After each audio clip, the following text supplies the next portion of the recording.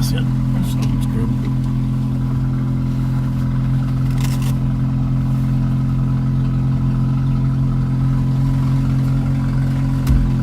Don't forget the Twinkie. I'll remember.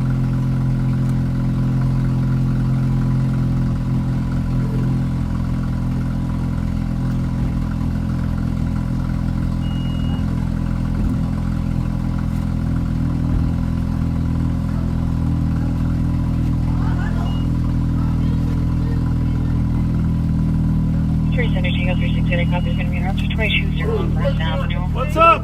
Water's going to be the manager, requesting assistance in evicting a large group of parties that are drinking and using narcotics. What's going on? We're just starting. We got to put a little gas in the old beast. Good to see you. Nice to see you. Yeah. Yeah. My old lady, you might know the owner, right? She works at that laundromat on Arcade Case. Yep. I don't know if you know Nick, the owner. I don't, but we know there's been that one guy in there that always causing a little scene. Exactly. She's driving. I just got off her Bob. Yeah. Check it out. And the police cannot do nothing about it. This guy's swearing at him. I know. I was going to reach out to you on Facebook and see maybe because she's scared to go to work. We've dealt with him a couple times. You're talking about the black guy, right? No, there's a couple different. No, I was talking about the white guy. There was the white dude that was But coming. I'd appreciate it. But she's not working. Yeah.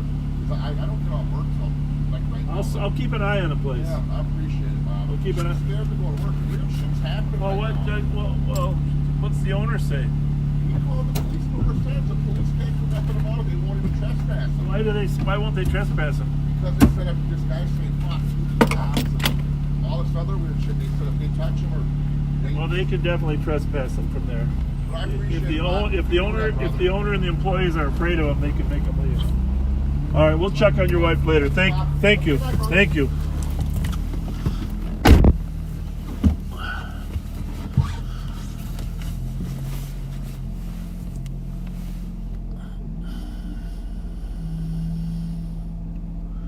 Hey, welcome back to Live on Patrol. Pat is in grabbing some Mountain Dews and a couple Twinkies.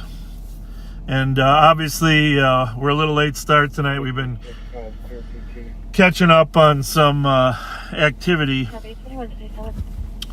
As you may or may not have heard, 3 young men ages 14 to 17 were shot tonight over at the El Rio Vista Recreation Center over there on the west side. Really, it's better known as the Paul and Sheila Wellstone Center, but the rec center portion is a portion of it over there at 179 Roby at 7:45 tonight, which was not quite 2 hours ago. There was a drive-by shooting. Now, what you need to understand is the activity there was a reception, or referred to by the family as a repass, for Devin Scott, the young man that was stabbed and to death at Harding High School. So their funeral was today in Minneapolis, in northeast Minneapolis, and then afterward the burial was at Forest Lawn. So about 2:30 the burial was at Forest Lawn in Maplewood. There we go. Pat's got the goods. I was just starting to give him a little update, Pat.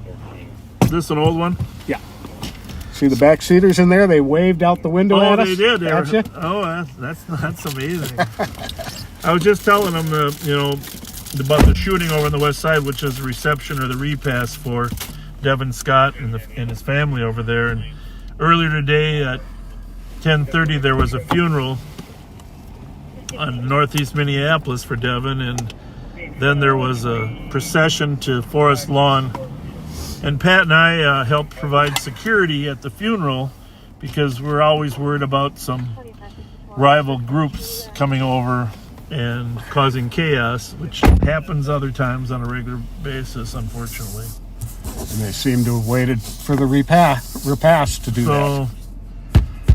Anyhow, we did have sheriff's cars around all during the day, and of course the CAT team is back working at night. But 7:45 tonight, several shots were fired over there, and 3 people struck, ages 14 to 17. A car was seen fleeing the scene and actually crashed about a mile away, and one suspect fled.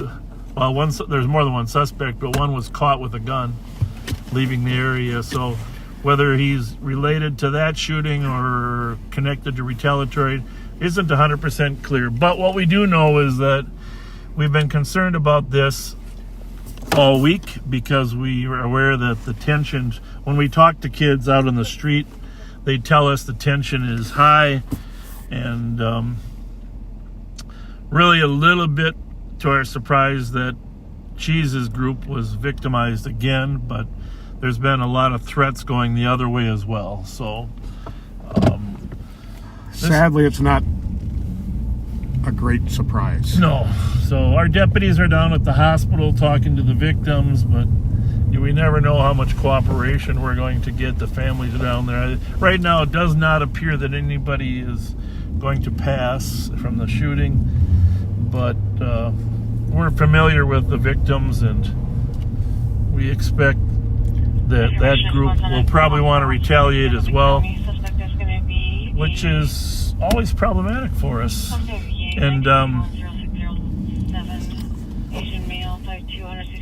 so we don't name the groups because we don't like to give them any recognition, but just rest assured, these 2 groups have been monitoring. This is, again, the fallout of Antoine Watson's murder, last October, and ongoing conflict, and of course Cheese's, Devin Scott's death at Harding. And we like to stem these retaliations to try to get a cooling off period and try to get people like Mickey and Rev, but Mickey's really an expert with these kids, to try to connect with them and get them to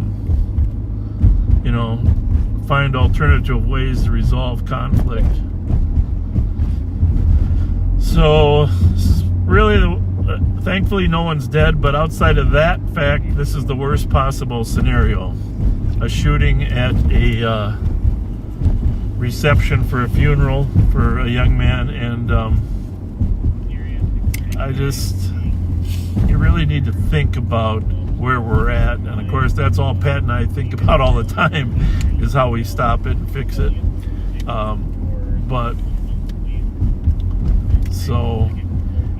So these kids are at a reception, 7:45, laying their friend to rest and trying to get their spirits up.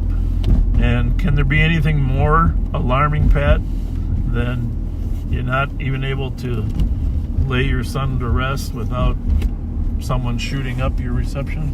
And worrying about losing yet another child? Well, that's a good point too, because she does have several other children that were there. Yep. I don't know. It's so we'll keep you posted as the night evolves here. We are definitely going to stay on top of it. But I do want to just quickly respond before we go any further that for those of you that follow the local news here, I'm befuddled, I guess, that I think I mentioned to you last time we were live that I was sending a letter to the county board about crime, because Tuesday they didn't really talk about crime. I think Wednesday we were together, and so the importance of crime, fighting crime, et cetera, et cetera. And there's 7 commissioners. I only sent the letter to 4. Now, and here's the reason, very simply. A lot of you have read this, that I sent the letter to 4 because those are the 4 commissioners that have been the most oppositional to the sheriff's office trying to fight crime. Now, 2 of them just got elected. 2 just got elected. And it certainly wouldn't have been very kind, right? Or proper to include and to blame them. It would make absolutely no sense. The attacks against you by the four have been going on for how many years now? Right. So I didn't want to accuse the two brand new members of any, bad policy setting because they've only been there for a month. So, I mean, there's no sense I wouldn't want to do that. And the third one that I omitted was Rafael Ortega. Rafael and I came on at the same time back in 1995 originally. He's been a long-time supporter of the sheriff's office and law enforcement. We don't always agree on everything, I'll say that, but he's not opposed to the sheriff's office being the sheriff's office. He's not urging people to make it appointed, and he's been a supporter of what we've done. And so I omitted him because, if you've got well, someone has sent me a scenario, and I really don't like these kind of scenarios, but if you've got only 4 people that are hurting public policy or only that are underperforming, why would you blame all 7, right? There's no logic to it. And None. so somehow, I'm not even going to say, you've read the accusation, somehow I was a bad person for not sending the letter to all 7? So we got people shooting on a regular basis, right, Pat? Yeah, and they're worried about who got a letter. I mean, Devin Scott was buried today. Yeah. We've got 3 more young people shot this evening, and they're worried about who didn't get a letter. It's mind-boggling. Well, thanks for saying that, because I was thinking their press conference is at 1:30, and Pat and I are out in the field making sure that the procession made it safely to the funeral, to the graveside, and I just, the priorities have to be tweaked for some of the commissioners, and I always want to say some because it's definitely not all, but I think what happened is the board chair, Trista Matica-Steele, I think she wanted to bring everybody else into her fight. Right. And misery loves company, right?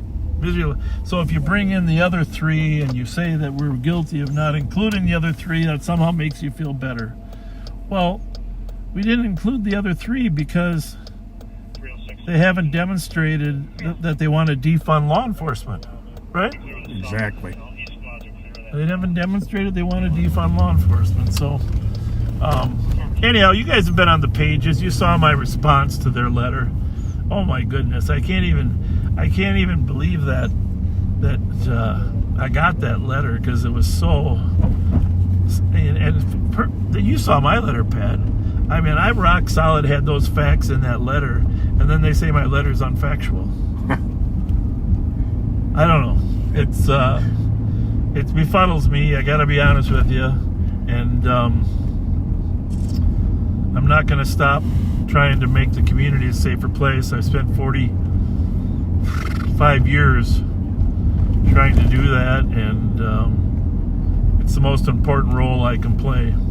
And I've worked with hundreds of elected officials, hundreds, and I've never had such bizarre behavior as I've experienced in the last couple of weeks. Mm-hmm. A total deflection from the issue at hand. All right. So I'm just going to leave it at that, and I'm sure the news is actually doing maybe some more stories. If you guys want to. I haven't seen the Pioneer Press yet, but I know one of the accusations from the county manager, this is crazy. One of the accusations from the county manager today was that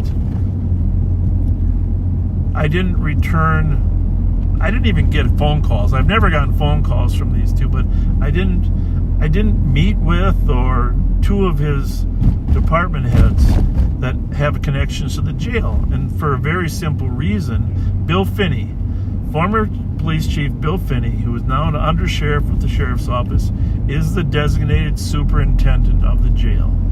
I've delegated that responsibility to him, and it's his job and his staff's job to meet with them. And by the way, he has been, and his staff, on a regular basis, meeting with the Department of Corrections and the Health Department. So now I got accused of, what was the term? I can't even remember. The county manager accused me of exclusionary practices or something. Somehow, by not talking to them, I'm a bad person. Well, you got an organization of 500 people. You have to pick and choose. And when you have good, solid people like Bill Finney that you can delegate to, I don't need to have my hands on everything. Chief Finney does an amazing job. Yeah. Bill, and actually, Bill, the last 2 years, I just let Bill kind of run the show in the jail.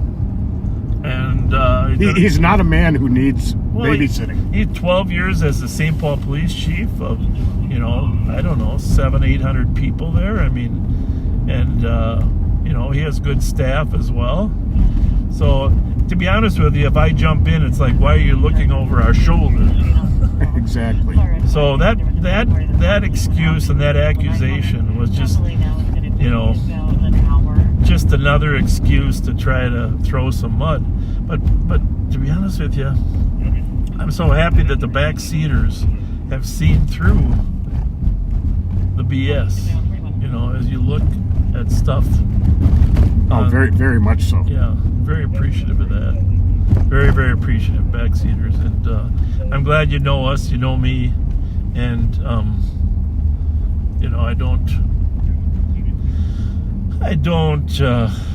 I've been at politics for a while, of course, and I don't really want to respond to debate stupidity. So we're going to end it here, because my father taught me a long time ago. He said, this is my dad's quote, okay? Not mine, but it's my dad's quote. He said, never debate stupid people, because they'll drag you down to their level and they'll pummel you with their experience. So some of these debates just aren't worth having. And, we're going to leave it at that. And we just let the facts speak for themselves. Which they very clearly do. So, another thing I want to mention, you guys all saw the book that Katrina O'Meara made. Is that cool or what?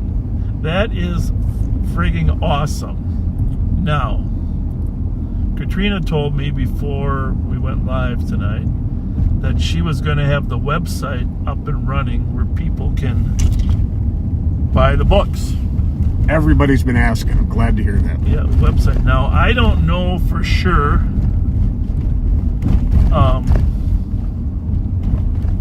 I don't know for sure if it's up, but if you can take your phone there, and backseaters, if you can help us out too, if you got a separate phone, separate computer.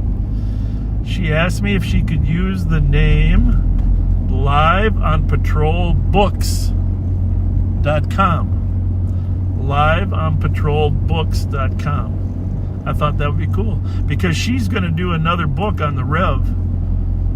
I think it's Rev to the Rescue. Huh? I love it. Rev to the Rescue.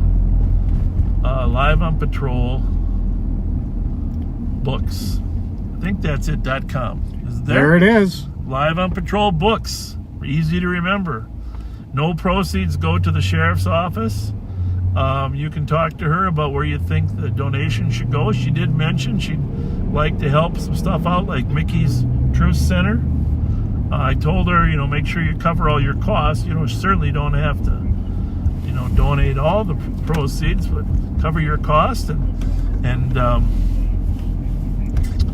liveonpatrolbooks.com, and someone can post the link in the chat maybe too. And I'll do that myself. Katrina, thank you for the wonderful kids book. And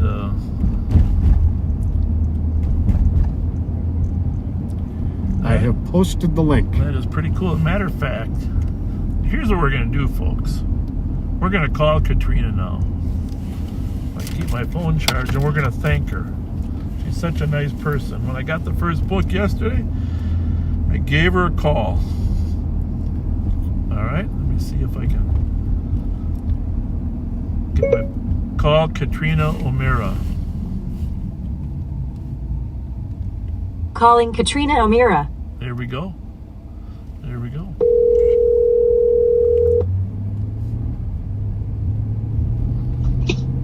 Hello. Hello, Katrina. Thank you so much. Thank you so much for the awesome book. And I love all the nuances, the butterflies, the cat team.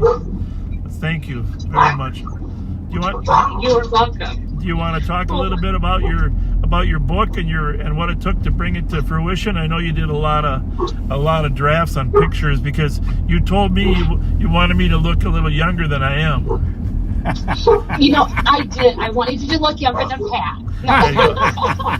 Well, you succeeded. Well, that's a facial hair thing, Pat. I think you both look adorable. So. Oh, thank you. And I'd like to say something here, Katrina. When I got that book in my hands, I truly had tears in my eyes. Yeah. That is so touching and so flattering and so humbling. Yeah. Thank you. Yeah, and very humbling. And when you told me we were talking, you said the butterflies were for Kyle. I just thought, oh, that was touched my heart. So thank you. Well, Live on Patrol isn't Live on Patrol without hearing the butterfly song in the beginning. So. Yeah, we apologize for not doing it tonight, but we had a lot of serious business we had to talk about tonight. Sorry. Oh, absolutely, and I'm so sorry that those things happened today. That is awful. But the book, thank you guys so very much. I appreciate it greatly. It was an absolute pleasure to write and illustrate. I had so much fun with it, and like I had told you before, I have so many drafts of how I wanted to present it because I really wanted the Live on Patrol mission to come across. Yeah. So, and I finally think that I did it. I think I did it. You did. I think, and all the comments you got, I think the backseaters agree that you did. You captured it, the mission and the kindness and stuff. Yeah. Thank you. Yeah, and definitely. I want to continue on the Live on Patrol with giving back to the community there. So we're definitely going to do that. I did see a lot of comments that people want your guys' signatures. Oh yeah, you were trying to get us into a signing date somewhere. Are you gonna come up? Katrina's from Illinois, folks. Are you gonna come up to town or not? I will happily come up for the weekend. Okay, well that's good to know. Pat and I we don't mind sitting and signing books. That's a lot easier than patrolling, so that's no problem. No problem. Well, what kind of dog you got there? I know they're barking. I'm like, really right now? Oh, that's all right. I have a blue heeler, and I also have, it's a Mountain Cur Great Dane mix. Okay, awesome. Well, I haven't looked at the website, so I don't know how many you got in print or how long it takes to get stuff, or how much is the book? How much are you selling it for? So the book is $9.99. Okay. It is, what I'm doing is I'm doing a pre-sale. I really didn't know, I don't have a bunch of the books here at my home. Okay. I sent you guys 4 and I have 1 copy. Okay. So I'm doing it as a pre-sale through March 6th because I really don't know how many books to order, right. How many people want the books. Right.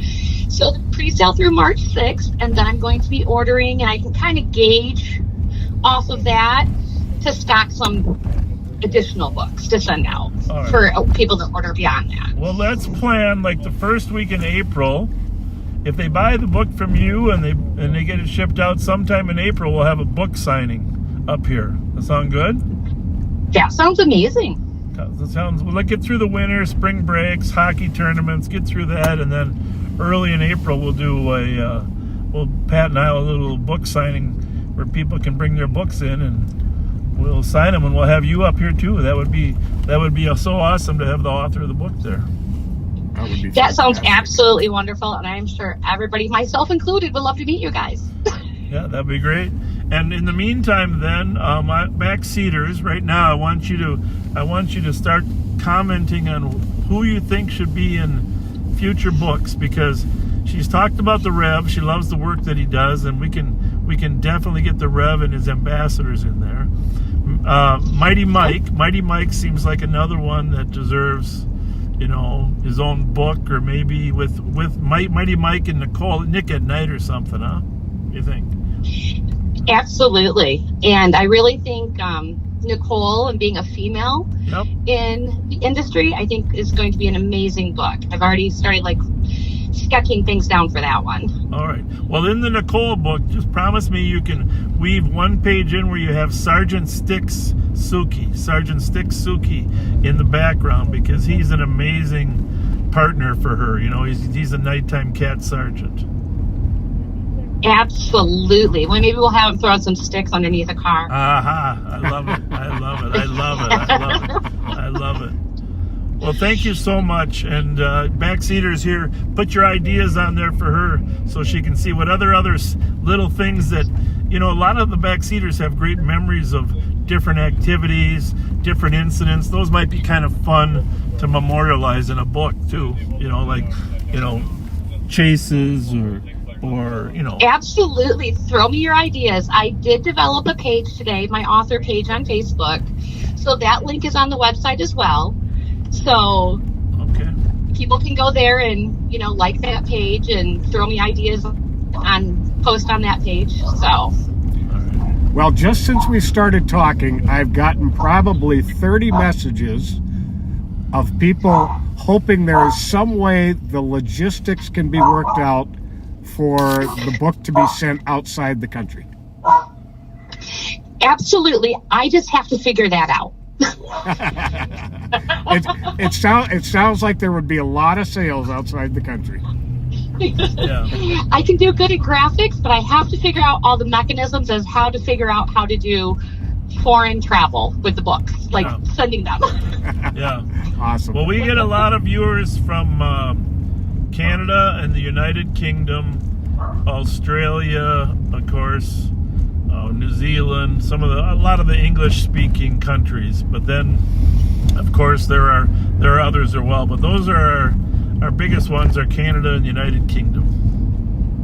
Okay, perfect. I will make sure to note that. All right. Thank you. Thanks for taking the call. Thank you, guys. Thank you, Katrina. Thank you for being you. I absolutely love it. I'm watching you now. You're on mute, but I'm watching you now. All right. Thanks a lot. Have a good day. Bye. Good luck tonight, guys. Bye-bye. Bye. Very nice lady, huh? Very. You just hit something? What'd you say? No, nothing. So,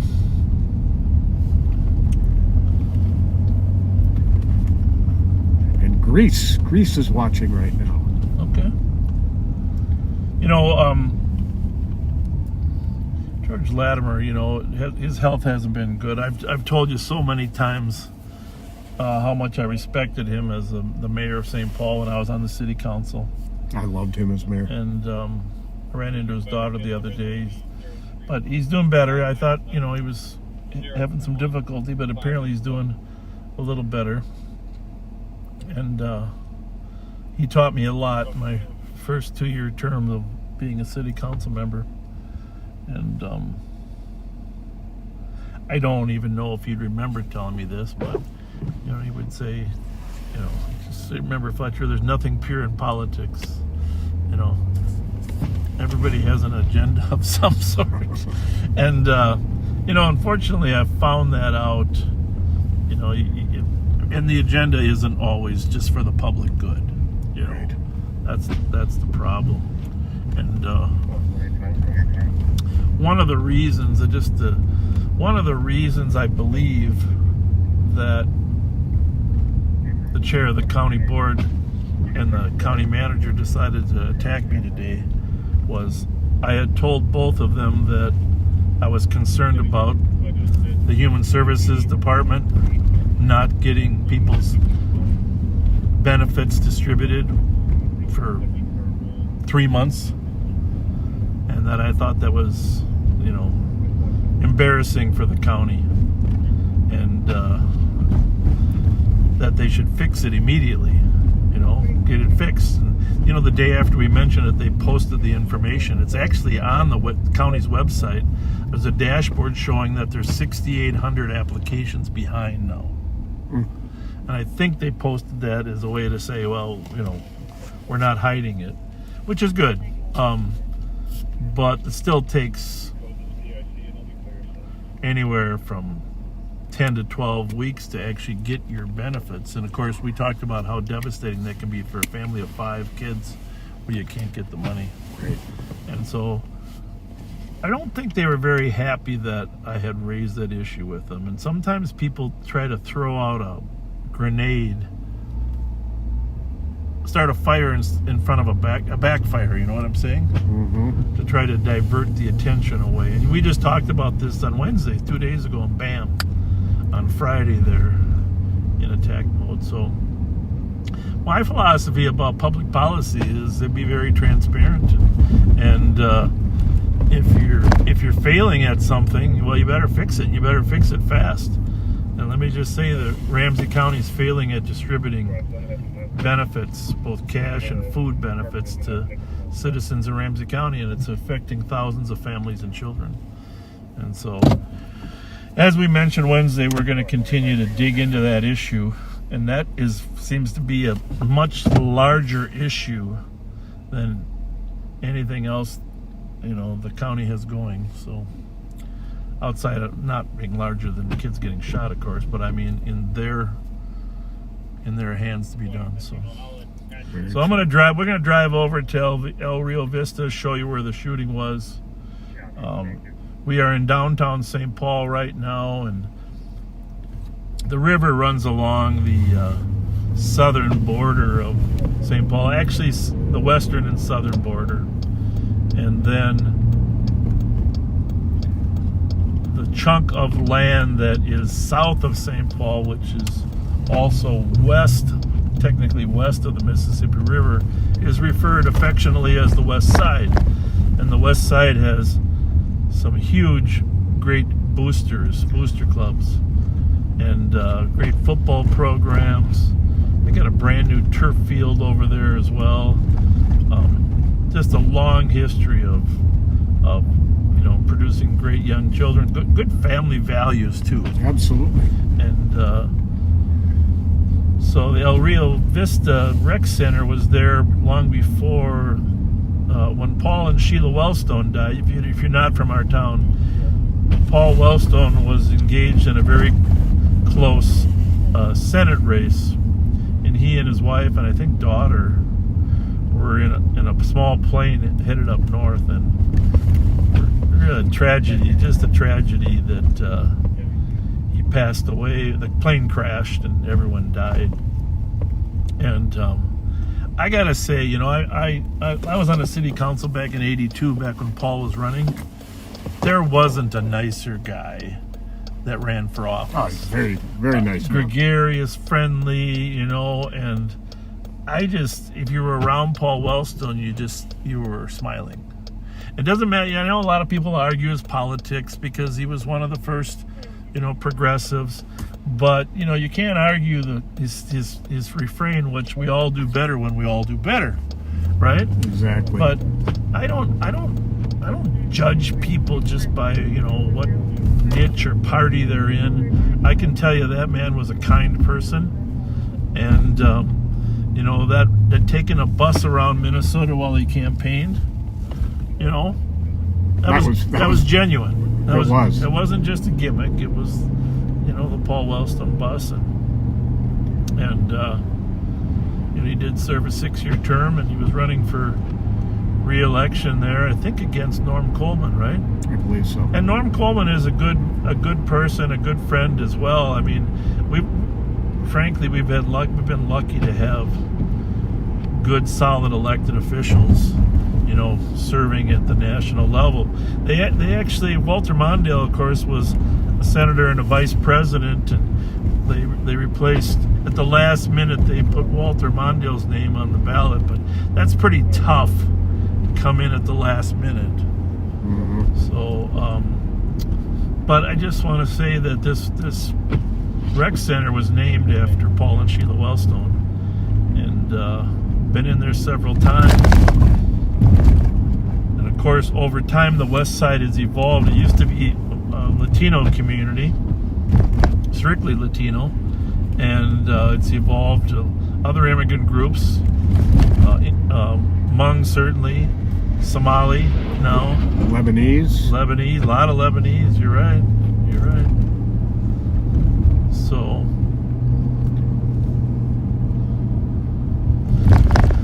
So it's a terrible thing that we got a shootout going on down here. It sounds like more than one person was shooting, but this is the Boca Chica, great restaurant. Pat and I have eaten here before. oh yeah, good spot. Boca Chica. You got a spot up here on the right too that's your favorite, right? It's not there anymore. What it used to be called? El Almansur. Almansur. El Almansur. Yeah, I ate there once with you. With right? me and Tom Arnold. Yeah. I had that whole fried fish. Yeah, you're always taking me out to strange places. Well, not strange, but unusual, new and unusual. This is Robert and Cesar Chavez. Concord here is renamed Cesar Chavez. And this is still in the city of St. Paul, even though we crossed the river. If we went south, we'd end up in West St. Paul. The west side is part of St. Paul. The West St. Paul is not. So you're going to see the crime lab out here. This is the front entrance. You'll see on the top silver there, it'll say Sheila Wellstone Center, Paul and Sheila Wellstone. Oh, you've got the media out here now too. Looks like we might be fixing a door. I'm going to zoom in. There's the hair there. Oh yeah, because I heard about a bullet going through the door. Yeah. That right door there, the glass is all gone. Oh yeah, it's a little shattered on the edges there, isn't it?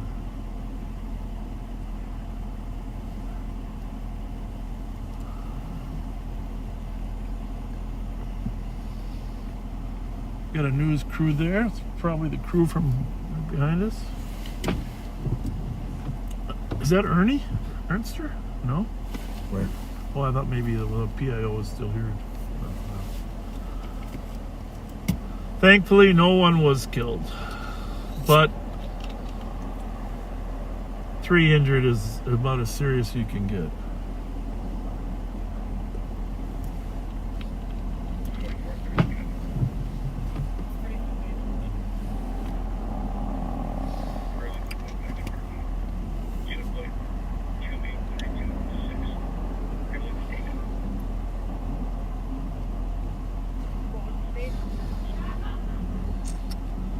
Well, gonna leave you. We're just gonna head out then. Some people are following us, and sometimes that's good, sometimes it's bad. Exactly. I don't know if you zoomed back out or not. I did. Okay, thank you. So you'll read about that in tomorrow's news. Might already be posted. It actually was. 7:45.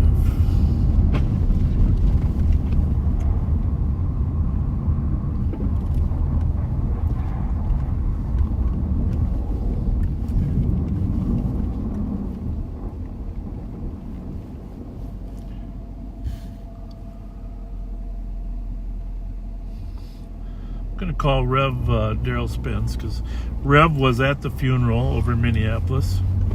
And he was at the burial, and he came here with his ambassadors.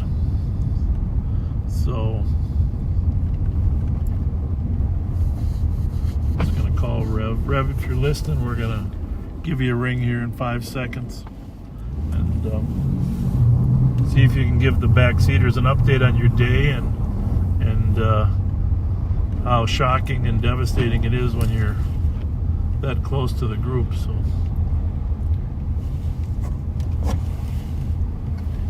call Rev Daryl Spence.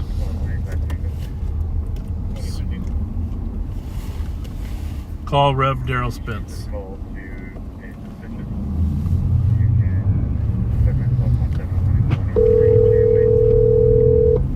Sometimes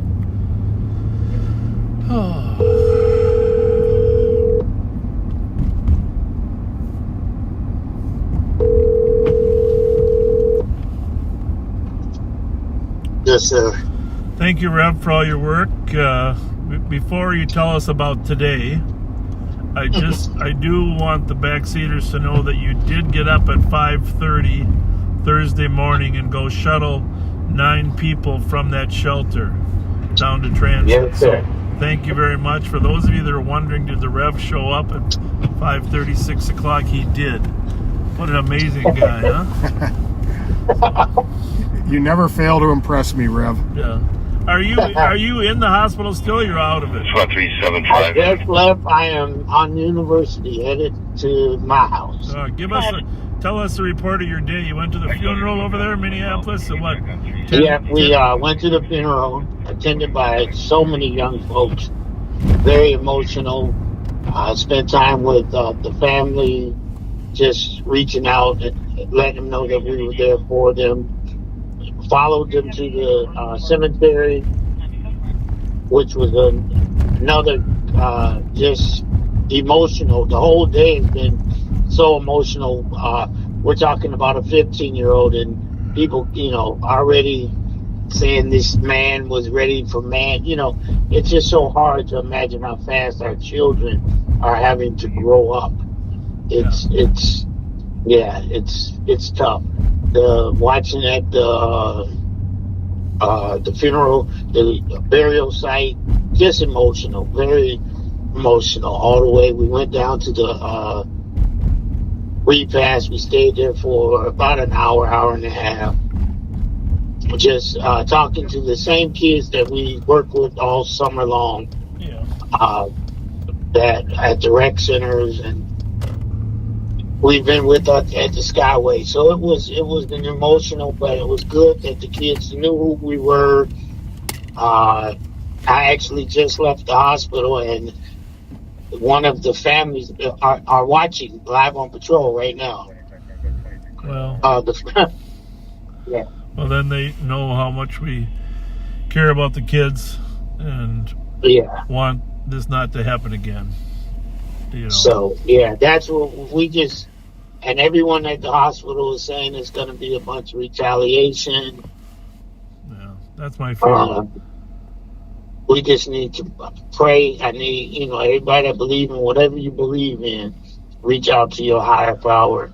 Why did they conclude that this retaliation came so fast?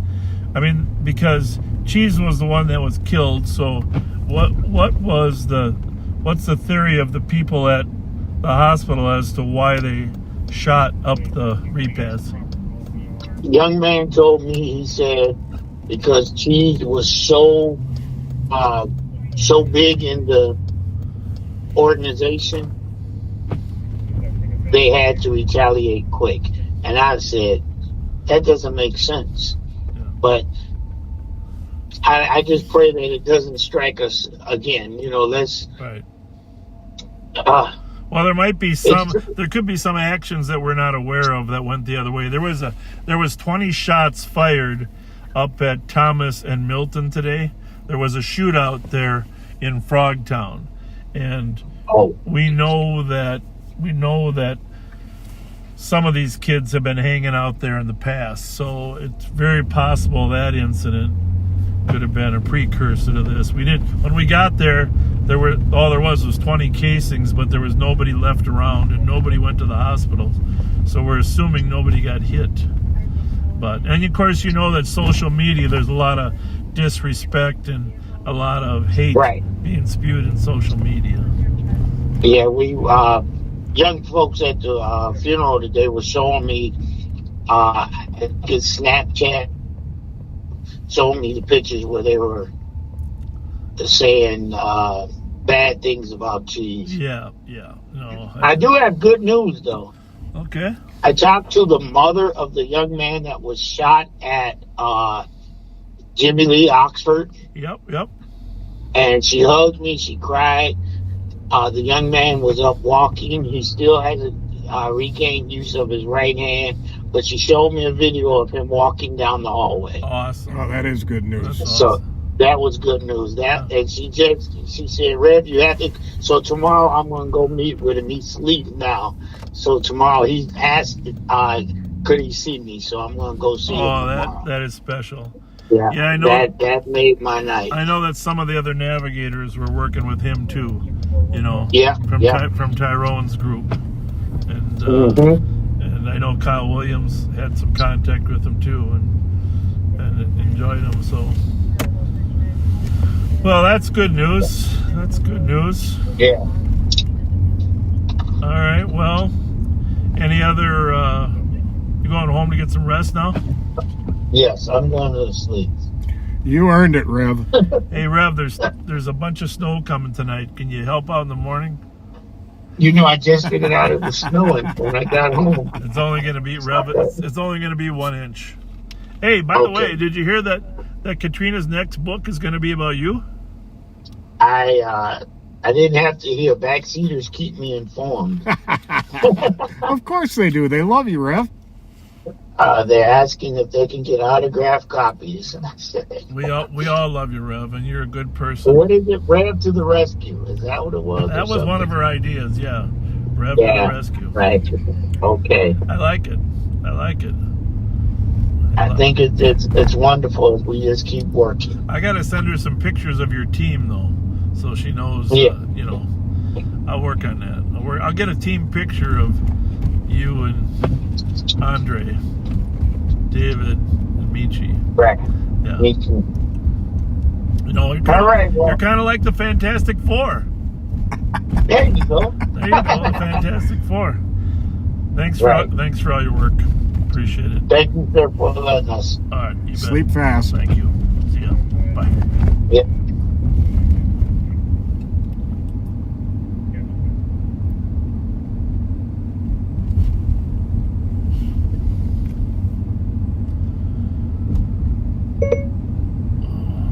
So,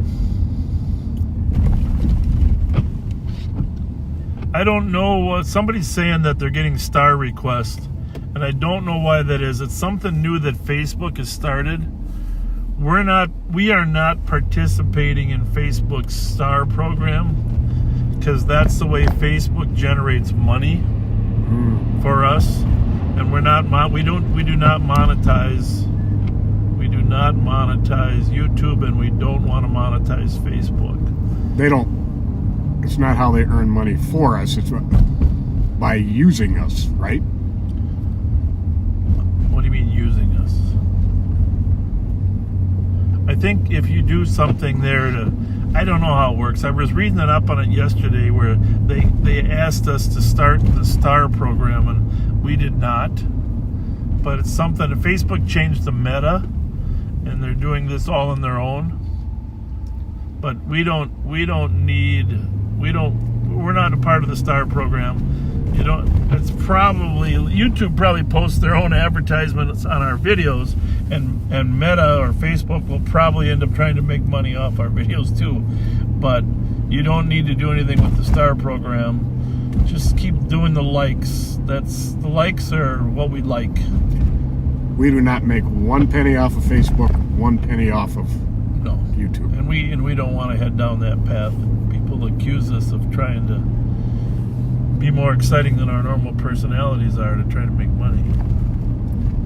Hey, by the way, on Wednesday night, Jim Moody, I wish I had a picture of this because this was really something. Jim Moody driving his truck around, he's with Dino Guerin, and they spot a guy at 7th and Lafayette by the Savoy Pizza there that's getting off a bus, just got off a bus in a wheelchair.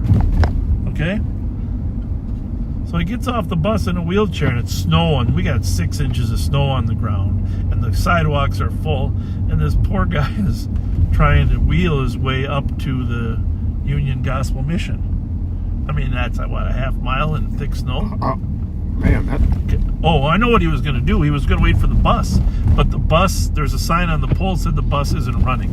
That bus. Oh, okay. So now he was going to wheel himself up after he saw the sign. Well, thankfully, Moody had his pickup truck. And so they stopped over there, picked him up. They saw him in the middle of the street trying to push. Can you imagine pushing a wheelchair in 6 inches of snow? Oh, my gosh. And they picked him up, and they obviously got him to the overflow up at the Union Gospel Mission, which does a wonderful job. And, but, you know, they were talking this morning about what would have happened to the guy if there hadn't been people out to pick him up. It's a real simple thing, giving people transportation in snowstorms. But a lot of people don't have room for a wheelchair, Right. you know. Yeah, good thing he had his truck out. So, Well, the smartest man says the stars are now gone. oh, good. I don't know how that started. To be honest with you, I wouldn't have the foggiest idea how to turn it off. So thank goodness for the smartest man. So we've been told now that the kids that were shot are going to be released from the hospital. And that is a really good sign. Unfortunately, sometimes things slow down faster if they're there for a night. So, because now they'll hook up with friends and talk about how pissed off they are at the shooters. Yep. So, I don't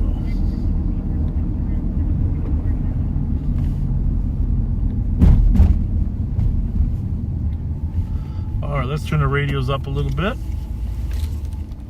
See what's going on here. Mine are up.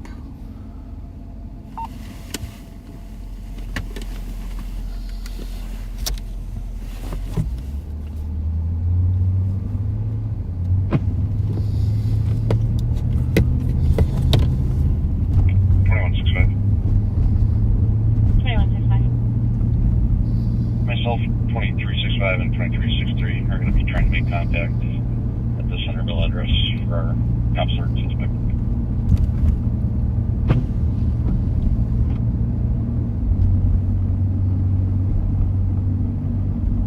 Copy. Attempting to make contact at 2741 Centerville Road, 2217.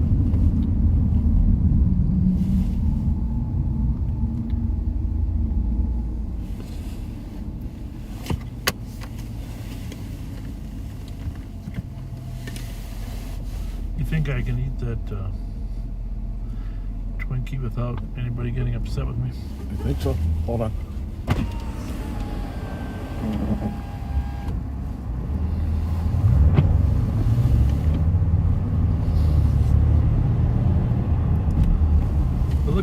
It's friendly fire, right? Looks like it. Somebody honking. Usually I make a pull up on Pat's side.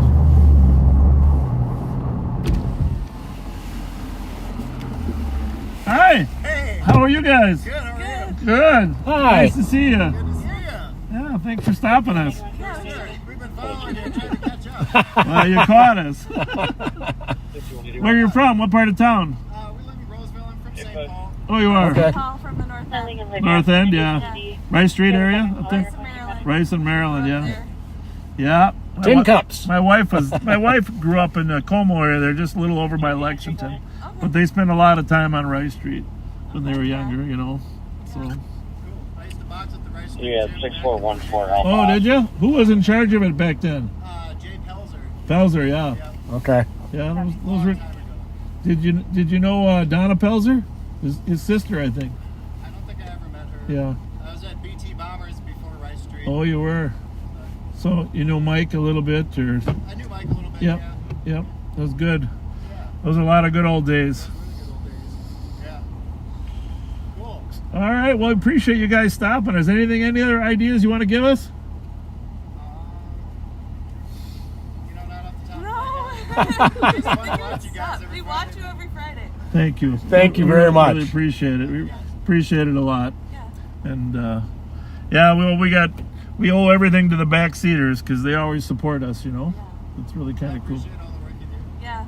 Well, For sure. well, hopefully we can keep it quiet tonight. I hope so. Yeah, they do it. Because we have a pretty good team out here that supports us, and I think a lot of these kids are a little worried about that. So, yeah, yeah. Thanks so much. Indeed. What's your first names? Chelsea. Chelsea. Noah. Thanks a lot. Yeah. Good to see you Thanks, guys. Chelsea and Noah. Appreciate it. Bye-bye Thank you. now. Thank you. Did you open my Twinkie? I did not. You mean my Twinkie came open? I think you started to open it earlier. You do. Well, those are nice. Noah and Chelsea, and they're very Yeah. nice people. Thanks for stopping, you guys.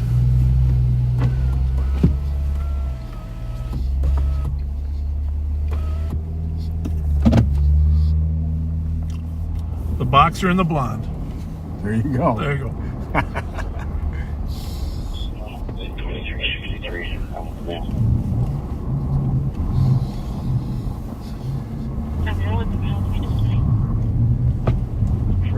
They seem like really genuine people, didn't Oh, they? very much so. Yeah.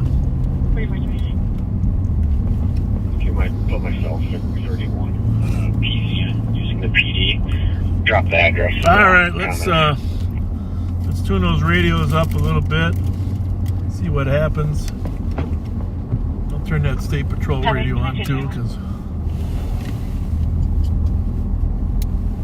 I had to change that frequency because we were monitoring the funeral. So you gotta go to E. E, okay. For State Patrol.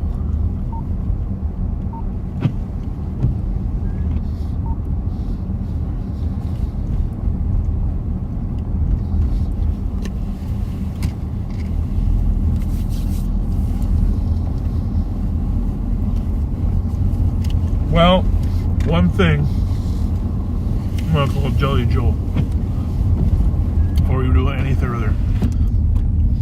Called Joe Miller. This is important. Because Joe and I were feeling guilty all day. Joe Miller and I.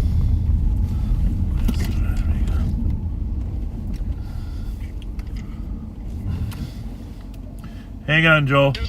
Hang on.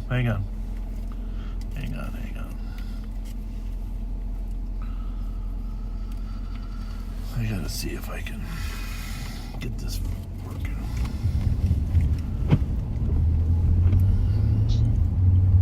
All right, Joe, can you hear me? Yeah, am I live? You are live. Yeah, you're live. So, hey, this is important. Yes, sir. I was about to tell the people how guilty that I feel for doubting Ren Claire. Okay? Because Yeah, of course. You didn't doubt her.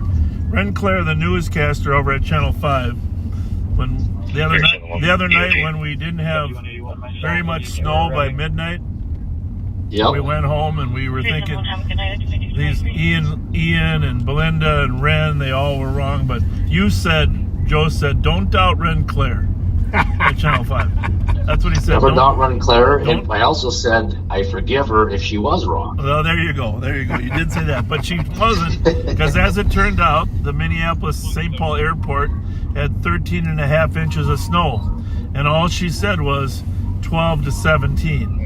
So turned out that after we went home, the snow kept coming and coming and coming, and it actually did reach Ren Claire's estimates. So, but I just want to acknowledge that you were the one guy that said Ren Claire won't be wrong, and yes, you did say even if she is, you forgive her. But I want you to give a little shout out to Ren Claire and tell her that the sheriff apologized. Well, of course, never doubt Ren Claire, and the sheriff apologized, and yeah, no doubt. All right. Sorry to call you so late. Say hi to No problem. Say hi to everybody there. Thanks. I will do. Thank you, Sheriff. Thanks, Pat. Thanks for all you guys do. See you, Joe. Thanks, Jelly Joe. Thanks. Bye. All right, guys, take care. Bye. Yeah, we did get 13 and a half inches of snow here at the airport, and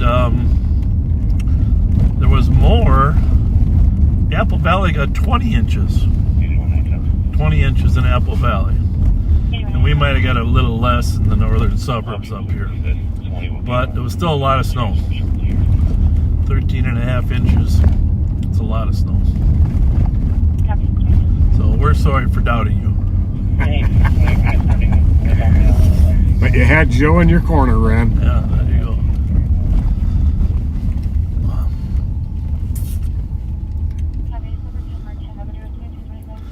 So, let's go up Edgerton here, because Pat and I spent a lot of time on Edgerton today. Yes, we did. Just trying to keep people from disrupting the funeral, which I think we did a pretty good job of that for the course of the day. You just can't do it all, can you? Can we? Nope. Try as we might. We're on Payne right now. We're just going to slide over to Hoyt here, over to Edgerton.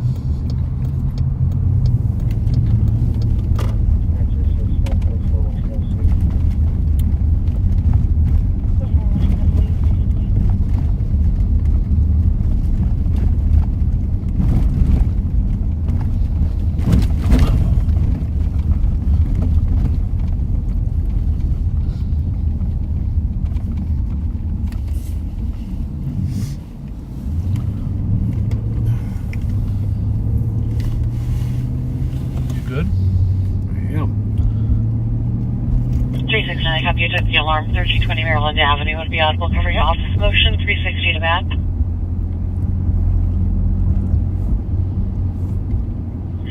So if you just joined us, Katrina called and she put a website together. If anybody wants to get the Live on Patrol book that she wrote and illustrated, pretty cool, to be honest with you.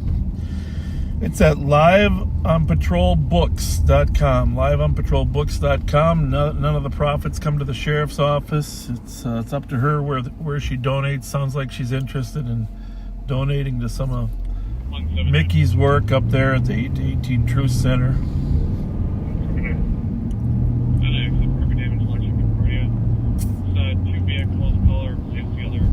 Mickey is going to do some work with the schools to create a safer environment in the schools, but the school district at this point still hasn't signaled that they're interested in having school resource officers. We're not going to have that lengthy debate tonight, but you know, that debate's not going away, and you've heard us talk about it on Wednesday. This is Forest Lawn Cemetery here, and this we're inside the mausoleum here is where Devin Scott, he was buried inside, and inside there is where he was laid to rest.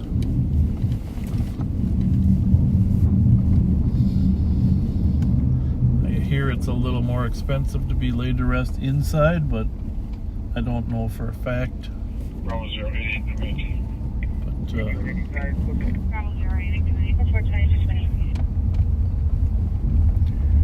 That was the family's wish. But I have to tell you, I have been here for several other burials.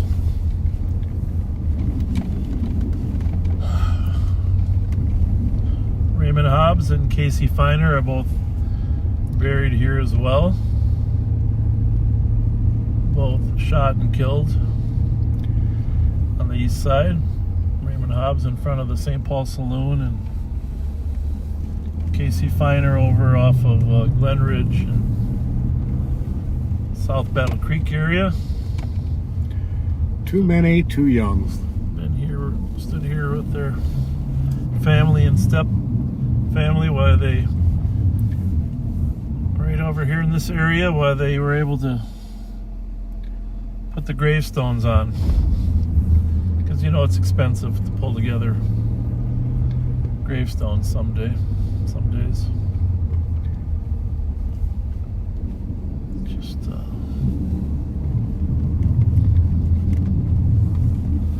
and And there are several other here as well. Go ahead. Some law enforcement. 180. Just gonna fight down a cub. Unrelated. Suspect or pending. Others that we've known. Shoplifter running. Actually, I have a relative here as well. Forest Lawn wasn't quite that big when my grandparents passed, but There's a squad available to go check It's a beautiful, beautiful cemetery. 553 Central, I believe, for the other vehicle. They just left when the subject told them they're But- gone, please. I just want to say my heart goes out to everyone that's been laid to rest here, and like I said, the Hobbs family and the Feiner families. You've suffered a lot. I'm rooting for your other son there, Dale. Let's just make sure that nothing happens to him, because to have all three gone would be beyond devastating. 2230.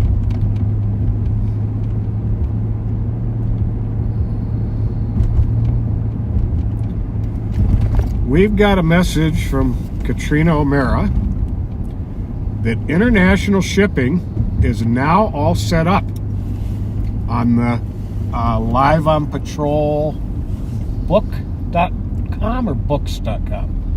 Books, liveonpatrolbooks.com. Liveonpatrolbooks.com. She said there are so many orders coming in, and to say thank you to all the backseaters. That's pretty quick. Well, obviously we've never had a book that featured us, right? Definitely not. I got like one line or one page in the book about the Secret Service. That was pretty cool, you know? Mm-hmm. Because they were complimenting us on how we secured the 2008 Republican National Convention when it was here. Our security plan. And of course, as you know, there was some damage and destruction that went on there. I got one like a paragraph in that book. But that's about it. How about you? This is a complete first, I believe, as far as I know. Yeah. Copy. Thank you for, you know. And the guy that does deserve the book is the Rev, right? Oh, Let's goodness, just yes. Let's just face it. That guy does so much for this community. Rev to the rescue. He'll never get recognized for all the work that he's done. Never enough. And he has spiritually saved a lot of people as well as physically helping people. I don't know if you can tip that forward a little bit. Sure. I'll just put a little bit of hood on there. Now, the thing moves. It's not really you or us. Oh, Oh, there it was. that was the reason. We gotta get some glue, huh? Well, I'll just keep checking it. oh, thank you. It'll be okay. Our $20 mount is broken. This high tech, So just expensive mount. expensive mount, 20. 80 Metro. 80. I'll be 10-8, semi's clear. But by the way, as long as I mention it, the Best Buy does sell all our necessary equipment. And there's a woman there named Tony who's a manager who does an amazing job. And Tony, thank you for your smiley ways. I just love the fact when people are friendly when you walk in the door. She's a backseater as well. Very cool.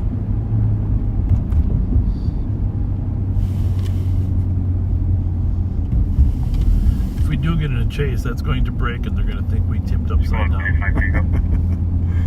I'm gonna mute this 1 second here. Yeah.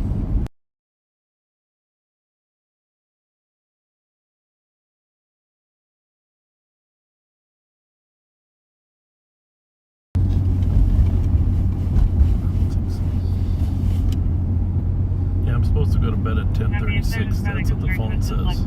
That's the optimum time for me to go to sleep. 10:36. For some reason, I don't know why the phone came that way. Bedtime 10:36. Of course, I don't go to bed till 2:36. Yeah, I was going to say, when is the last time you went to bed at 10:36 at night? How long do you think this train's going to be? 1070 cars information on a driving complaint northbound 3 in the area of McAndrews. Described as a big truck but not a semi with an unknown 28. Car reports is dragging something behind it or an unknown object. Backseaters. What What scene in Back to the Future does this remind you of? Huh? What scene in Back to the Future? I think it actually might be Back to the Future 3.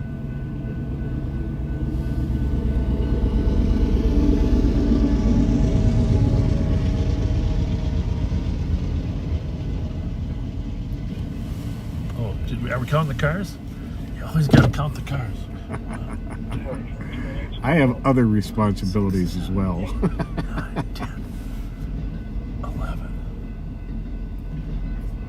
12, 13, 14. Count them back, Cedars. 15, 16, 17. I might have screwed up. 18. It's tough with all that graffiti on there.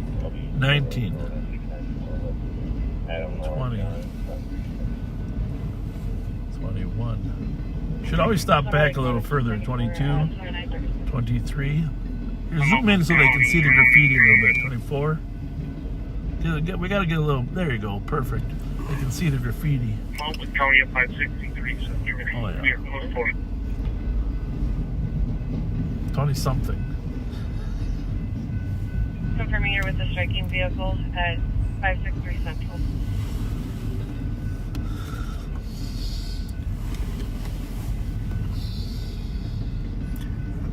Moving along at a pretty good clip.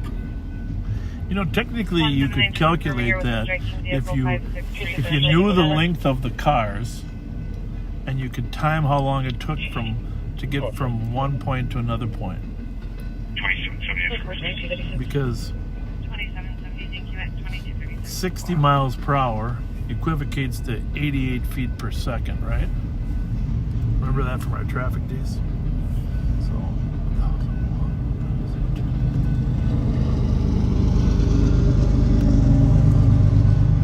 Canadian Pacific. That was a nice looking engine. That one's pushing backwards. 518 Central. Any backseaters still know how many cars there are here? 518.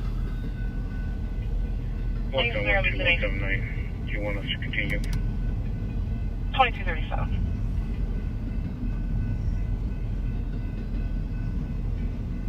Oh, there's no graffiti on those cars. Those look like brand new ones. Code 179.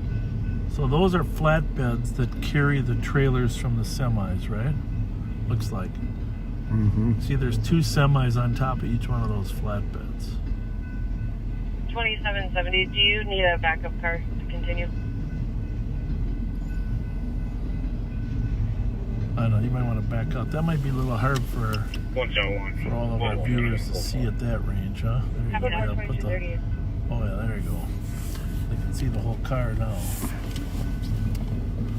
2770, we're close for it. Copy.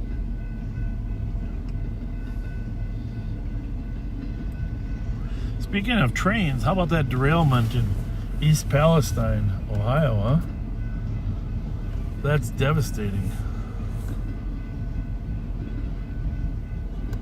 Yeah, really. Elevation 807.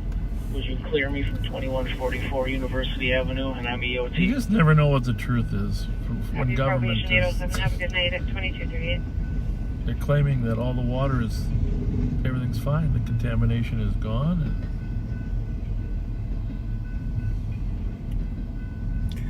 Apparently that particular chemical dissipates very quickly. really? Mm-hmm. Oh, how long is very quickly?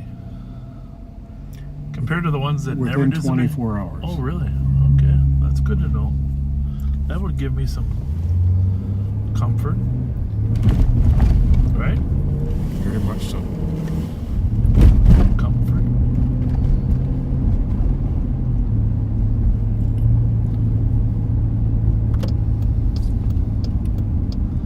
By the way, I hate to mention this at this point, but Nicole is on vacation. So everybody gets the right to a vacation. You know what a hard worker she is. Oh, yeah. So she's not going to be with us at midnight tonight. Nicole is on vacation. Well, we've got one person saying 110 cars and one person saying 103. Well, those are both good. Let's run up ahead 2 miles and count them again.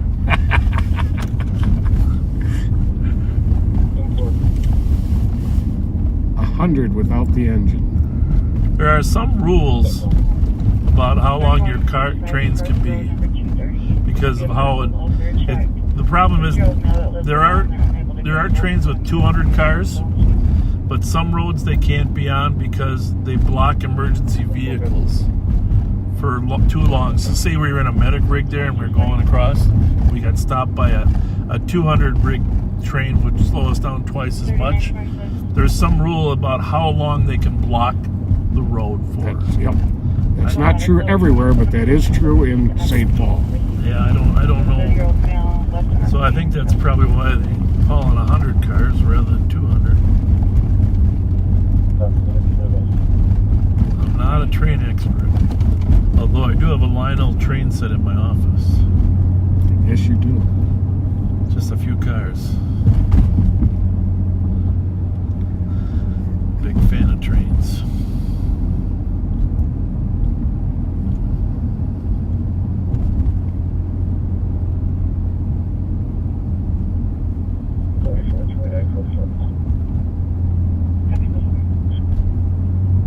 Well,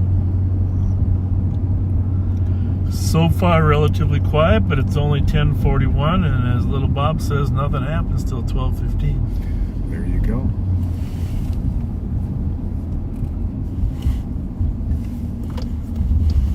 Tin Cups has a crowd. Yeah, I see that. I was going to go down to the foundry because we missed them last time. Mike had asked us to stop by and we never made it. Metro 2410 and 70 cars information on the driving plane. Southbound 61 from Summit. Oh, that reminds me. Described as a black sedan with an unknown 28. That reminds Call me. reports going excessive speeds and coming through traffic. Put this on mute for just a minute. Info only 2242.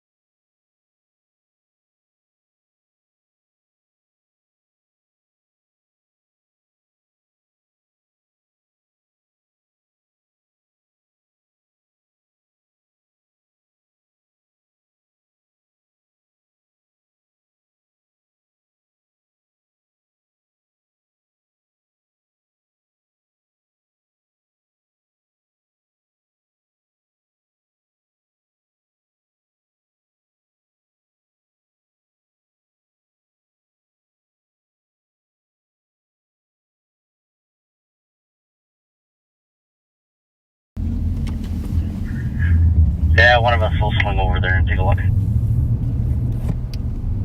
Thank you.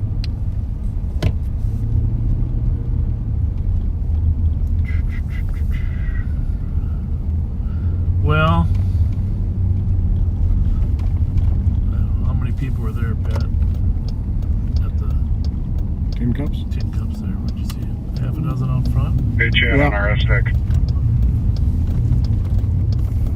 Good. They like to go at Cummings too, and also Deluxe, but Deluxe is snowed in. Oh, that's right. I used to chase them off. Alright, Kathy, do you know if anyone did roll through there at all? Or is it just that's the plan now? No, I'm over in the township tonight. Everything's 360. Well, street racers are starting to emerge. Again, they're backseaters, so last week there was a group out. 172 Tango. This week there's another group out. But we discourage them from coming to Ramsey County as quickly as we can, of course. The CAT team sort of multitasks on... what is that in the snow over there?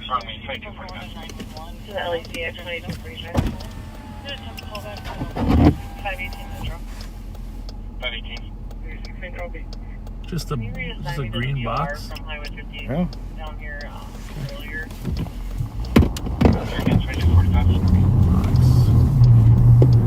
Electrical, probably?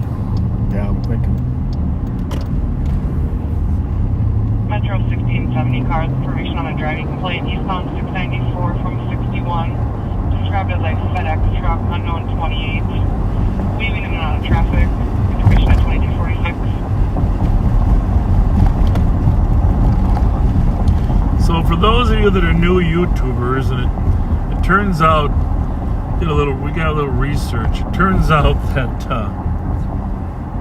YouTube has a fair number of first-time viewers. A lot of Facebook are returners, but YouTube has a fair number of first-time viewers, and we didn't really know that till we took a look at the statistics. And so a lot of first-time YouTubers are wondering, what the heck is this?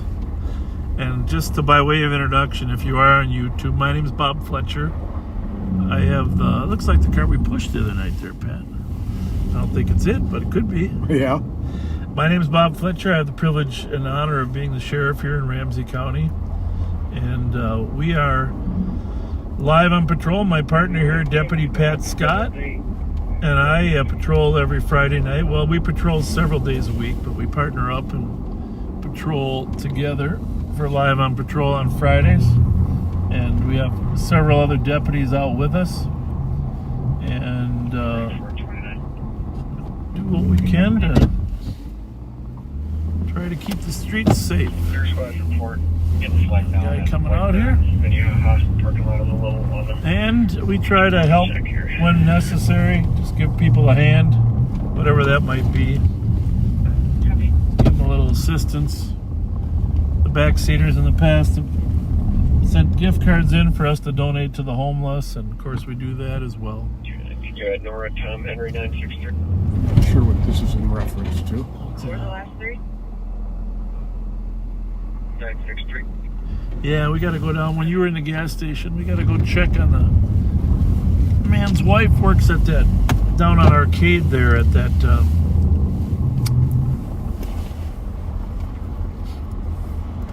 tumble dry or laundromat down there. Remember that the crazy guy we had down there? Yeah. Down there? But Who got whipped with the wire? Yeah, that guy. But there's apparently another guy down there too that's bothering his wife. And apparently, according to him, St. Paul isn't willing to trespass him, which I find a little bit. Just roll your window down and say hi. How are ya? Chad, it's Joe. How you guys doing tonight? We just stopped by to say hello. 9 o'clock also. How's your night? Good? Good. Good. Alright, copy that. Thanks, guys.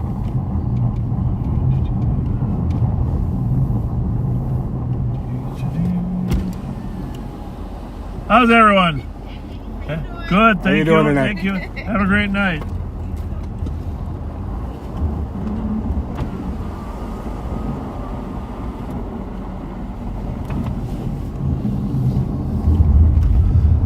So, I suppose we should run to over there at Arcade and make sure she's doing okay over there at the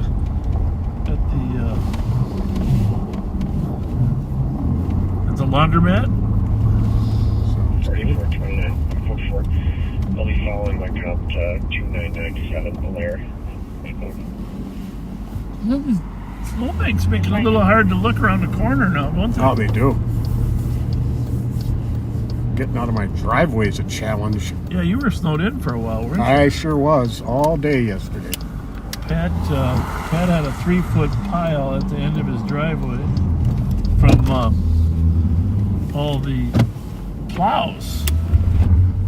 So, even though he has a Durango, he didn't want to risk having a Durango without a dash pan. You know, it would have been fun, Pat, if you would have tried to get over and you got stuck teetering on the top with no wheels hitting. Some backseater would have seen it and taken a video. For sure. If that changes to a shoplifting and cleared out For sure. 60.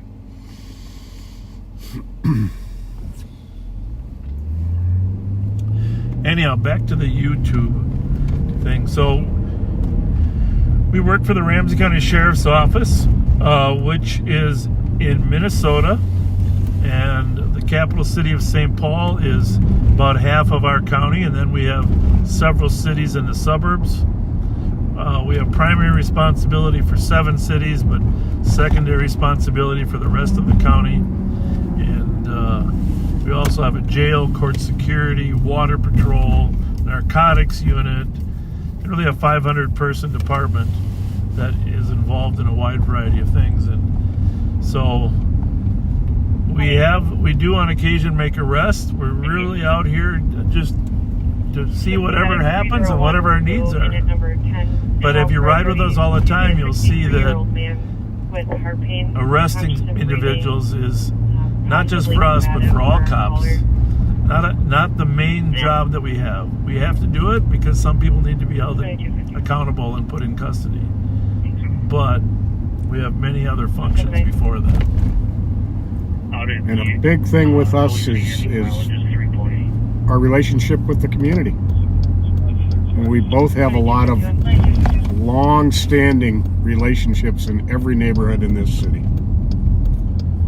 And I hope the backseaters will confirm that, because if you've been watching for the 2.5 years we've been doing this, that really is the cornerstone of our policing history, having relationships with people. Absolutely.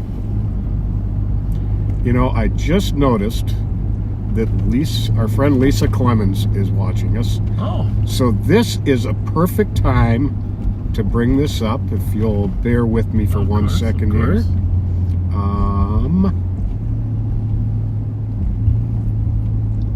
Lisa is a former police officer, but also a head of Mother's Love and just a great advocacy group from over in North Minneapolis.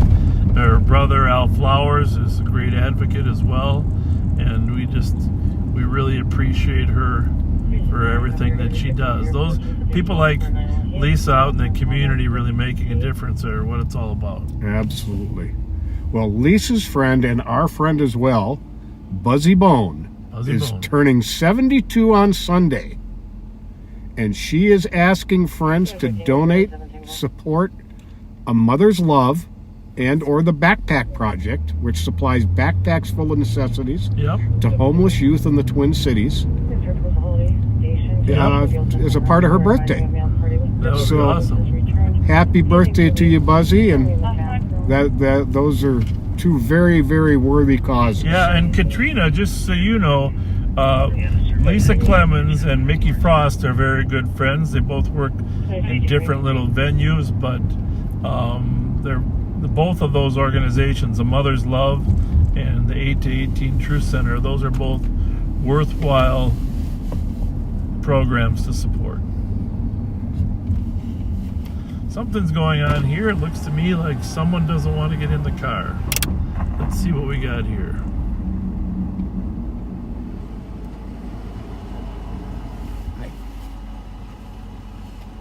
Hello. Hi. Hi. Did you just drop her off? No. I'm waiting the customer address here. I'm Lyft driver. Oh, okay. She need help. She say help. Okay. She's not your client though, huh? No, he's picking up right here. Yeah.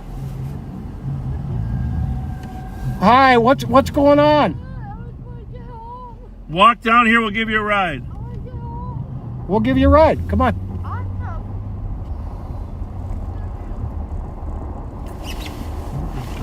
avoid letting you see who she is because we don't actually like to. But you might get to hear her.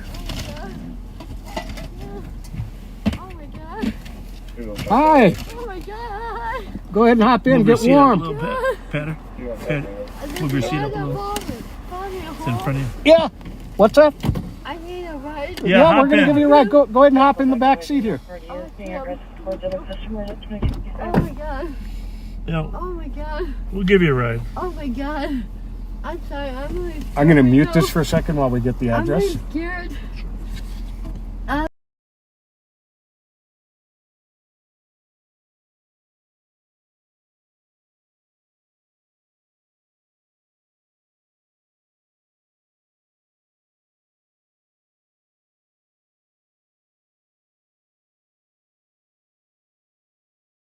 We'll get you There's there. a white guy came out, Roger.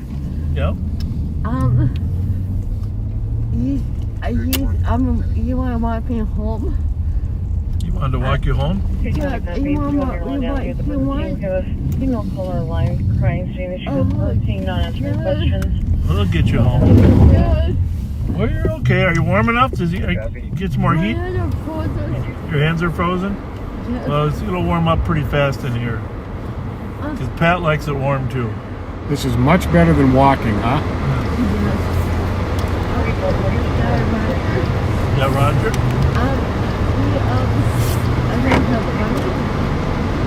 He's like, come on, Vic, come on, you're fucking Well, that wasn't very nice. Is this your home we're taking you to? Yes. Okay. Yes. So Roger was driving you and then he kicked you out or what? No, I didn't have apartment. Okay. Oh, Where are you coming from? I was apartment. Okay. I live right up here. What street was his apartment on? I was trying to figure out how long you've been out there. Oh my god. He said he told me. It's hard. The thing is about. Call me home. Yeah. Well. You're gonna call me home. He said he told me. Well. Oh my god.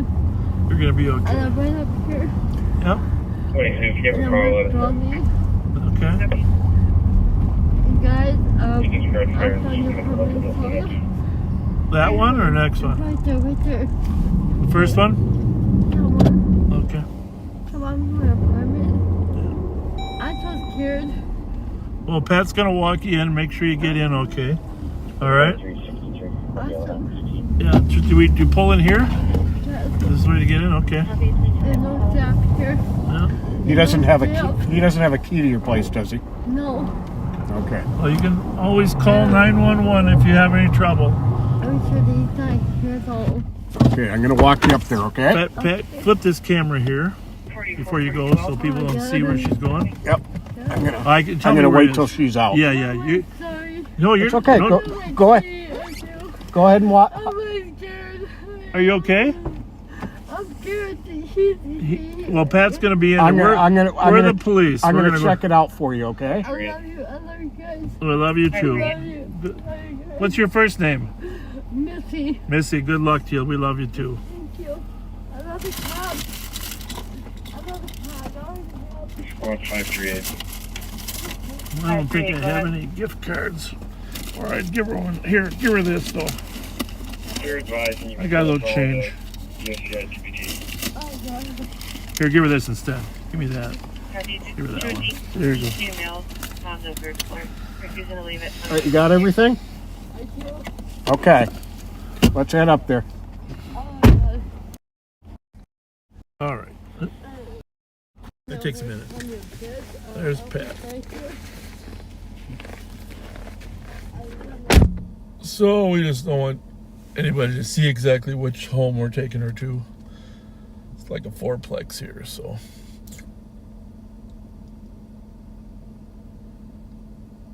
You just never know what's around the corner, how many needs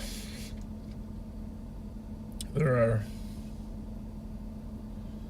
Obviously, her night wasn't that great.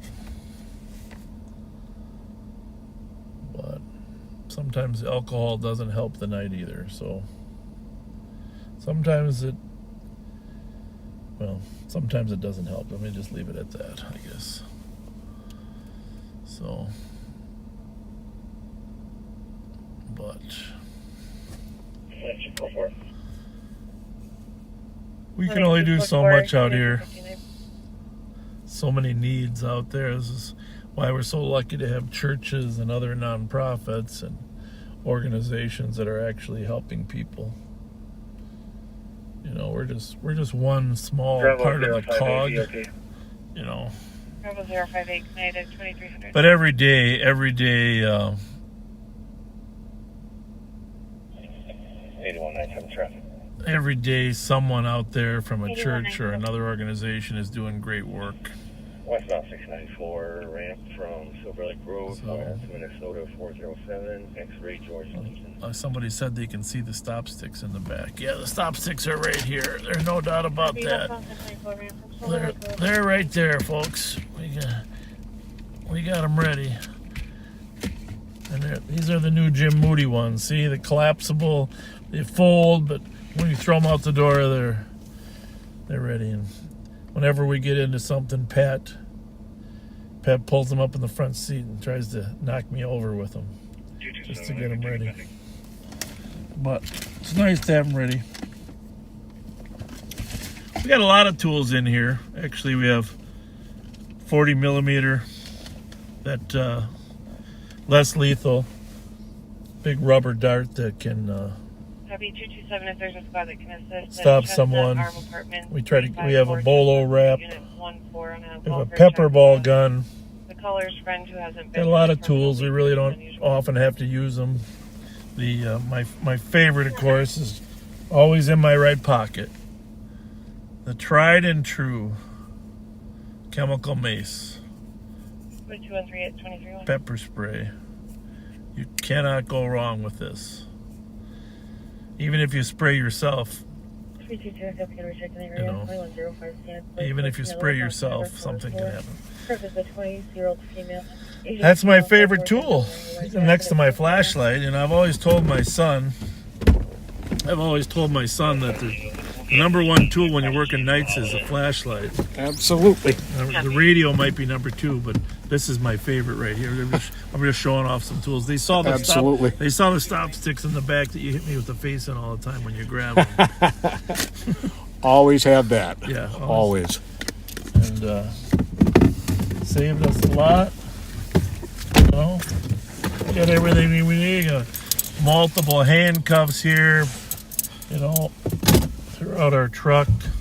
But I just told them my favorite is a little bit of mace. How'd that go, taking Missy home? Good, and no sign of Roger in there. Roger does not sound like a very nice person.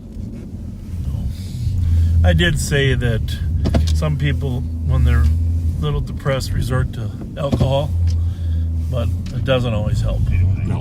Right? No. So, but we can't save the world. I mean, we try to do our best, but we're so thankful for churches and other organizations that provide long-term help for people that are struggling, you know. Right.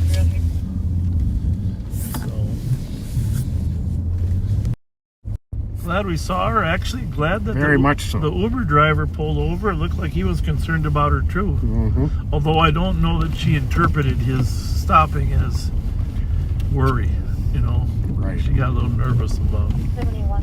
Look at all the snowbanks. This is great. I mean, you gotta, you know, if you're not from Minnesota, you gotta appreciate what we're doing here with snow, huh? It's not Buffalo, New York snow, but this is a lot of snow. That's some snow. That's definitely power blasted against that garage. Could make it a homemade igloo there. Now, you notice scattered in the snow, the biggest problem you got here is trying to keep your garbage bin somewhere that the garbage truck can pick it up. Right? Yep. 360. Good. Whoa. Copy the hit, check the status. They're not getting those out. I'm close for On the left. Alright, let's get down to the laundromat there and check on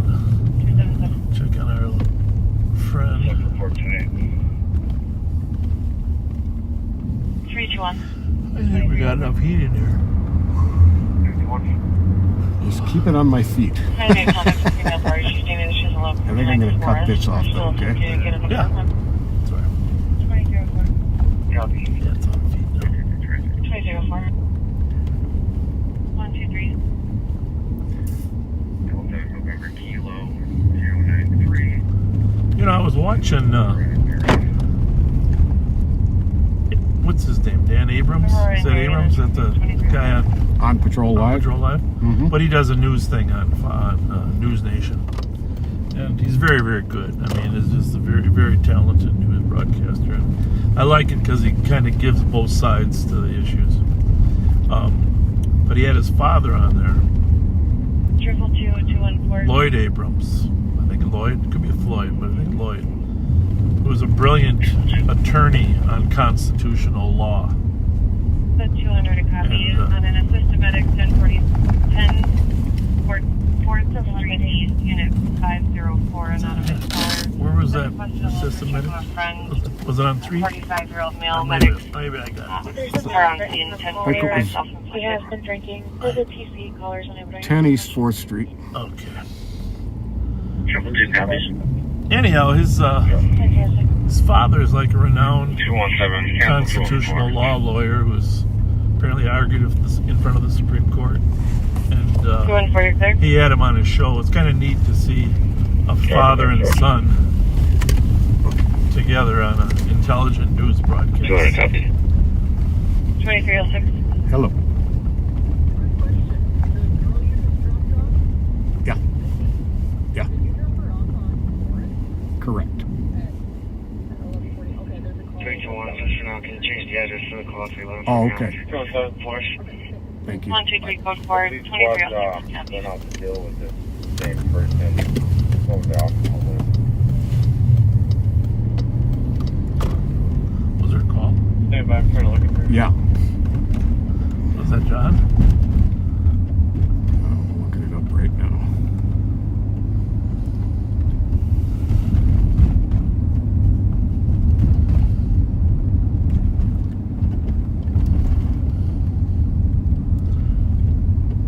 Must have missed it.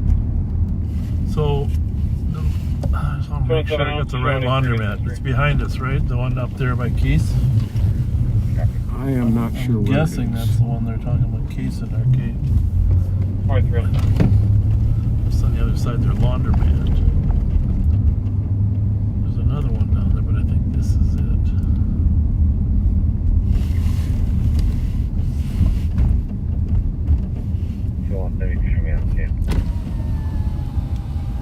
Copy. I don't know, people, do they actually work in here? I guess she does.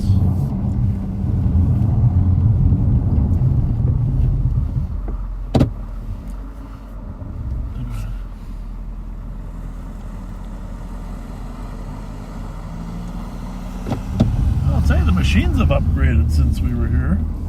Mm-hmm.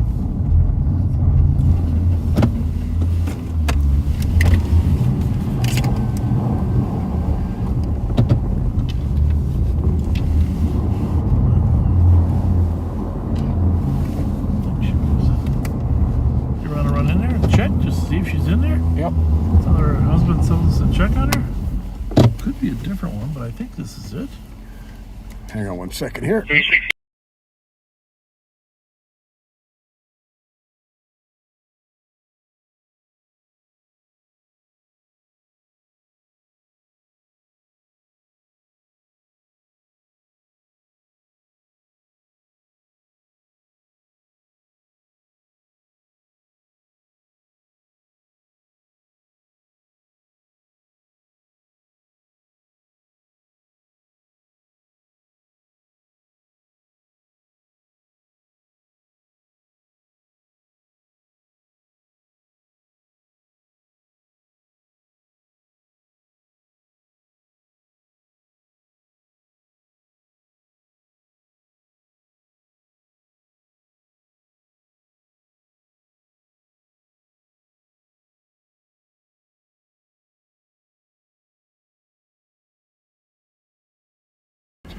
All right, I'm going to check on her.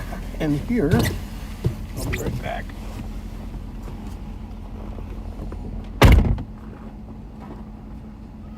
So Pat's going into the laundromat here. Although, it says it's closed at 11, huh? Yep. So maybe he was talking about earlier in the night, huh? I guess so. Probably. She must have just went home. Yep. Because it is 11:10. And if you wait 1 minute, it's going to be a lucky time. My wife always says she loves 11:11. It's her favorite time. Because she's a gambler, you know. Oh, yeah. That's a lucky number. Lucky 11:11. 7-Eleven's even luckier. Looks like there were some cars here that might have left. Sorry we didn't get to you sooner, but I guess we didn't know you closed at 11.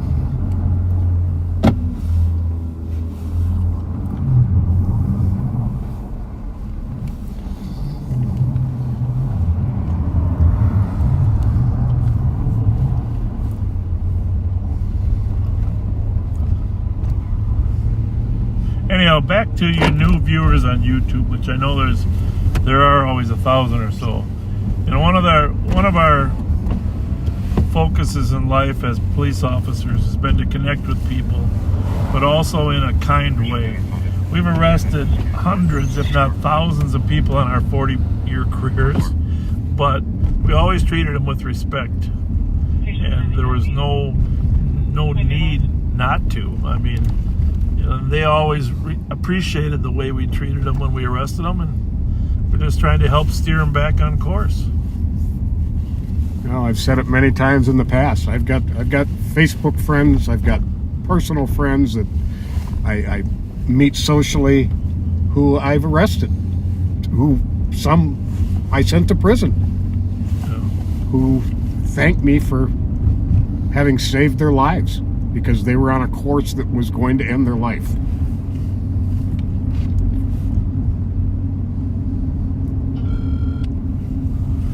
You're a good man, Charlie Brown.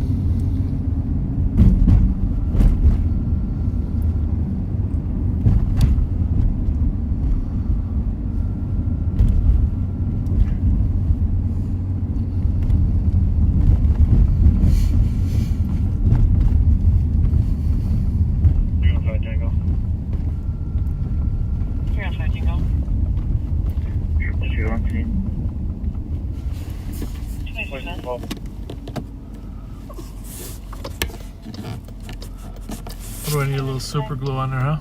Yep. The spit's not going to work. But it's actually the plate that's there, not just the thing, because I don't think there is a plate at all. yeah, there's a plate on there.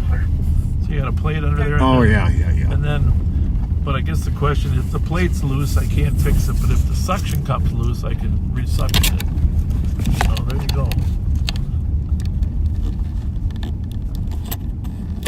So, but I mean, you might be. I believe it's the plate. Well, so far so good.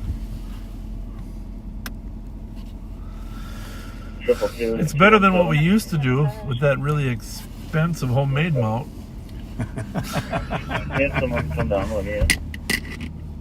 I'll tell you, that was one tough mount. That lasted a long time. And he 3D printed it, right? Yeah, and the thing is, it did last a long time, and he did an amazing job for us. Steve Leiden's nephew there.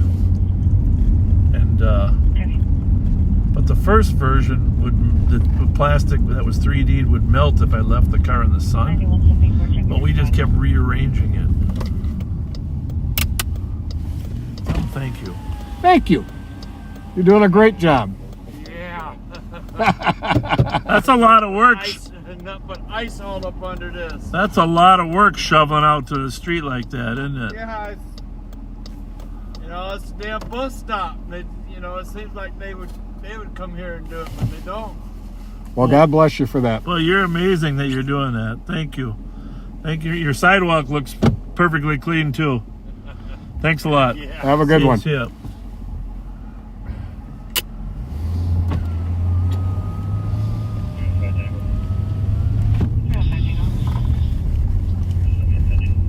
Auntie, can you hear us? Hang on a second. Hang on 1 minute. Hang on 1 second here. Hang on, I gotta figure out something here. Bob, I was trying to text you on my phone, Dad. I know. Are you willing to tell us how the day went? Were you there when the shooting happened or not? Hang on a second. Hang on. I gotta try to get you on there. I don't know if she has returned home or not. Oh no, hang on.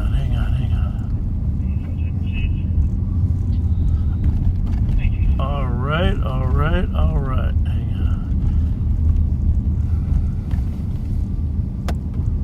Well, we are having what's called technical difficulty. Hang on 1 second. It says it's connecting, but it doesn't.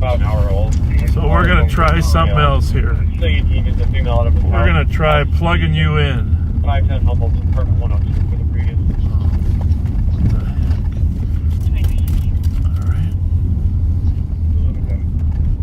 heck? All right, I'm gonna pull over. Hold on 1 second, Auntie. Okay. Oh, there you are. Can you hear us? Yeah. Okay. So on the phone with us is a relative and aunt of Devin Scott, who was at the funeral and the burial and at the reception tonight. Were you there when the shots were fired? At the El Rio tonight? Yeah. Yes. So, everybody was gone. We was only still there because one of the boys had lost a car key and we was looking for it. So I thought it sounded like, you know how it sounds like somebody hit a snowbank and gets stuck? Yeah. And it go like, that's what I thought it was. And I looked and I saw a white van, like he was stuck. And then my brother was like, them was gunshots. And I looked over at El Rio and all the glass was shattered. And then we tried to leave and go down the block, and the van was crashed at the end of the block. So we turned around and went the other way, and we the one called 911. Cookies did. So you think the shooters were in the van? Yeah, I think so. Okay. Well, was Cookie outside when it happened or not? No, we was in the car. Oh, okay, good. Yeah. We was leaving. 3 kids got hit though, huh? Got shot. How many bullets were fired, do you think? I don't know. It sounded I don't know. It just sounded like that. I don't know. Yeah. Well, I'm glad you're okay. Yeah, so, we came home. So we made it home safe. Outside of that, how was the funeral itself? It was nice. That's good. It was nice. It was cold, but it was really nice. A lot of good memories at the church. Yeah, funny. Okay. Had some laughs with the memories and stuff. Yeah. So it went good to the end. Well, I know I can count on you and the other parents to try to discourage the kids from retaliating, but I don't. Oh yeah, because we don't want none of that. It's just too much. Like today was a hard day for us, so, and I don't wish that on no parent. No, exactly right. No, so I'm gonna keep mine close. You know that. I know. Yeah, so I just keep. We gonna keep in touch. Yep, I'll be connected with you soon. All right. Okay, so call me. Don't forget. I won't. Thank you. Bye. You have a safe night tonight. Thank you. My prayers are with you all. Thank you. All right, thank you. Say hi to your kids for us. So that's the aunt of Devin Scott that was there when the shooting started. Thankfully, her and her family were in the car. Anthony, if I can get another car.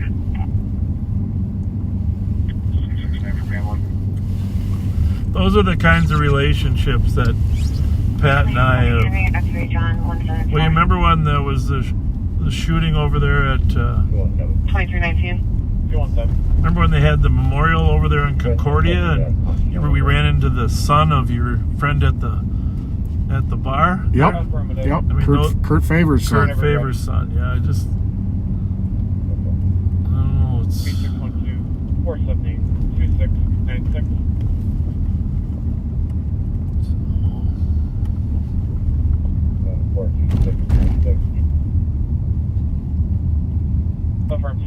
478-2696. 669. Of course, we're down here by the St. Paul Saloon. Have been 669. unfortunately too many shootings down here, and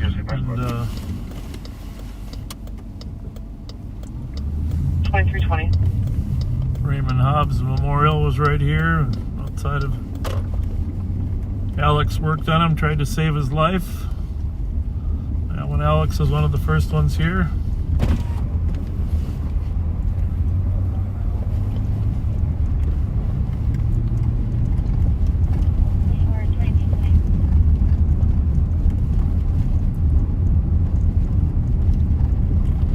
I suppose as long as it's relatively slow, we're just kind of looking for something. You can do a few shout outs. I know that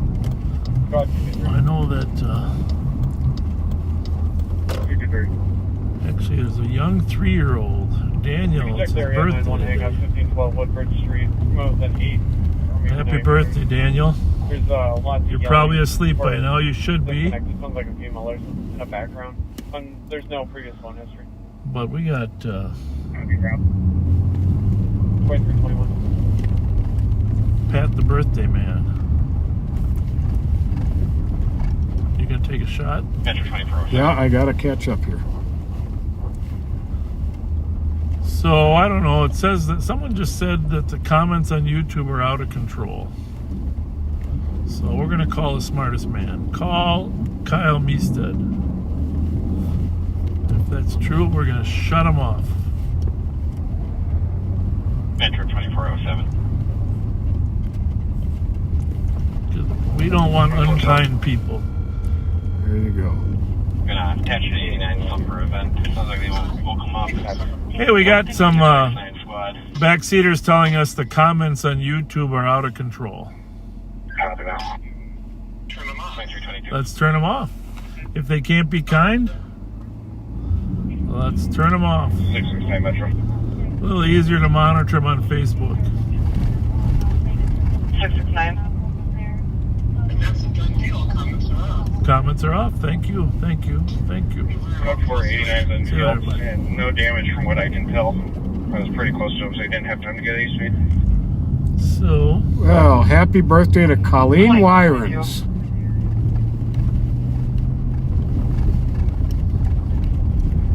Coming up on the 24th.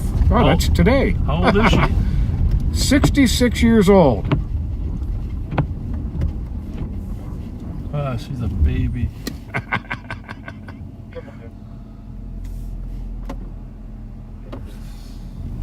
Oops.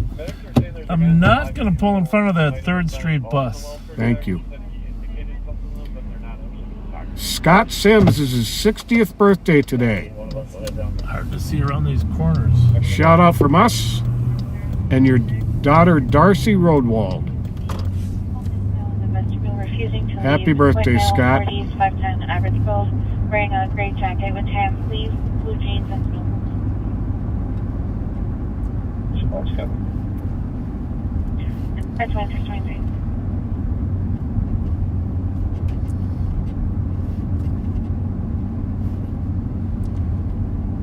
So while Pat's looking there, the girls' state hockey tournament started this week in downtown St. Paul, and we are proud to say that we have the best state hockey tournament in the country.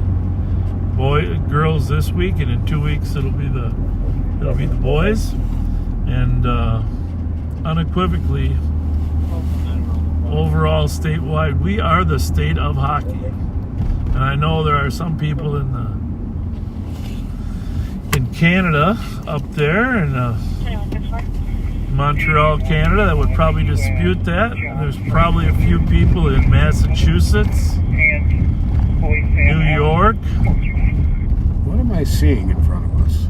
It appears that there's a large vehicle out there. You think that there's a lot of options. You think that could be what you call angle parking? 2382 Lexington Avenue to assist fire with a general fire alarm. How long do you think that's been there? 6 4 minutes. Well, let's go check it out. Looks like the airbags may have deployed. There's no doubt about that. Now let's just see if there's anybody in there. 7134, can I get the last 4 of my CN, please? CN or 1551. Hit this car.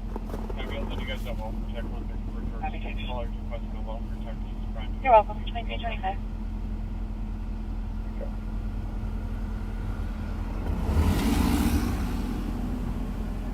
Actually, I'll send you this T2 special meeting. I'm not getting front of the road. Live video shows there are quite nonsense interior and all. See the color, see the business most of the thing. Check it out. Thank you. Hi.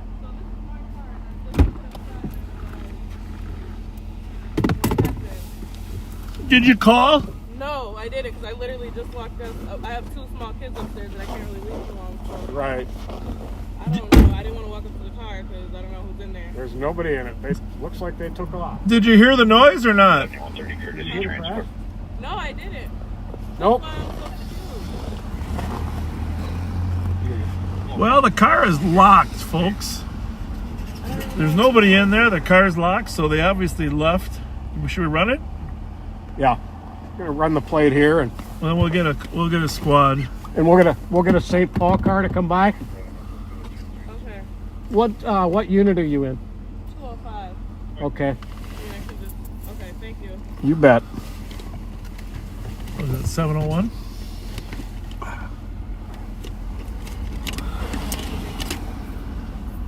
Yeah.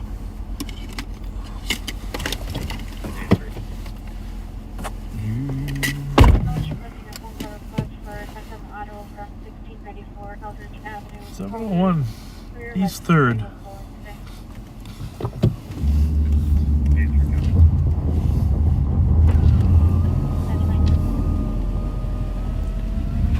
Let's see if it's stolen first before we... Nope. Where's it registered to? Oh, Milton. North Milton, right off of Summit.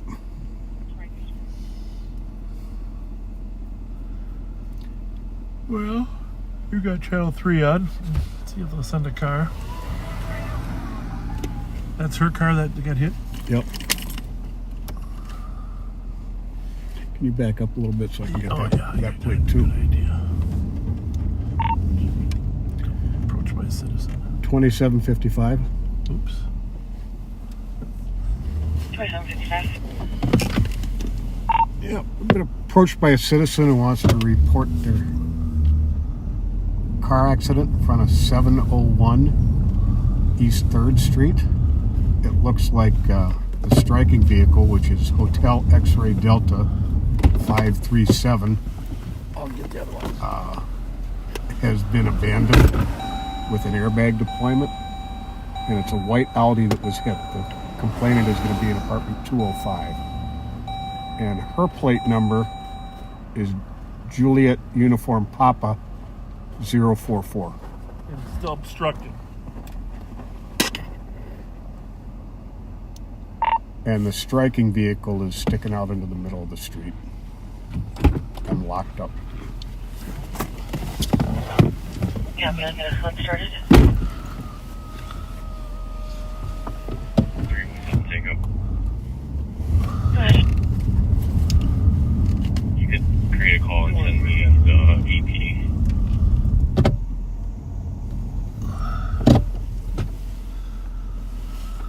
Copy. Well, while we're waiting for them to get here,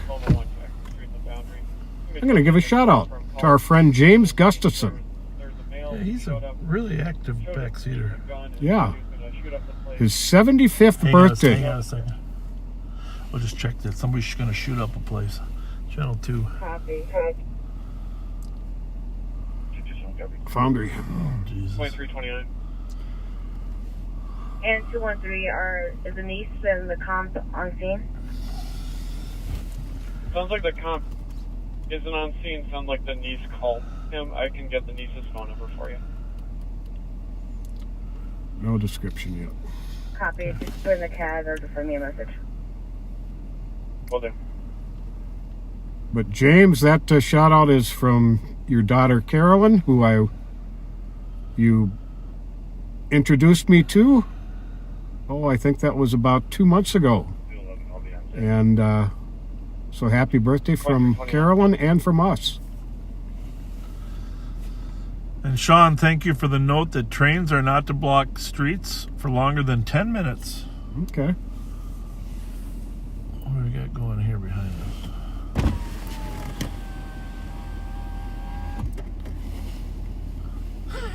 Is that a tow? I wonder. Volunteering to tow?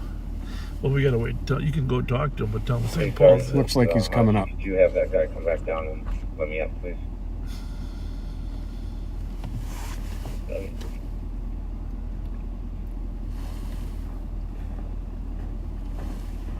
How's it going? Hey guys, how you doing? Good, how are you? Got a bunch. You guys giving these away still? Caller says he doesn't Oh, know gosh, his yeah. number. Thank you very much. Thank you. Can you, Thank you. oh, you got the denominations on here even? Thank you so much. I appreciate you. A lot of homeless out there still. Thank you. Actually, we're out of them too, so it's very kind of you. Yeah, thank you. Appreciate it. Thank you very All right, much. thanks, Jeff. Thank you. Jeff stopped by with some gift cards. That's very kind of him. Thank you, Jeff. Shout out to Mala, who watches faithfully from Gothenburg, Sweden. Gothenburg, Sweden. Mala? Is that? He began watching after the rail yard tour. Thanks for watching. Oh, yeah. And that's from Siegfried de Wolf. Very cool. We love our Swedish backseaters. Our friend Mark Cermak celebrated his birthday on this past Monday. And Dennis Matikiewicz is celebrating his 68th birthday. From Tracy Stevens, wishes you happy birthday. 214 also had Whiskey Uniform 0954, and then Bravo Mike Golf. Someone was commenting about not many fire hydrants have been cleared, and that is a problem. But thankfully, St. Paul fire trucks have a lot. They can carry water with them, and they have extra long hoses to go to another one if they have to. But they sure would appreciate if you would shovel out your fire hydrant. It makes a big difference.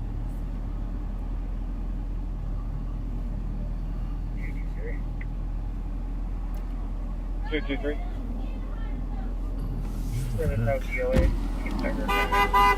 Hi, how are you? I'm watching right now. Yeah, nice to see you guys. Hi, Bob. Hi, Craig. Hi. How you I doing? was watching a Friday night. We are neighbors. Don't get All hit. right, Don't Cammy. get hit, Cammy. Hi. Yeah. Hey, you want to talk about that $3 million over budget? 2.7. 2.7? 2.7. Yeah, get those figures straight. Oh, okay. You got a new assistant there or what? 214, those vehicles that ran coming back down, you can pick up again. Negative. Come back to a Silver Nissan Altima. Pardon me? To party at St. Paul and the other one also. I'm sorry, the bus was too noisy. Ram, pick up. Did you say you wanted a one-on-one? Another party out of St. Paul. Beautiful. I'll ask you some questions. Yeah, 2333. I haven't seen you for a while. Where you been? How's the people in your jail doing? Are they doing all right? Where you been? I'm really concerned with their safety. Are they getting their medical attention? It's the safest jail in America. What about the recent lawsuit? There was Well, when you get 15 to 25,000 people booked every year, occasionally you're going to get sued. So you don't think that leaving somebody with a broken leg for 17 hours is Well, cruel and unusual punishment? I don't think that happened. It didn't happen? Well, not. The news is reporting information wrong. Well, What happened? I didn't hear that. I think you're making up the news. Oh, I'm making up the news. Yeah. You won't tell me what happened. What happened? Well, it's all in litigation. I'm sure it'll be resolved to everyone's satisfaction after it's done. Oh, everybody's satisfaction after it's done, Yeah. except for the 213. taxpayers' I just talked to a cop on the phone. She is a licensure from Anita, her niece is driving off.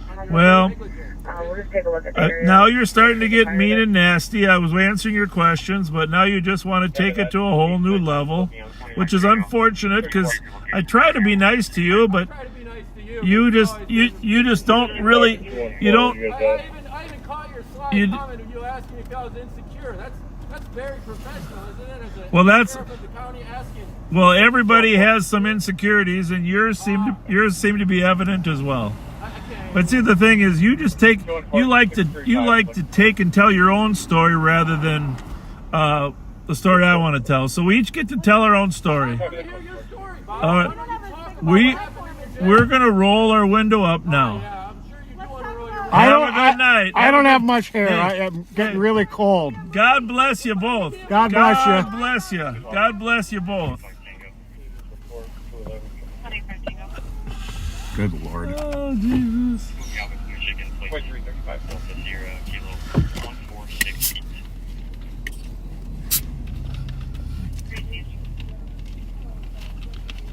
That is one of our stalkers. Would that be a fair way to say it? I'd have to say that's a fair way to say it. Stalkers. Can we get back to our shout outs? Got questions about the stars.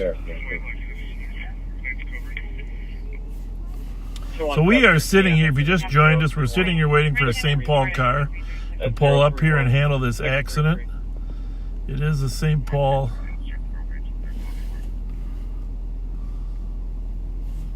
accident. I don't even remember that guy's name. The other guy, I knew he was Jason. Yeah. But I never remember his name. No. Can't ever remember it. 182, you had a plate 992 X-ray. It's a lot of different requests here.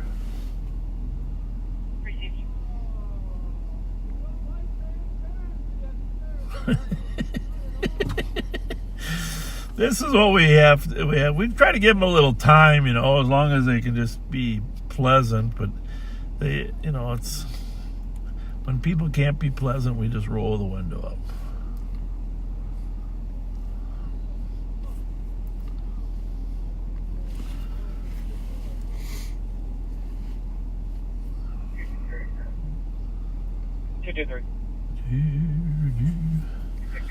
Did they dispatch his call or not?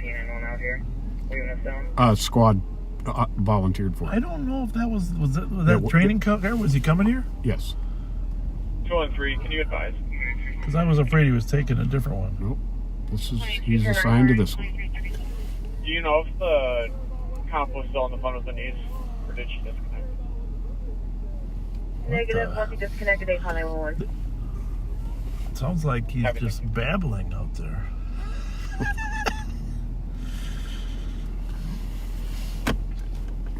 Well, he obviously is insecure about something, right? Clearly. I don't know what it is, but... Oh, you know what? I'm going to get into Steve's shout-outs. Well, you should. Those are the ones that come off here. I get...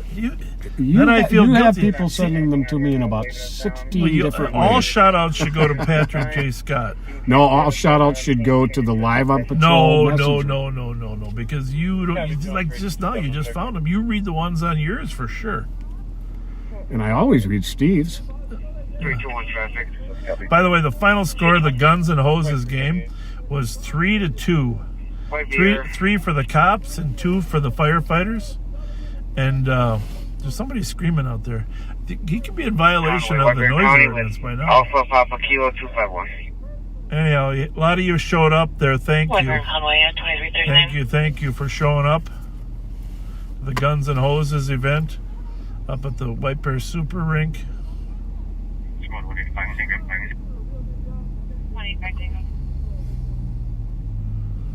So very cool. Shane Strangways from Toronto, Ontario is one of our backseaters, and he says he's one of many who watches from Toronto.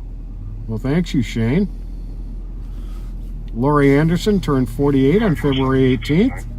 Scott Tesh turned 55 on the 17th. Hey, you know what I was thinking before you go any further? This guy being out here stalking us and screaming at us actually helps our viewership. Yeah. Did you know that? Well, let's just peek the window down for a little bit so they can still hear him. Oh, you got a smoke cigarette? No, we just rolled our window down because you're helping our viewership so they can hear you screaming. Copy 227 and a squad to assist on a disturbance. Priority 8, Winter Street, apartment number 5. Callers in. Oh, this. Get out of the street! You have to get out of the street. Get out of the street. Get out of the Can you tell me street. about your FBI investigation? This is not a request. Get out of the street. Are you going to arrest me? Possibly. Now he's in the street pounding on our window. How's that? How's that for nice human beings? What an unpleasant, unkind person. Out in the street. I don't know. He's not the Minnesota News Network guy. What's he? Is he the other one? I can't really. I don't know who he is. You guys, you backseaters know who he is. Capital Transparency. I don't know. think. It might not be him either. And it's not Tony. No, it's on it. Never can remember this guy's name. Oh, this is so obnoxious. I never run into people this obnoxious. So foully obnoxious. He's still screaming. He's sitting outside our window 5 feet screaming at us.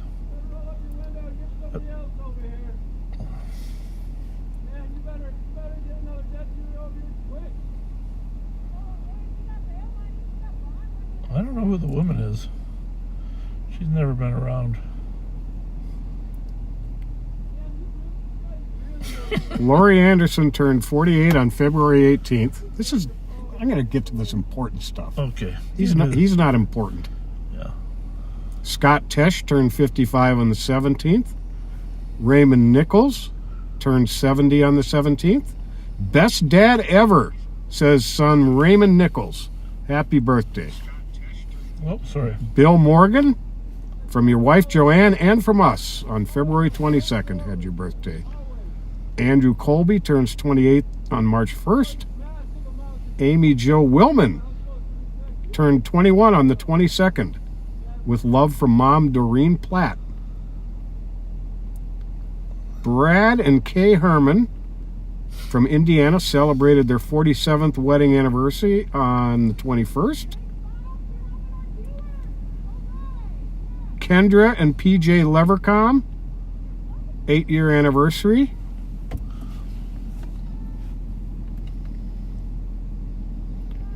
PJ is that plow driver who was out plowing the other night. Per request for Darlene Williams. Hope the results of your test were good. See, people are. I know you like. People are. Our numbers are going up now since the two crazies are on the side of the street. I mean, people are hanging with us a lot longer. Laura Christine and Girl Scout Troop 58420. Thank you for the cookies on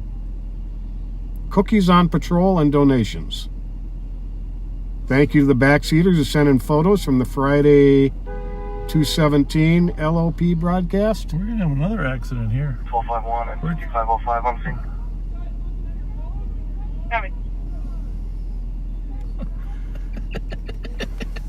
Thank you, Bradley Chase, who reminds us to be kind and look out for our neighbors during these difficult weather and snow events, especially the elderly. You can just have your caller disconnect, please.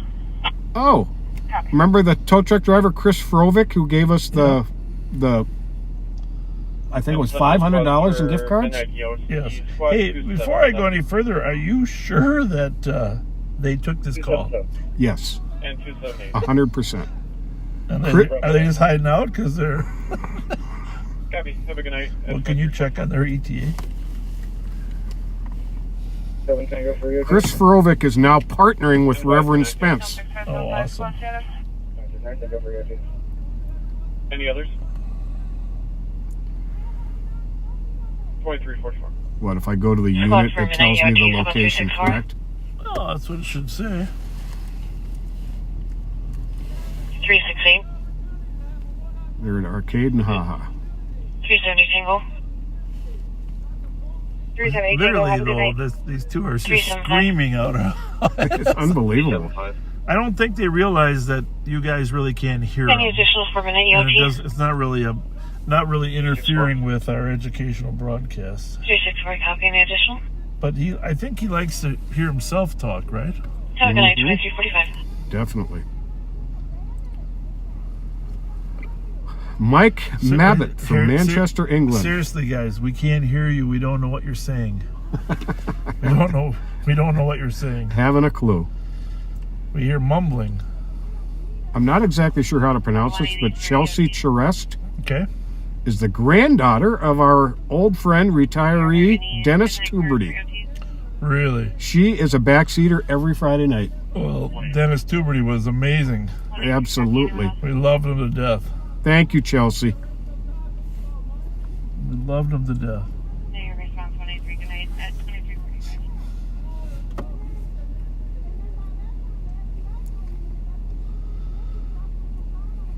What else you got there, Pat? I'm looking for some more on mine, but I think you got most of mine now, right? Because you got the one Steve sent you? Yep. The problem is that the live on patrol messenger? Right. Then I've got them all. Yeah, except more came in. More came in.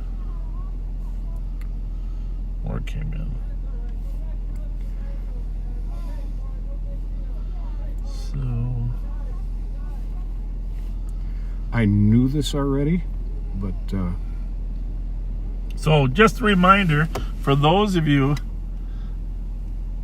I don't know if you knew that, but I did know that. That? No. 100%.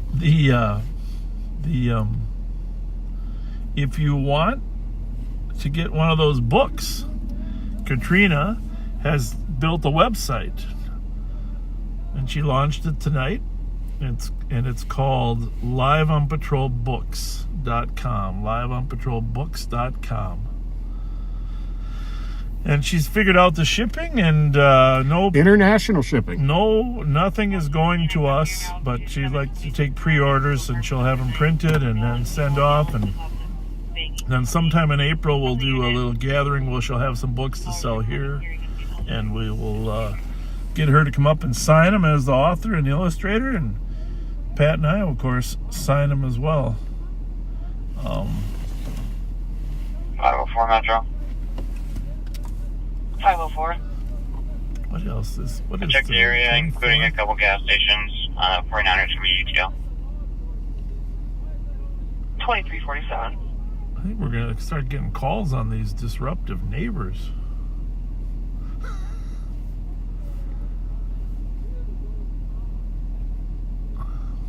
Well, here's the thing. There's a training car coming. St. Paul Police training car. And I sure hope that they treat them better than they treat us. Do you think? Let's hope so. That would be nice. 125 Tango. 185 Tango. Can you put me on 116's call? Not too far away.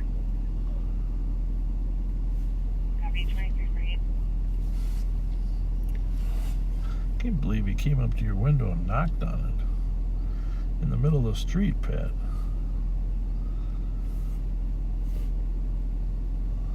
A lot of people in their comments suggesting we use the pepper spray, but we reserve that for serious threats.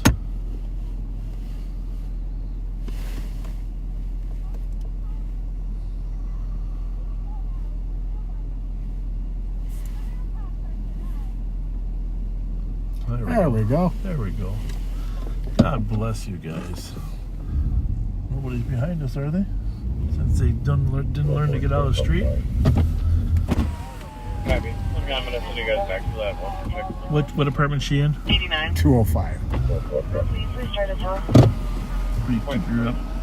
All right, gentlemen, thank you. The owner of the white car is in this building in 205. Okay. She went back in, and we don't know where the car's locked up, but obviously you just need to yank it out of here somewhere. And the auditors are here. I see them. They'll probably follow us, so you're probably good. Yeah. Thanks a lot. See you guys. Thank you. What did she say? I have no idea.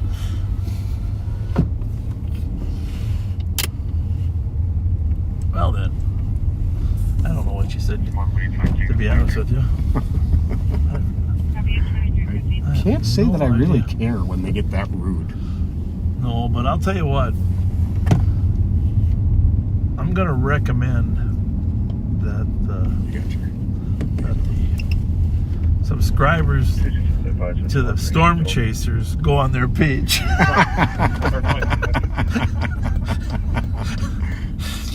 Oh. We try, we left the window open. We tried to engage in some type of, normal human conversation. Tried to be civil. Yeah, that's a good word too, but I like to use the word normal human conversation. And not possible.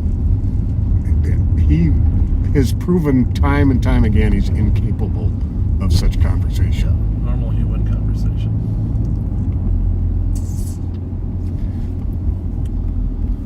And I think you're right on the money that it all delves from insecurities.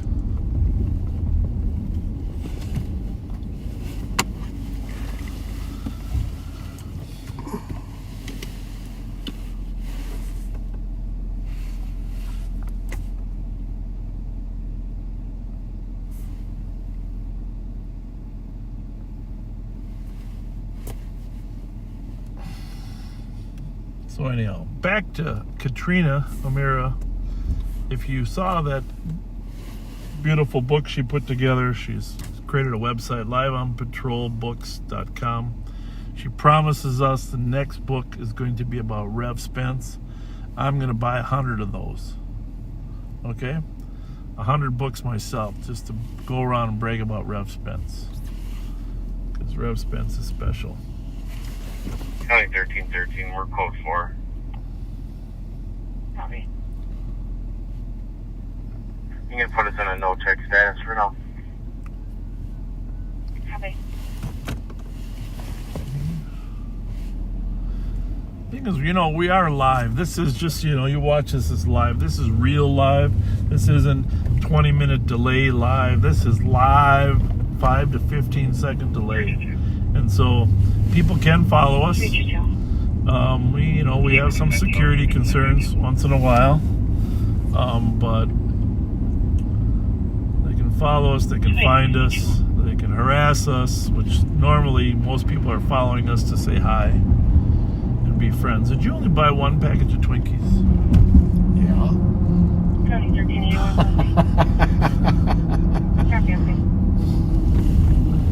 But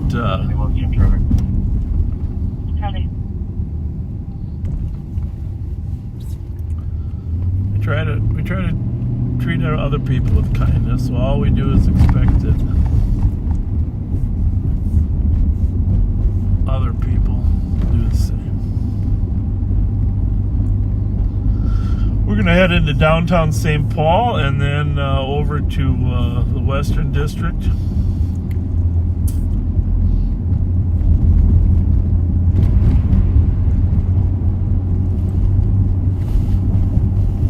That speaking of safety in schools and stuff, I've mentioned this the last few times we've been on, but we really believe that school safety is a critical piece of kids being able to learn. I think we talked about the meeting at the school board on Tuesday, how so many kids say they don't feel safe, and we've talked about advocating for school resource officers, which we're big fans of, and not going to belabor that point, but I just do want to remind you that I'm working with a number of talented people to put together a charter school that'll be safe and constructive and geared toward employment in public service facing jobs like police, fire, and the trades as well, and jobs that government desperately needs workers in, and college might not be for everybody, but 4-year degree might not be for everybody. 2-year degree to become a police officer might be the perfect solution for a lot of kids, and firefighters will They'll train you at the job themselves, and in the trades you can get into an apprentice role and learn up to nearly 20 different trades. So, but we want kids to be able to learn character, study without being endangered, without worrying about bullying. And I mentioned before, I've got countless number of volunteers in the law enforcement world that want to help kids succeed, and we're going to give them an opportunity. And the backseaters have volunteered in large numbers to come out and help us put this school together. School of Leadership for Public Service. All the work has been done. We've got many students. The larger the student body, the better, because we like to create a good mix of different types of kids, diversity, and so look up the School of Leadership for Public Service. If you have a neighbor, friend that doesn't feel safe in school, wants to try something different, I can tell you that all public schools have problems with fights and bullying, every single one, and they shouldn't. And St. Paul, that because they have no school resource officers, an additional dimension. Parents are currently not home, I believe. I'm going to leave it at that, but please, if you're interested, if you know someone, look up the School for Leadership and Public Service. Scheduled to open this fall in September at St. Columba School. I'm excited about all the possibilities then. The possibilities are enormous, and we promise you that your kid will have a mentor and a navigator to help them succeed after school's over, in addition to during school, which is really what kids need, a mentor as well. Now parked at that in front of an address on that location. The Gray SUV Minnesota Hotel, X-Ray Hotel 272. I think received. 2257.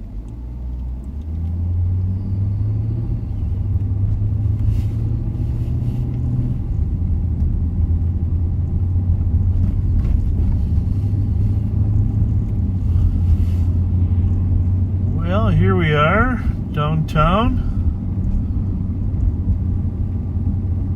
home of the girls' hockey tournament. Let's just see what we got for people out and about tonight. I mean, it's pretty late, it's 12 o'clock. People should be getting to bed by now, but South St. Paul went to state. They did. They're here. I don't know how they're doing. So tonight's Friday. This should normally be the semifinals on Friday, which Friday night game is the most fun because it's a 2 semifinals game for the boys tournament. My son Bobby and I have come down here for years to watch the tournament. So in addition to the high school league, there's a lot of quality college teams as well.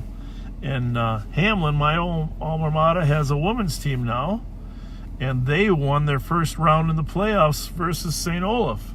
Congratulations to Hamlin women's hockey team. Way to go, Hamlin. Yep, that's pretty cool. The Pipers versus the Olies.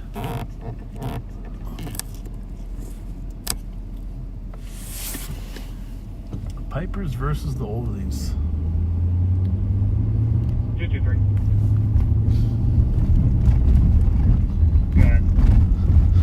Let me see if I can get someone to get Chloe to send me the results of the semifinals today.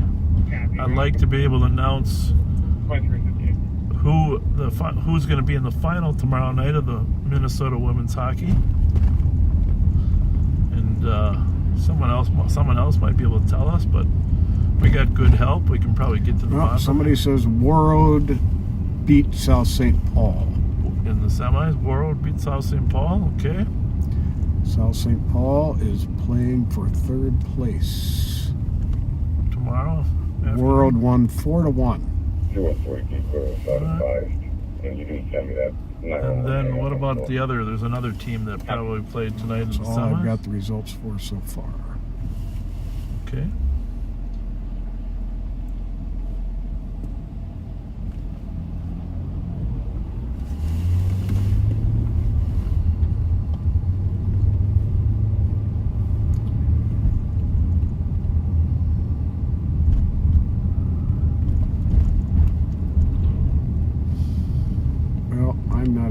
really sure how to read this. Hang on a second here.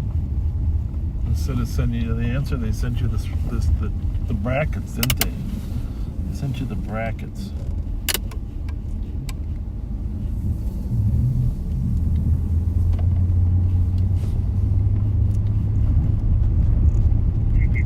Copy the update.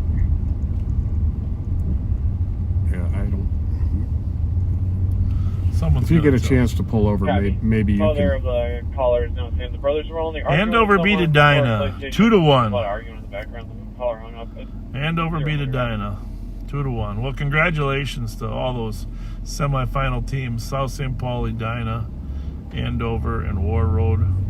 Oh, wait a minute. Oh, so the double A is going to be Gentry and Andover. Because Gentry beat Minnetonka 2-1 in overtime. And Andover beat Edina. But what we don't know is we still don't know who War Road's playing in the A.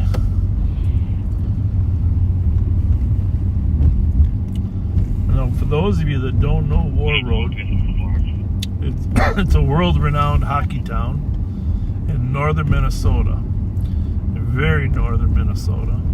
And if we got any War Road people watching us tonight, War Road has been contributing send to us some information. 211 and 212. Orono versus War Road for the championship. Orono versus War Road. All right. And You could just check the area, 899 Rice Street, Florence Bar. Caller received info that his but I nephew can't was say enough things. location. I've been to the War Road Stadium up there, Run away from a group home news to meet Danielle. and it's a lot of history up there. All my kids played, and Gigi Marvin was one of the most famous women's hockey players ever to come out of War Road. I knew her father because Gigi played for the Gophers when my daughter played for University of North Dakota. But Gigi, of course, was on the Olympic team, and her dad was, class act as well. But War Road, Minnesota. In fact, 2005, Kelsey, my daughter Kelsey, was one of the nominees for Miss Hockey. I don't know if you knew that.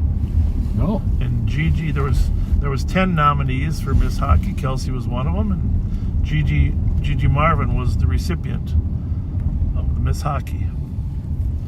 So very cool. Hats off to War Road. Seems like just yesterday, and now it's been 17 years. That's kind of scary. 17 years since my daughter and Gigi. Well, actually, then they went on to play college, like I said. So that was their high school graduation.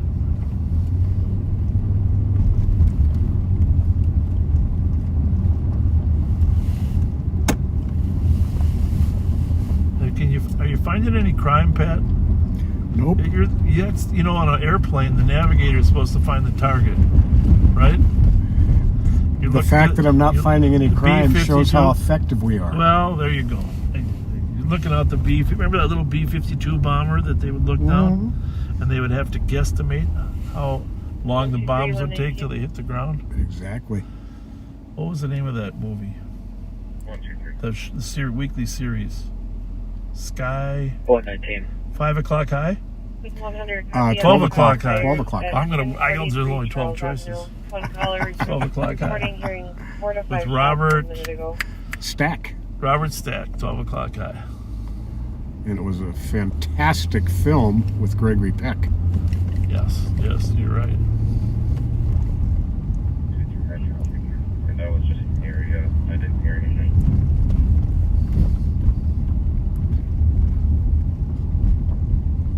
119, I copied.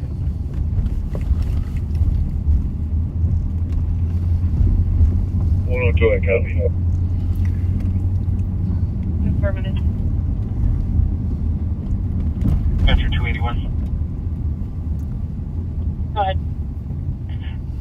I'm going to send you a phone number for Mille Lacs County. They want So a 21 last on week that, in the so- newspaper, our friend Patrick Connolly, Copy.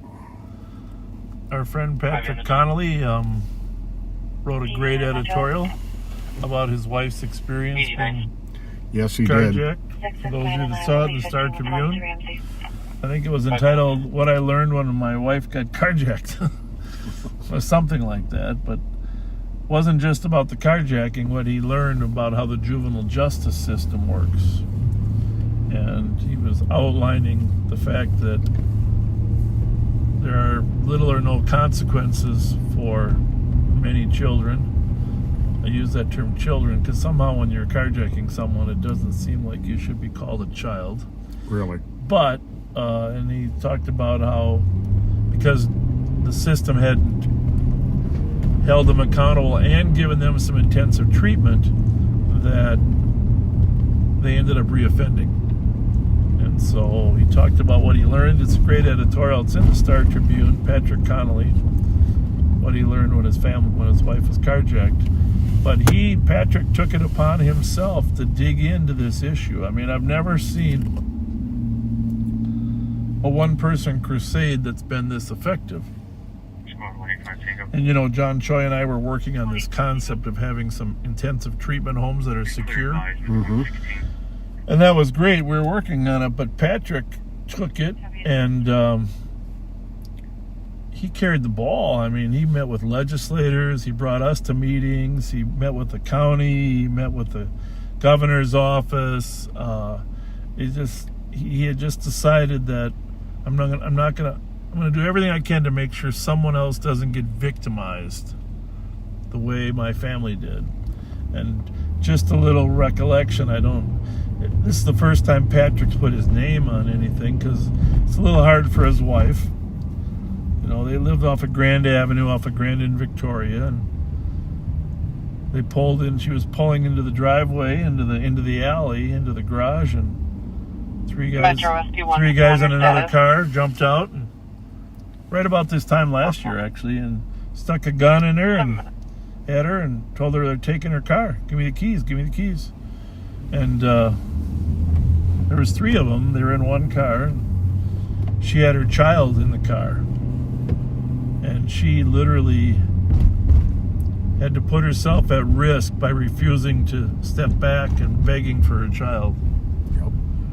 And the things about this story I don't like are the what ifs that haunt you the rest of your life, you know. And she's a hero in my mind. I mean, an absolute hero. Totally. For fighting to your child. Because not only did they want to take her car, they were demanding the keys to her husband's car that was in the garage. And of course, he came out, she was yelling there, you know, they got guns, they want your car. He came out yelling and screaming, thinking, hey, I'll just scare him away. Well, in a way, he did scare him away, but you realize how dangerous that is, trying to scare teenagers away that have guns. Mm-hmm. So there's another set of what ifs. Anyhow, to Patrick and his wife's credit, they made it really effective lobbying campaign. And talked to legislators, House of Reps, senators, and you know, there's a hearing next week on the bill. And if anybody's in the media listening to me, you should cover that hearing and make sure that Patrick's story and his wife's story are told, because we can't afford to have other victims like that. And to be frank, the CAT team was instrumental in arresting the bad guys. Mm-hmm. You know that. I mean, they arrested all three. The CAT team did, and Alex did a great job of getting a hold of the car dealer to find out to track the car. Mighty Mike was there as well. The whole team was on this case and arrested him over actually in Minneapolis. So it's good teamwork, but you're not always going to get that lucky. When I say lucky, fortunate to have everybody working together like that. Absolutely. So if you want to see the personal story, look it up, Star Tribune, Patrick Connolly. But my family learned after a carjacking.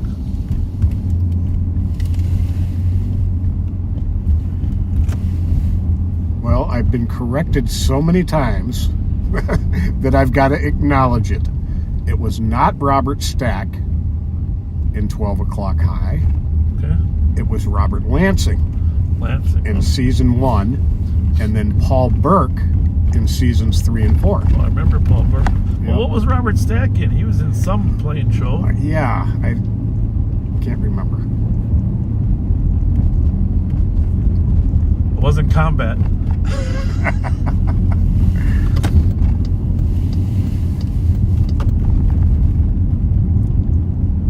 You know, speaking of airplane shows, one of the movies that I enjoyed the best was Tom Cruise, where he keeps reliving every day. Did you ever watch that? Oh, yeah. The Edge of no, what was it? Is it Edge of Time? No, what the heck was it again? That was really well done.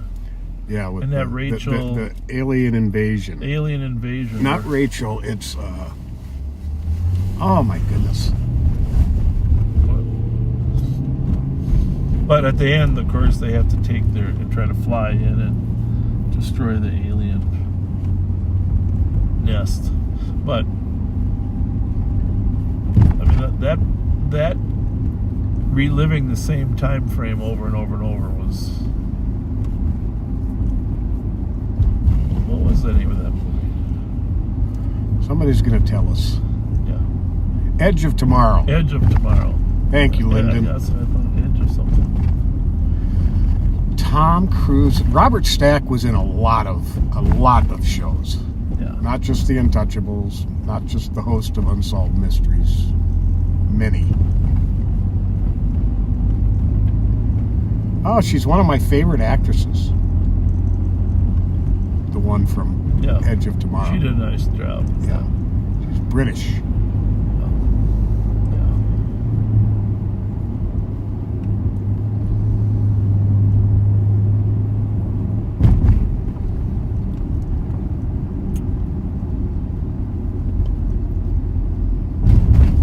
It's all quiet on the Western Front.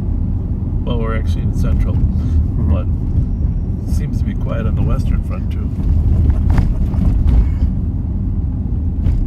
Susie Beeler is alive, by the way. There was rumors going around of her death. I confirmed with Under Sheriff Martin that she is alive, and she attempted to get in his car yesterday, so he confirmed she's alive. Huh. Emily Blunt. Thank you. Yes, Thank you, Keith.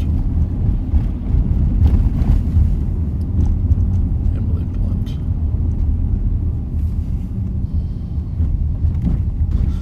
See if these two want to engage in conversation. Hello. How's your night going? Good. We get ready and go in. Yeah, of All course. right. We're not bothering you. Okay. Just saying hi. Everything good? Yep. 89 Metro. 89. 669 and I are... I wish people weren't so fearful of us. You know? Oh, I don't think they were. No, but not of us, but just of police in general, you know. That they had to park a long ways away to get into Barnes. There's a crowd tonight. 217. Are you code 4 there? We're code 4. Just brothers here and It's crowded. What do we got here? Copy that. 222. Did you copy that? 123. It is. I'll be in row 15. 14 minutes.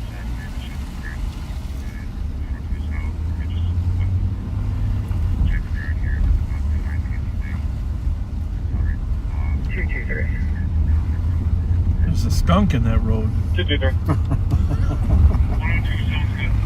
We're in the town advised with 214, and you can send us that call on 4th Street. We're close. What the heck? Oh, my antenna again.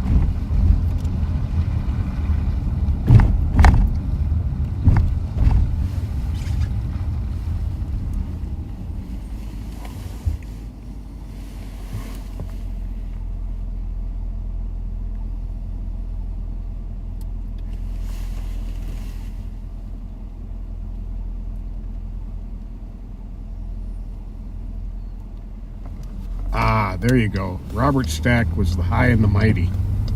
That was the one you were thinking of. Could be. But I was a big fan of 12 O'Clock High. Mm-hmm. The Burke guy.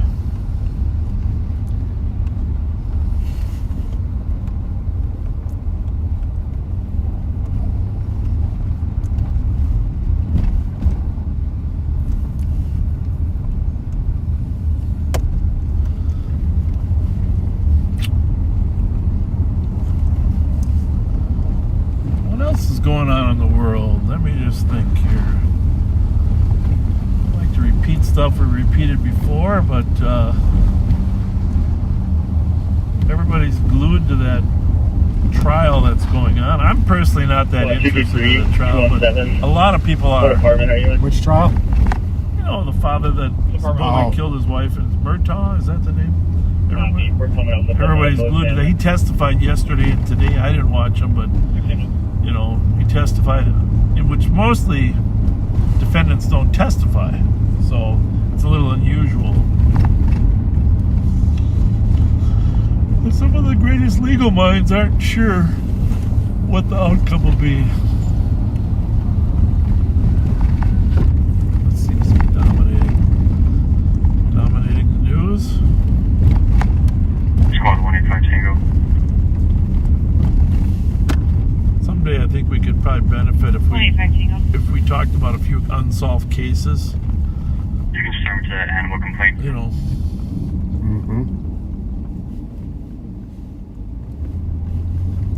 Copy, if there's a squad that can assist, anonymous caller was transferred from Dakota County reporting that at 215 Dunlap Street South, unit number 5, there is a male that's abusing 3 of his cats, not feeding them and hitting them with brooms, and stabbed one of the cats with a knife a week ago. His name's Darren Whitelow, born in 79, also showing. A Grossmith Union or Warren out of Ramsey County for domestic violence. Within 14 meters. 176, so go. There's 17. Triple copy. You can stay at team or code 4 here. Animal cruelty. Copy. 222.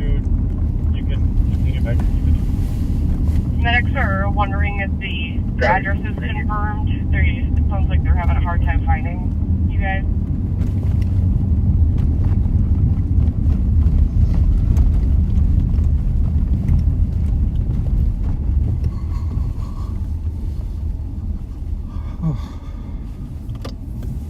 Well, it's 3 minutes past that magical time of 12:15.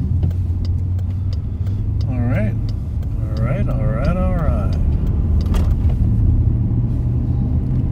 Still snowing.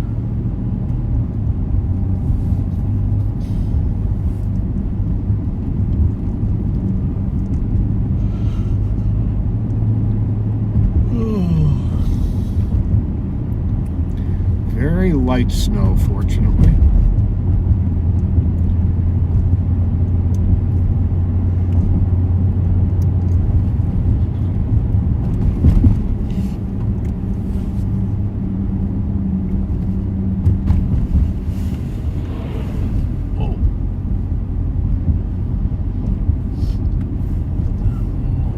Side of the street when that plow comes by.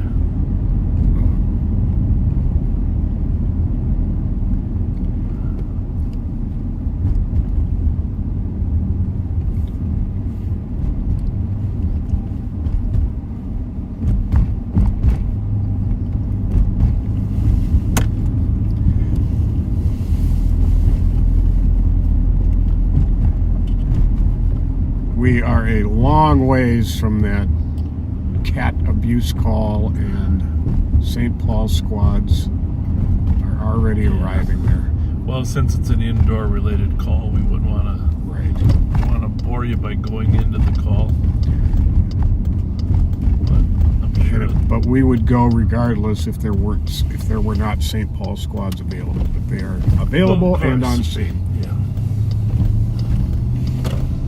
So take you down to the deli here in Milton and Thomas, where there was this shootout today. German area. Which I'm suspicious was a precursor to the shootout down at the El Rio Vista rec center. Metro 421, your status. Is this deli sort of considered 20 minutes. turf to one group and not to the other? 123 advised, 119, 42. That sounds so miserable to use those terms. But Copy. it's just a reality of our work now. Mm-hmm. That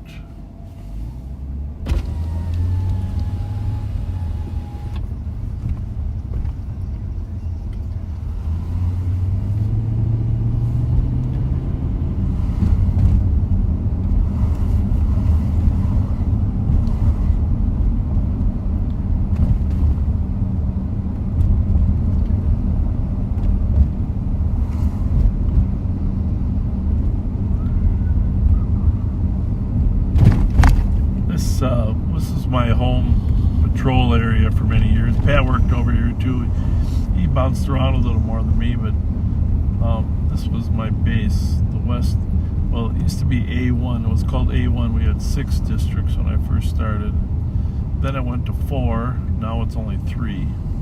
Cutting back on supervisors, but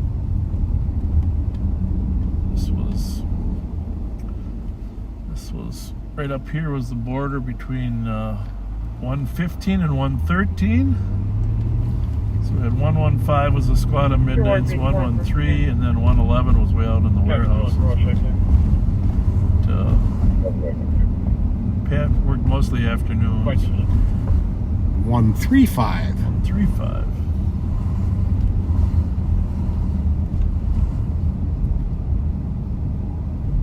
But right here is Thomas Grocery, is where there was 20 rounds exchanged right here earlier today. Right, and that was really right after the burial. Mm-hmm. 2 parties ran. Nobody was apparent. Well, if they got hit, they didn't stick around. And then later on tonight, we had 3 people shot down at the rec center on the west side.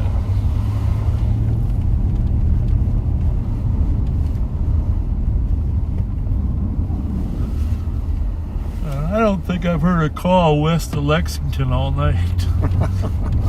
What the heck? It tells you how quiet it is on the Western Front. That, friends, is a good thing. Yep. 182. 182. PPV quality in. Copy.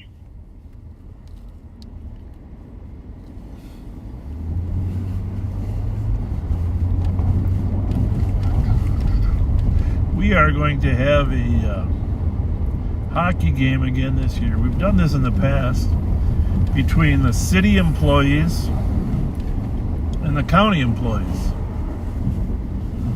City and county employees in a hockey game. Last time we did this was at the Tria rink down there where the Wild play. So yesterday they called, John Choi's office called me and asked if I'd coach again. Because John Choi actually still plays hockey. Yeah. I probably should play, but I think they need me at my coaching instead of my playing, don't you think? Yeah. But the mayor plays for the city. Mayor Carter. He's a skater. I did not know that. Yeah. And I did not know that about John Choi. John Choi's a really good player. Really good player. I mean, but I would say this, in the last time we played, I mean, there's a lot of deputies that are good players. I'm going to have my son play this time because he's an intern with the sheriff's office, so he can play. Oh, cool. I'm going to my son play, and that'll be in April, I think, sometime. But I will invite all you backseaters down to watch the city versus the county, and you'll have all sorts of people to yell at, scream at, politicians, commissioners, you know, all in good fun, of course. So anyhow, that'll be fun. a hockey game between the city and the county. Oh, that'll be great. High stakes. We gotta have to have some high stakes. I don't know. I'm trying to think of who coached the city team. Oh, I think it was Todd Axtell. The police chief coached last time. Oh, really? Yeah, so maybe we'll get Axel Henry to coach the city team. But I will tell you this is the thing. There's a couple firefighters on the St. Paul Fire Department that could have gone pro. Uh-oh. That's the problem. One or two of the St. Paul firefighters are really outstanding hockey players. And that's trouble. But fortunately, they get tired. They can't be out there all the time. So that'll be a fun game.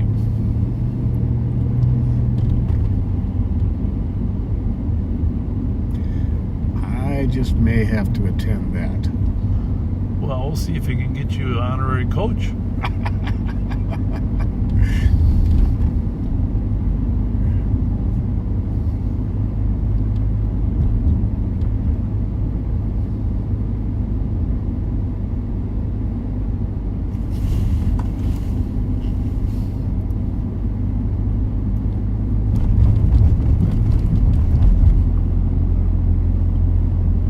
Kind of fun. I haven't. My son just had his last hockey game tonight. The last of the season? Yeah, he played junior gold, and it's season's over. And he's a great player, and he's a great athlete. And it's a little harder on Mom, than me in terms of his last game, because I know he's going to play, men's leagues and stuff like that. Mm-hmm. Wasn't senior night. We had that a couple weeks ago, but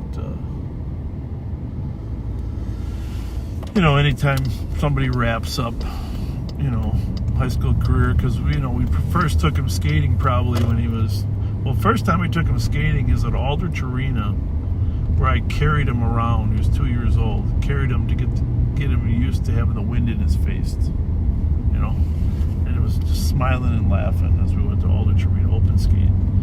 And then when he was 3, we started going to White Bear Sports Center.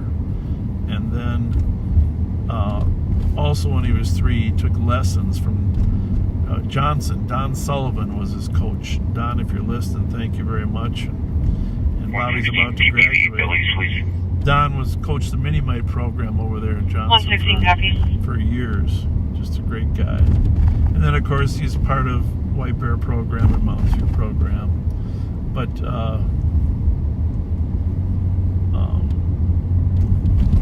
it's just kind of fun to watch, your son, go through those different phases. Oh, heck yeah. As you get older.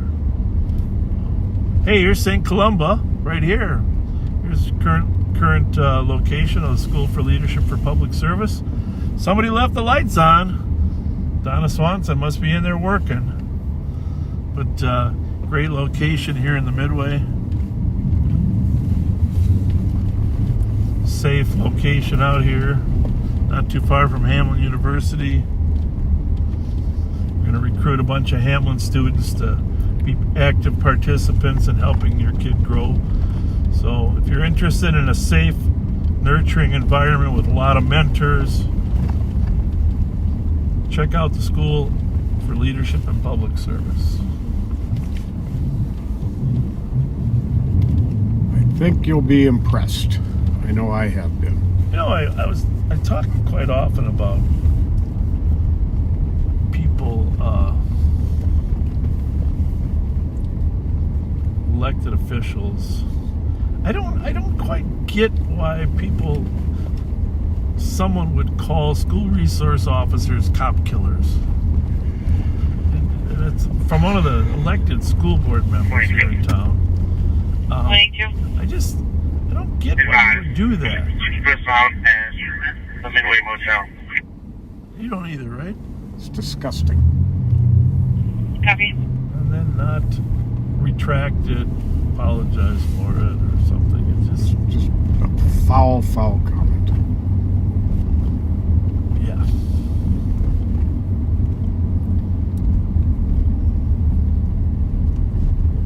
Well, on a better note. Kevin Zhang has been a backseater since day one, and it was his birthday yesterday. Awesome. Happy birthday, Kevin, and thanks for riding with us.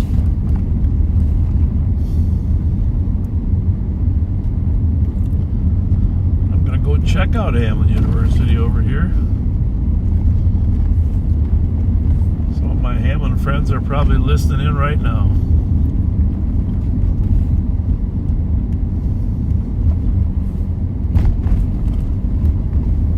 Really got in trouble at Hamlin, but when you're in college, it seems like trouble is always lurking around the corner.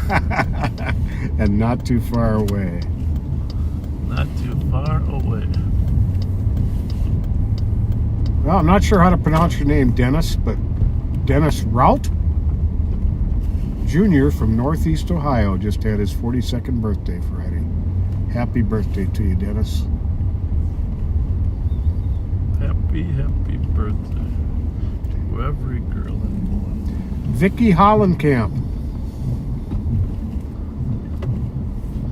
wants us to give a shout out to her sister Joanna. Here's the dorms over here. Happy birthday this past Wednesday, Joanna. Still trying to gain access to the apartment building. The dorms. Spent some time right here and see these three dorms here.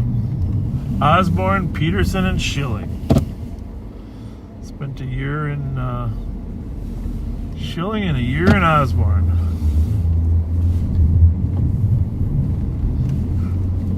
Right here we're on Inglewood on the south border of Hamlin University. Had a great experience here at Hamlin. Great instructors. Stretched my mind. This is Manor Dormitory where the women stayed. And the doors would lock. keep telling that story. The doors would lock. You're not very convincing. No, I'm not. This is Hamlin United Methodist Church, right here on the south side. And this is one of the happiest days of my life.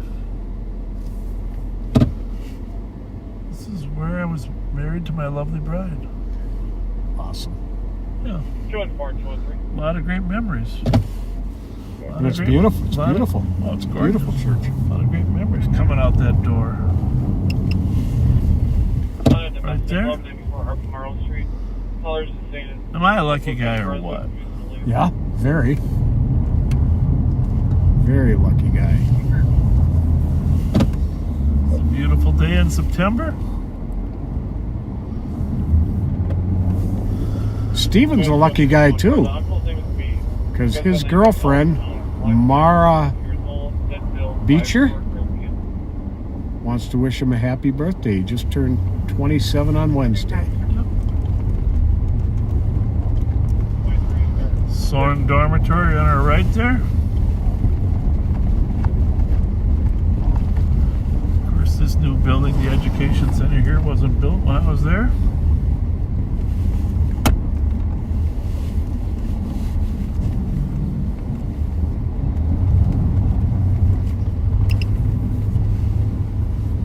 Carol Young Anderson and Dennis Anderson Center.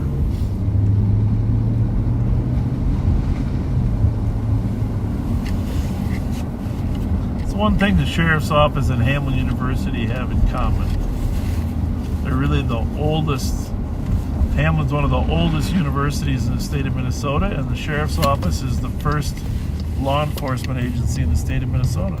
There you go. Isn't that interesting? 1854. Very cool.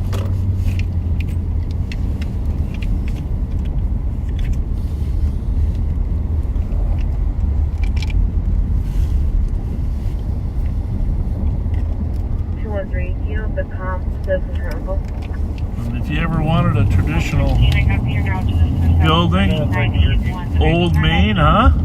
Check that out. Hang on here, I gotta get this. There we go. Geez, you know what that makes me think? Zoom in just a little bit. Keep going. Is the doc gonna have to See the clock? Back to the Future. Back it up a little bit. Back. There's the clock on the old. Keep going. You gotta see the clock there. That's where we were. Back to the Future. You're funny.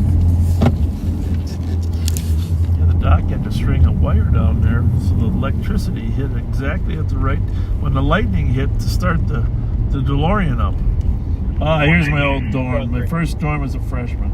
Drew Dormitory, also known as Drew Zoo. SIP is the roommate believed that the suicidal party will be violent with officers. Checking.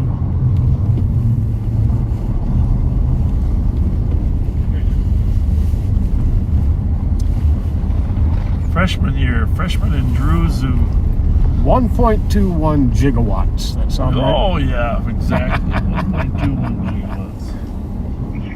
And then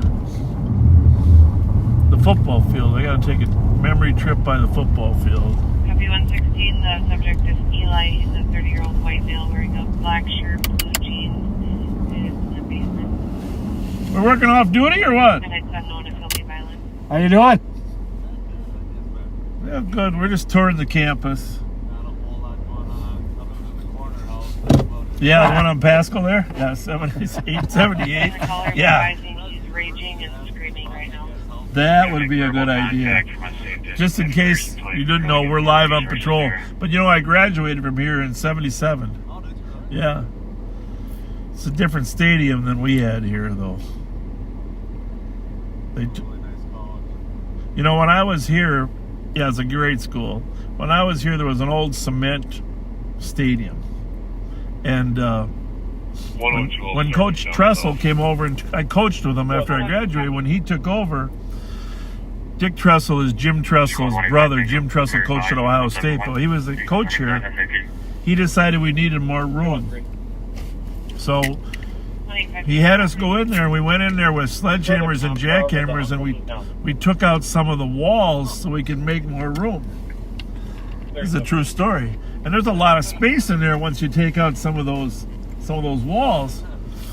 After about 3 years, an inspector came in and said, you know, you guys, those walls were supposed to be there for some purpose. The Loanberry walls, that whole place could collapse someday. I don't really believe it could because it's not like we had a lot of fans. But yeah, we actually were taking the Loanberry walls out with... and we had to cut some of the reinforcing rod too, just to make more room. A little bit of history there. No, it's really slow. We haven't had a call west of Lexington all night. Gotta like that. Yeah. Oh, you know, we had a shooting down at Wellstone. Same kids, you know, that was the funeral. Yeah, it is. All right, well, thank you for visiting with us. See you there. Have a good one. Thank you. 015, I copy on Route 820 Euro Street number 205. Caller is advising of a female party that is knocking on our caller's door. Caller would like her removed. For the caller, the female also took our caller's belongings, described as a small female 30 to 35, wearing a white shirt and tan pants. I had great coaches here. Absolutely fantastic. Dick Mulkern was the finest man I ever played for. New football coach here. Very cool. Dick Mulkern. To a nearby area. 17 go. You can cancel your 11. I think we better go see. Oh, we missed the pizza at Pizza Hut. 12 o'clock. Yep, sure did. We don't normally like to chat this much, backseaters, but there's really not a whole ton of crime going on after 15 inches of snow. How will we get the roommates out of the house? It's slow. What's going on with 115 there, Pat? Station medics too. Yeah, let's figure out. Maybe we'll run into that call. SIP.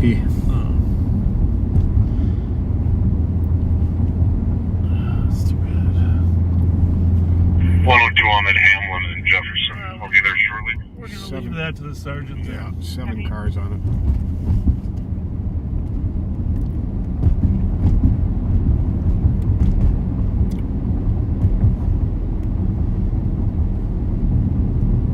Yeah, I'm going to mute this 1 second here.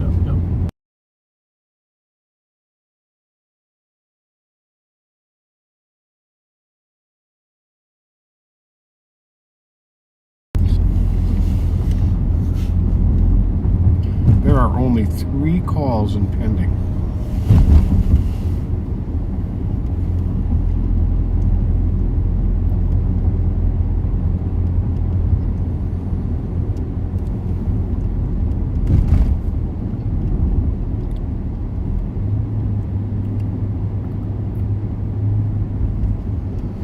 State Fair on our left here. August 24th through Labor Day, September 4th. There you go. Come on out to the Minnesota State Fair.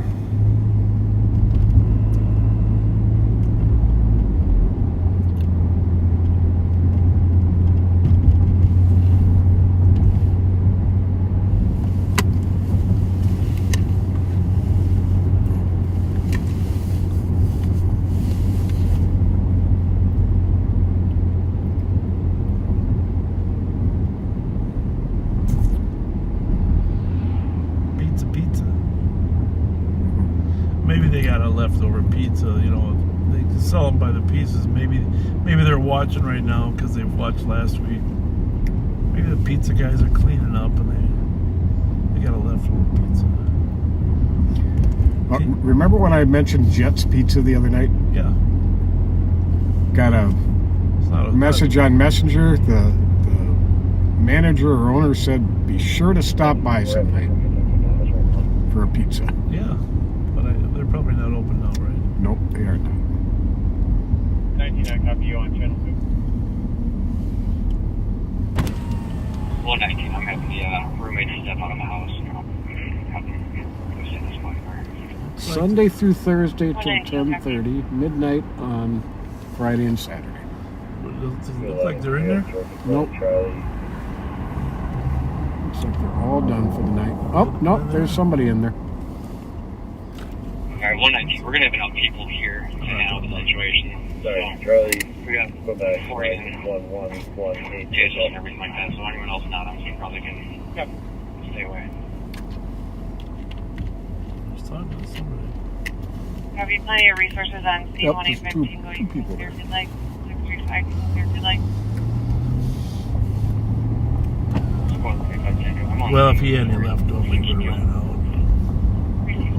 We've already got plenty for you, so you can leave in your car. There's Topper's Pizza. That looks... Topper's Pizza might even still be open. It is. Closing it.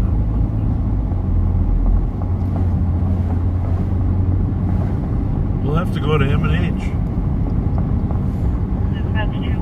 What a great idea.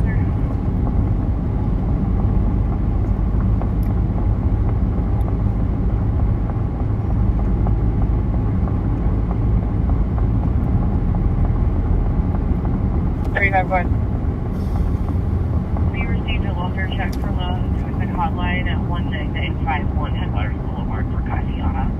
Currently holding and pending right now. Copy.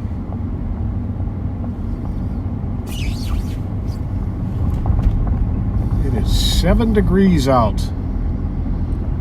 on this chilly Saturday morning. Yeah, it doesn't feel that bad to me, though. There's not a lot of wind anymore. No, the lack of wind. Pat's hands get cold, though. 111, you keep my clicking. Are you code for? Where are my feet? Your feet, too?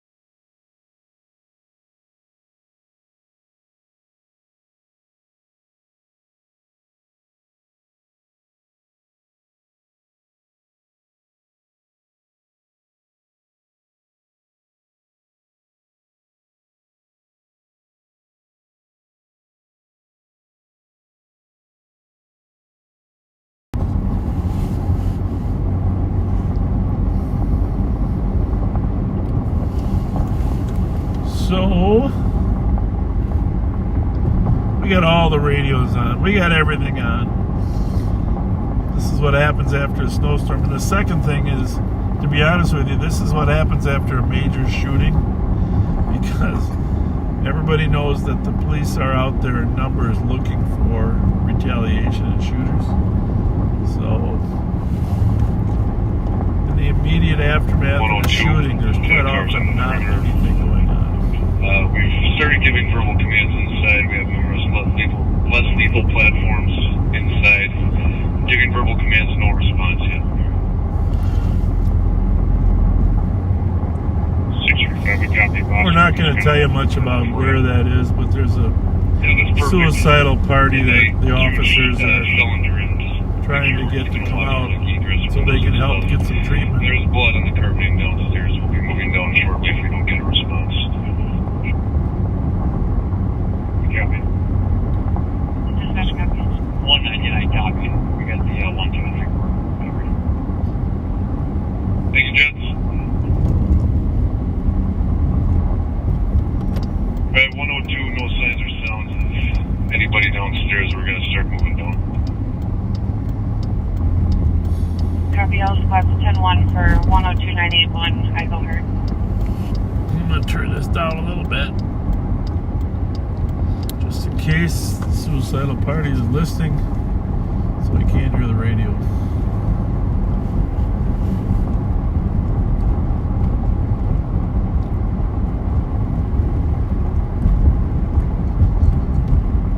Not a lot of cars out here, huh, Pat? No. There's not a lot of anything out here tonight, except at a couple of the bars. Yeah, Bourne's is about the hottest place around, right? Mm-hmm. Bourne's and Tin Cups. Yeah, we don't have many problems at Tin Cups. No, we don't.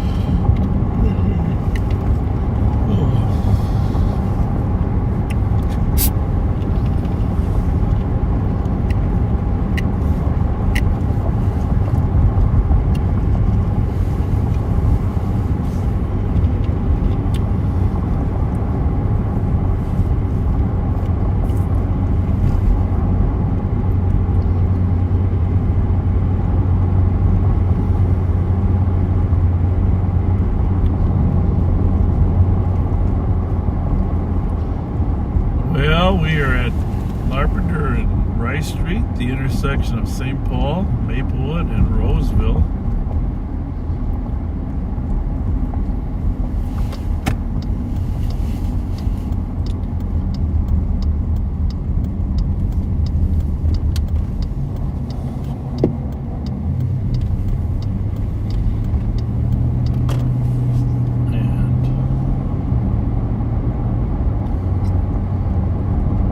Surprisingly enough, what's that light there? Is that a car? Oh, squad car. That's a squad car. There's running out of things to do too.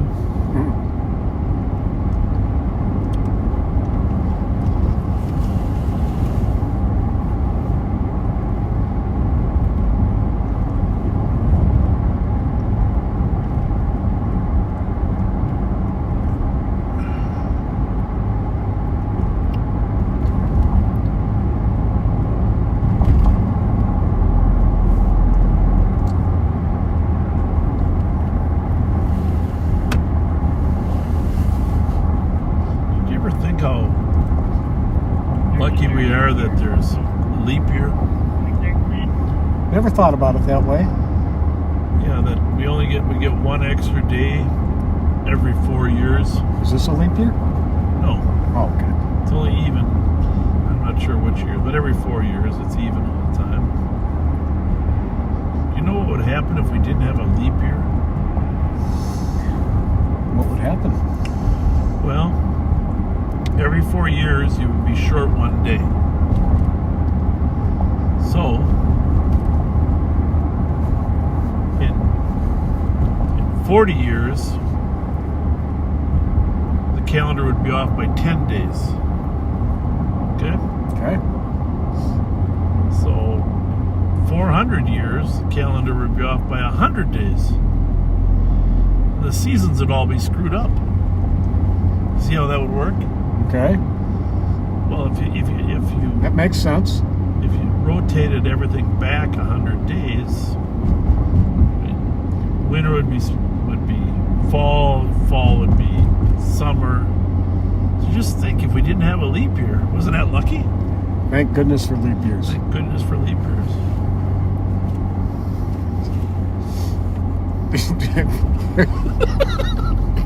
Do you think we're running out of things to talk about, folks? Oh. Do you know, it was a good thing somebody thought of putting an extra day in. You know what his name was? What? Oh, I don't know. I figured his name is Leap. Right? Yeah. Oh my goodness. March 12th, we go to daylight savings time. There's another interesting fact. What can we talk about that? But I want, just for the record, there's no savings. The daylight is the same either way. You know that, right? It's just that it's in a different time of the day. Copy. Can we do a single ping over phone real quick? And we were just advised that leap year coincides with the Summer Olympics years. Okay, good to know. Good to know.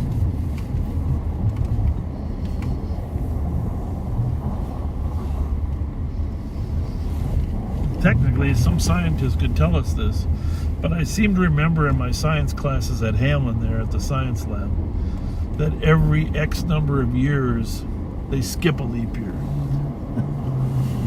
because you can't rotate exact. I'm not getting a shamrock shake. I didn't love the shamrock shake. You didn't, huh? No.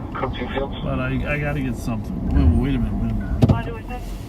What's this sign say here? 7160. It says, choose your favorite crispy chicken sandwich. Doesn't that picture look good?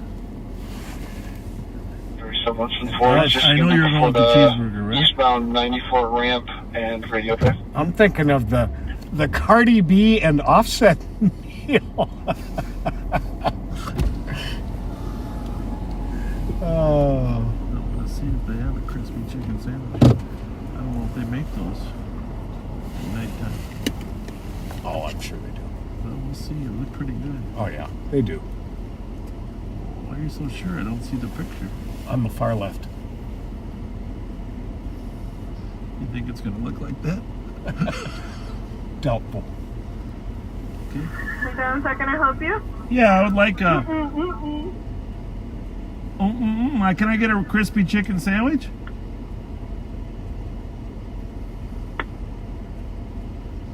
Crispy chicken tenders? No, sandwich. The crispy chicken sandwich? Yes. It looks pretty good in the picture. And do you have some cherry pie? No, we only have apple pie. Perfect. I'll have an apple pie. Hold on one second. What are you having? Nothing. And then one plain cheeseburger. 20? One plain cheeseburger. One plain? Yeah, what happened to my chicken sandwich though? It's not on the menu. It's not there. No. McCrispy.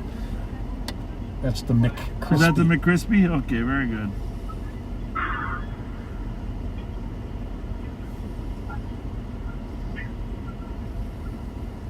So you want that crispy chicken, that cheeseburger plain, and the apple pie? Yeah, exactly. Anything to drink? No, thank you.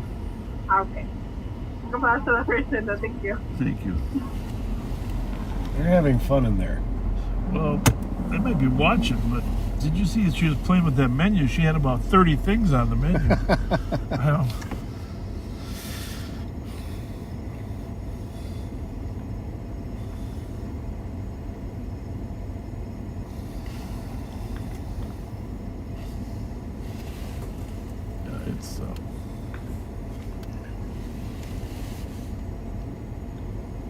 time.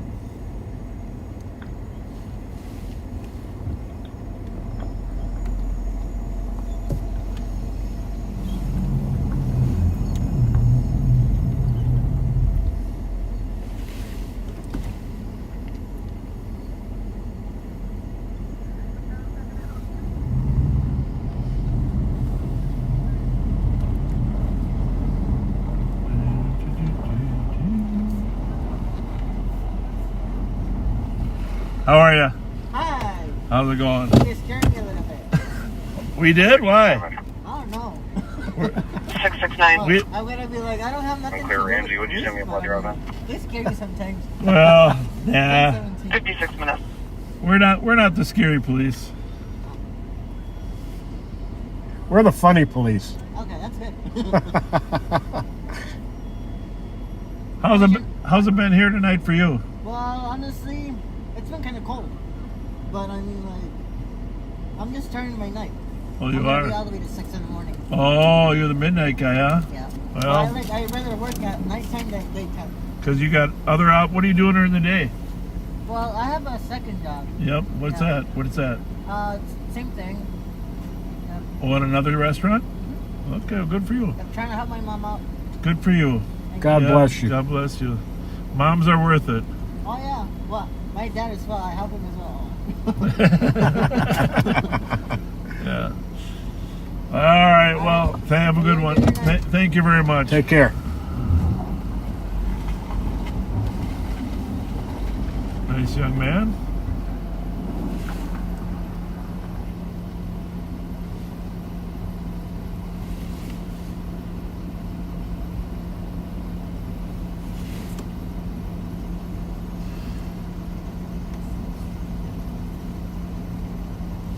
You know, there was a guy once that fell asleep right here in this drive-thru. Yep.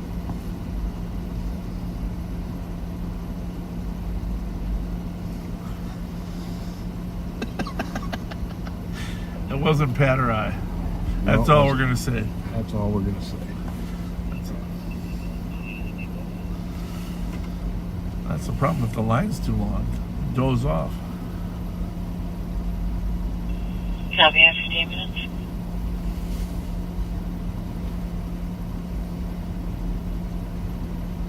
That is one hard-working young man. The kid that's working double? Mm-hmm.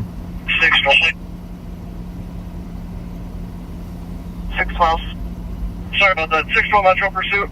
Oh, here we go. 612 Metro Pursuit. That's... What's your 20? I am eastbound 94 approaching Lex. I was out on the stop and they took off. Well, reason for stop was speed. Plates are in the event. All over the road. Possible impaired driver. Eastbound 94 from Lex now. Mark and Chad, eastbound 94 from Lex, State Patrol Pursuit. 59 minutes. Speeds are 110. Hazards are on the vehicle. Yeah, I'll be down at Dale and Uni now. Speeds 110. Laura, Zebra, Victor, 667. Moderate traffic. Eastbound entering Dale. Moderate traffic exiting Dale.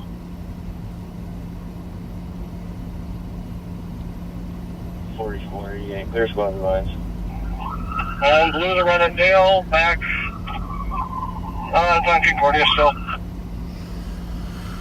Well, Blue the red at Dale. can't really use the reds in this line. I will be discontinuing, going back to routine traffic. Not sure if you can happen to get on camera. It does have a hazard zone on Concordia. Oh, good.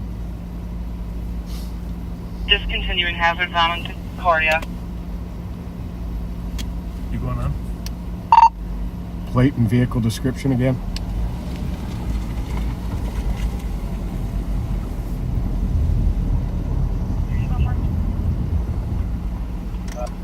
Victor 627 comes back to a Dodge Neon Silver color out of Maple Grove, still eastbound on Concordia, Thank you. now southbound Kellogg. Thank you. Southbound Kellogg. 101. You gonna tell them that? Yep. They 69 Metro, watch Ian Kellogg and see if he gets back on me. Southbound Kellogg from Concordia, from Marion. Just follow him, then just going downtown. He's pulling into downtown. He's coming up to 7. He's on it. Yeah, we don't want to chase it until it's out of downtown.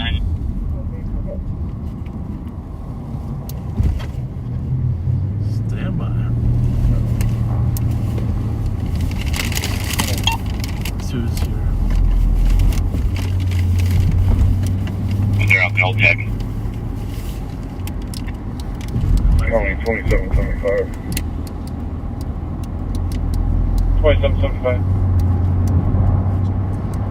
State vehicle is on Chestnut and Exchange. One southbound Exchange. Lights and siren are going. He's running from. He's a Dodge beyond that state Fletcher. Yeah, I'd be able to go to LTEC. They're still on. Okay. Call Mark Suki. Put us on mute for that minute.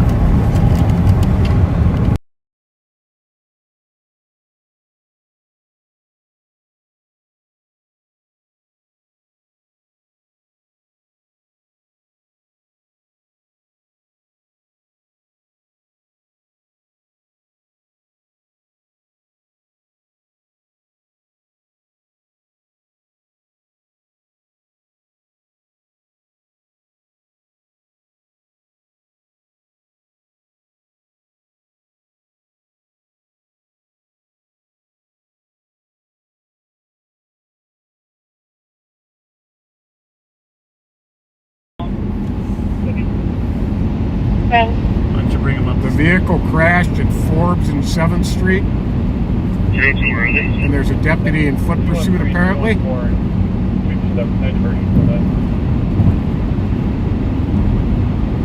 me a 7th and Forbes. For Christian Smith and Ford, B4 vehicle that crashed and we're pursuing on the Patrol squad. Party fled on foot northbound from the crash location. Working on the description. Where is the crash location? 7 Ford. 2-2. So the beauty of that is the cameras. Metro, did you say flood northbound? Cameras actually follow the car. Negative. 27. Looks like carrying back on LTAC 1 and they're assisting State Patrol. State Patrol cameras were able to Got see to take the one into car. custody, 104. Cameras are LTAC 1 on 1 in custody. 104. One in custody? One in custody. Sounds like Chad got him. Copy.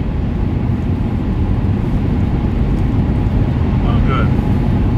7-2 or 441 in custody. So what you heard there is the State Patrol was chasing his car all over the road, thought he might be intoxicated at 110 miles an hour from Lexington on the freeway. Got off the freeway, got up on Concordia, and then he discontinued his pursuit. But the car kept driving recklessly, and the cameras, State Patrol cameras, and great job to the camera crew up there, were able to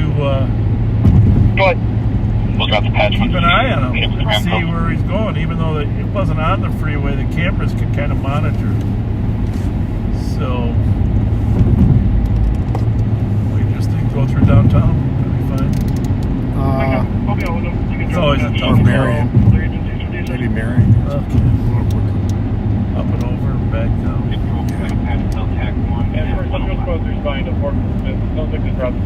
Do we still have another pursuit?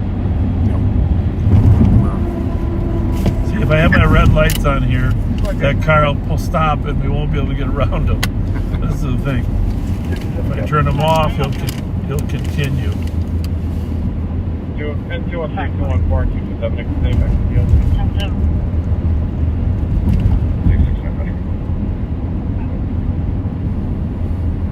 520, copy that. 669.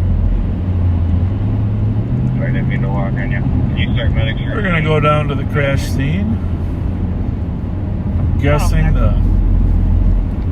our stalkers will be there. 518. Have a good night, 106. Hopefully they'll stay on the sidewalks this time. 658.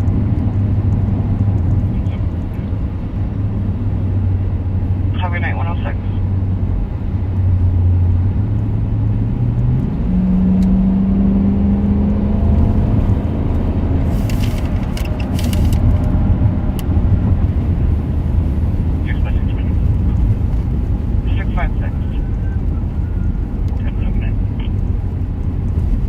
Have a good night, 107.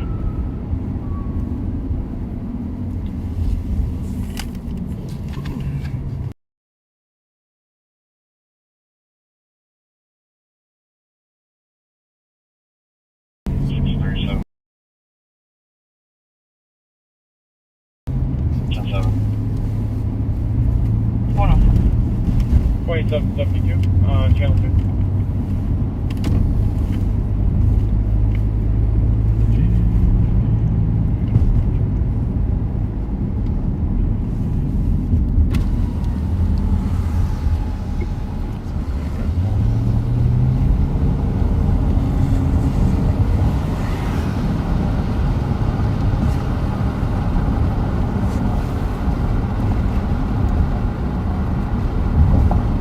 They're not so used for Ramsey County Captain.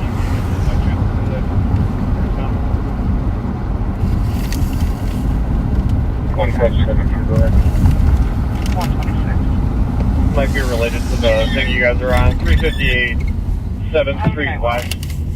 Open line. There's a automatic message saying a person with an iPhone was involved in a car accident. Copy, I'm guessing that's related, but I'll confirm in a minute. So I mean, I have the phone number if you need it. Does the iPhone call automatically? Well, they might have that. You know, they have the cars. They have phones that will call if they suddenly come to a screeching halt. Only on leap years, though.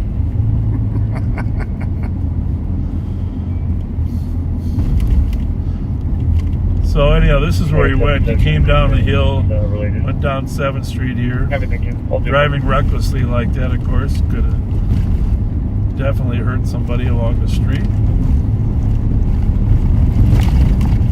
Hate to hurt one of those young Minnesota high school hockey players.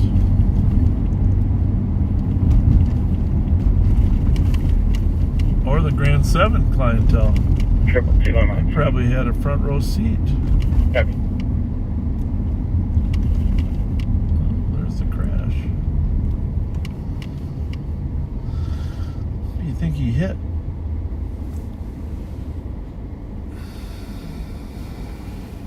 Another car.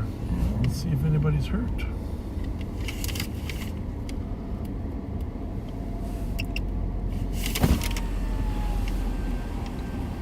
What do we got, Mark? Hey, Sarge? Yes, sir. Coming around.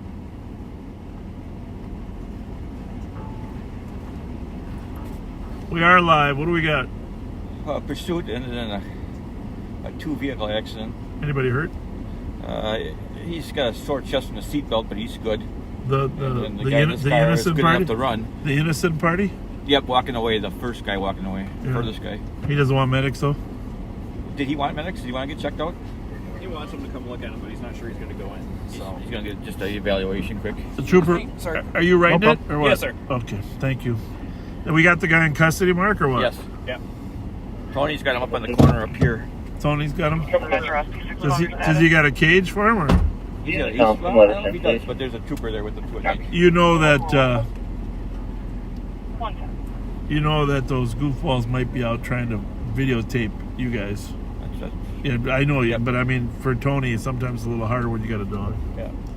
Just I'll to make. go up there and check with him. Yeah. But, Hey, all right, good work.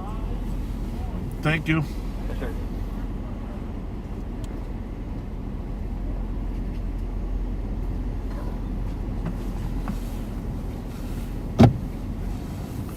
Triple 2 callers stepping out. Hopefully no one's hurt. Thank you. You're welcome. And 323, I copy, took the alarm at 256 3Ds, their cousin Salton, for audible burglary alarm. Alarm company states that there's someone at the main entrance lobby refusing to leave at 111. Oh, tipping down a little bit. Yeah. All right, now I'll eat my crispy chicken sandwich now. How about you? Now you're hungry. Now you waited long enough. Sorry, that cheeseburger. Here's a crispy chicken.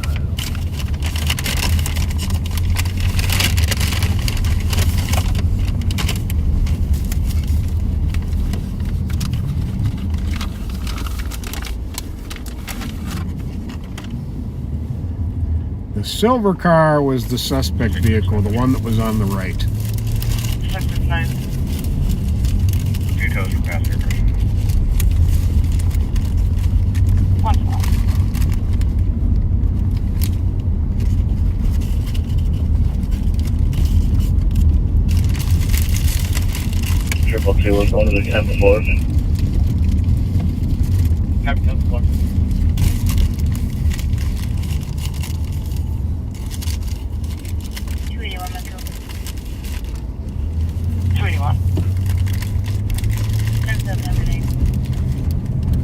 Have a good one. 112.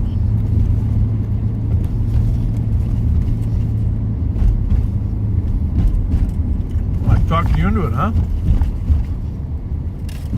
Yeah, a little bit here. Thank you.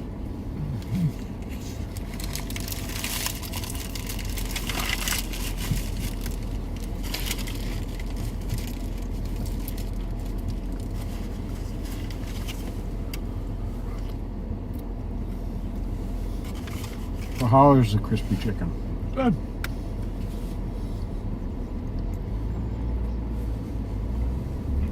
Oh, sorry.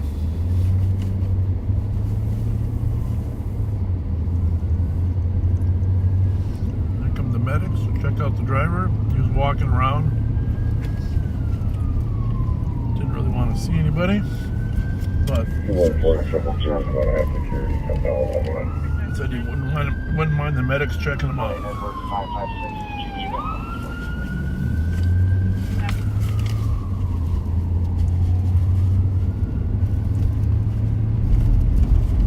Think if that ladder ring came to get me when I had a sore chest, I would say, do you think I could try going up on the ladder for just a little bit? Get some air. I took a firefighter test. I think it was in Columbia Heights when I was about 18 or 19.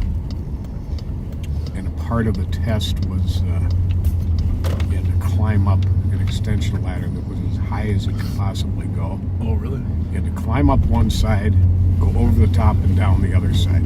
Oh, I did it, but my legs shook the whole time and I decided I did not want to be a firefighter.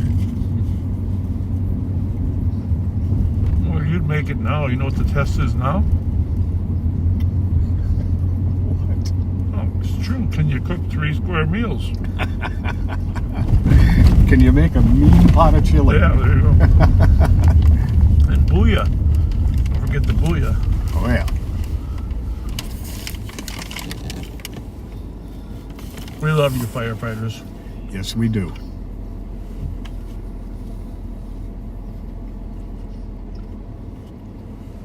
But you should invite us over when you're cooking crappies. Indeed.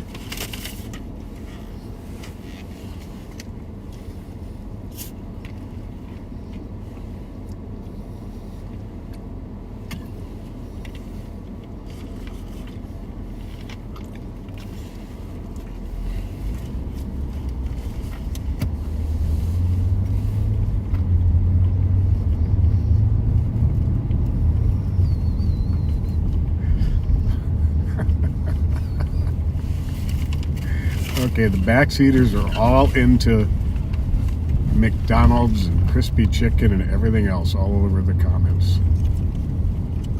Are they hungry? I'm off for some McShut-eye. Somebody said, McNight. Nick St. Paul. What's going on there?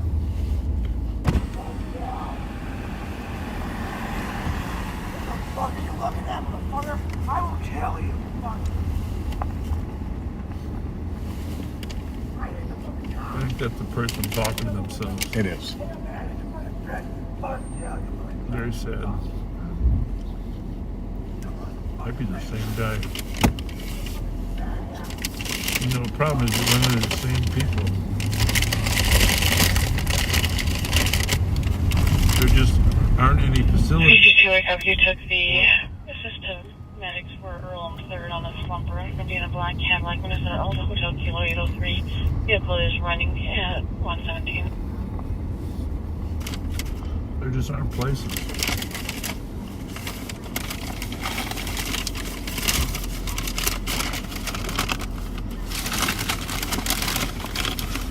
You can put the garbage in there now. Would have got you a pie if you would have asked. I wish I'd have gotten that crispy chicken. Well, that's the. That's still. That's oh, the that's electronic the, yeah. machine called yelling at it. I'm gonna get that McChicken next time. 212. Okay, 214, cancel. 214, copy. I do, and then you can cancel 223. Yep.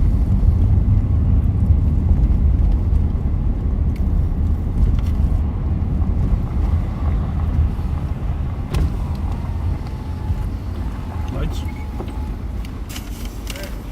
Remember when you pulled me over when I was getting off on Hyacinth? It's been about, remember I was jumping out of another cab and you guys were looking for somebody over off on the east side. Okay. Our mechanic just called me on the phone. He said you were behind me. He's been watching you all night. Oh. And I'm like, well, why the fuck are you calling me? It's illegal for me to be on the phone. Good for you. Hey, we weren't following you, but thank you. Yeah. Thank you. As a welfare check, caller advising that a claim that suffers from schizophrenia Here's while your working in the sober house and That mechanic, you're in trouble. describes the blackmail. I'm calling your buddy. 3 to 25. Getting him on the phone. I'm trying to get him in trouble. That's funny. Medicated with narcotics. See, this is a great example. This is a great example of what really goes on in police work. People are out there thinking they're being followed, okay? Everywhere there's a police car, is that police car looking at me, right? Is he running my plate? Is he going to stop me? What did I do wrong? And what is the policeman really thinking about? Can I find a napkin so that this apple pie isn't all over my hands? That's just the reality. We're doing regular things like everybody else. See what this lady's on the. Is he bothering her? How you doing? You doing okay? You on head to a shelter, or where are you headed? Yeah. All right. Anybody bothering you? You're all good. I'm okay. All right. Good luck. Yeah. Thank you. Hey, ma'am. Oh, I got something for you. I forgot. We got one thing for you. Okay. You know where the Holiday gas stations are? Yes. Well, these are two $10 gift cards at Holiday. That's awesome. Yeah, you bet. God bless. Thank you. Take care now.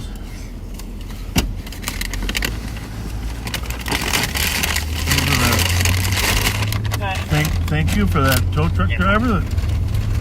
What did you say his name was? Chris? No, Jeff? No. I can't remember. Okay. But no, back to that whole thing, you know. The cops are either eating a burger or... Hey, guys. And DOC 300 Street East.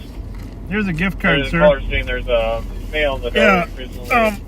These are for Holiday? White shoes, black pants. Holiday, you can find a Holiday station, though, right? Yeah. These are two $10 gift cards for Holiday, so you're very welcome. Good luck to you. Thank you.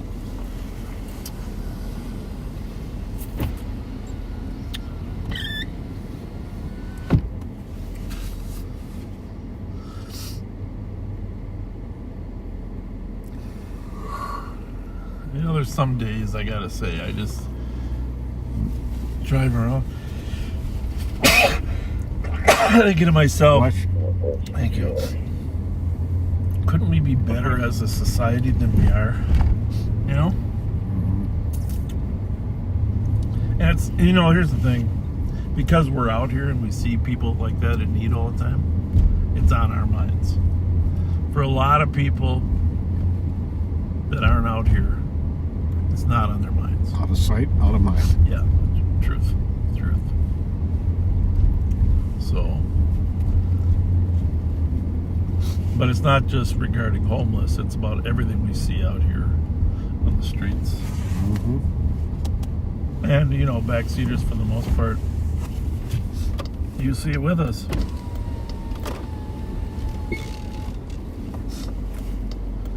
But you do have to someday just say, how did I get so lucky? You know? Definitely. And I'm not in that situation. 214 and 222. And how did other people get unlucky? You know? You guys want to search for an alarm 735 Olive Street at Capital Wood Products. The audible covering the entry exit alarm. You guys all good? You okay? 122.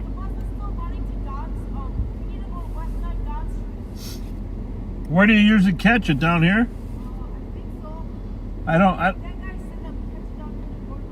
I think you go down here, yeah, catch it at the bus station, but I know I'm not. That's the problem. I don't know the bus routes. But the main bus station is down there on 5th Street. Yeah, wish we could help more. 123. Bad for these people. Yeah. Ran out of holiday cards. See something up here. It's like a Dairy Queen card. I got a Dairy Queen card, but I don't think those are for something else. I don't know. I just struggle with the whole.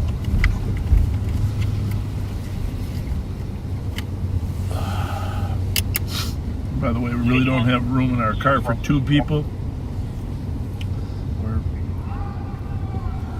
Got a bunch of equipment. What's going on? Come from earlier today on that 901 Ham call. Was that Bob? Police stating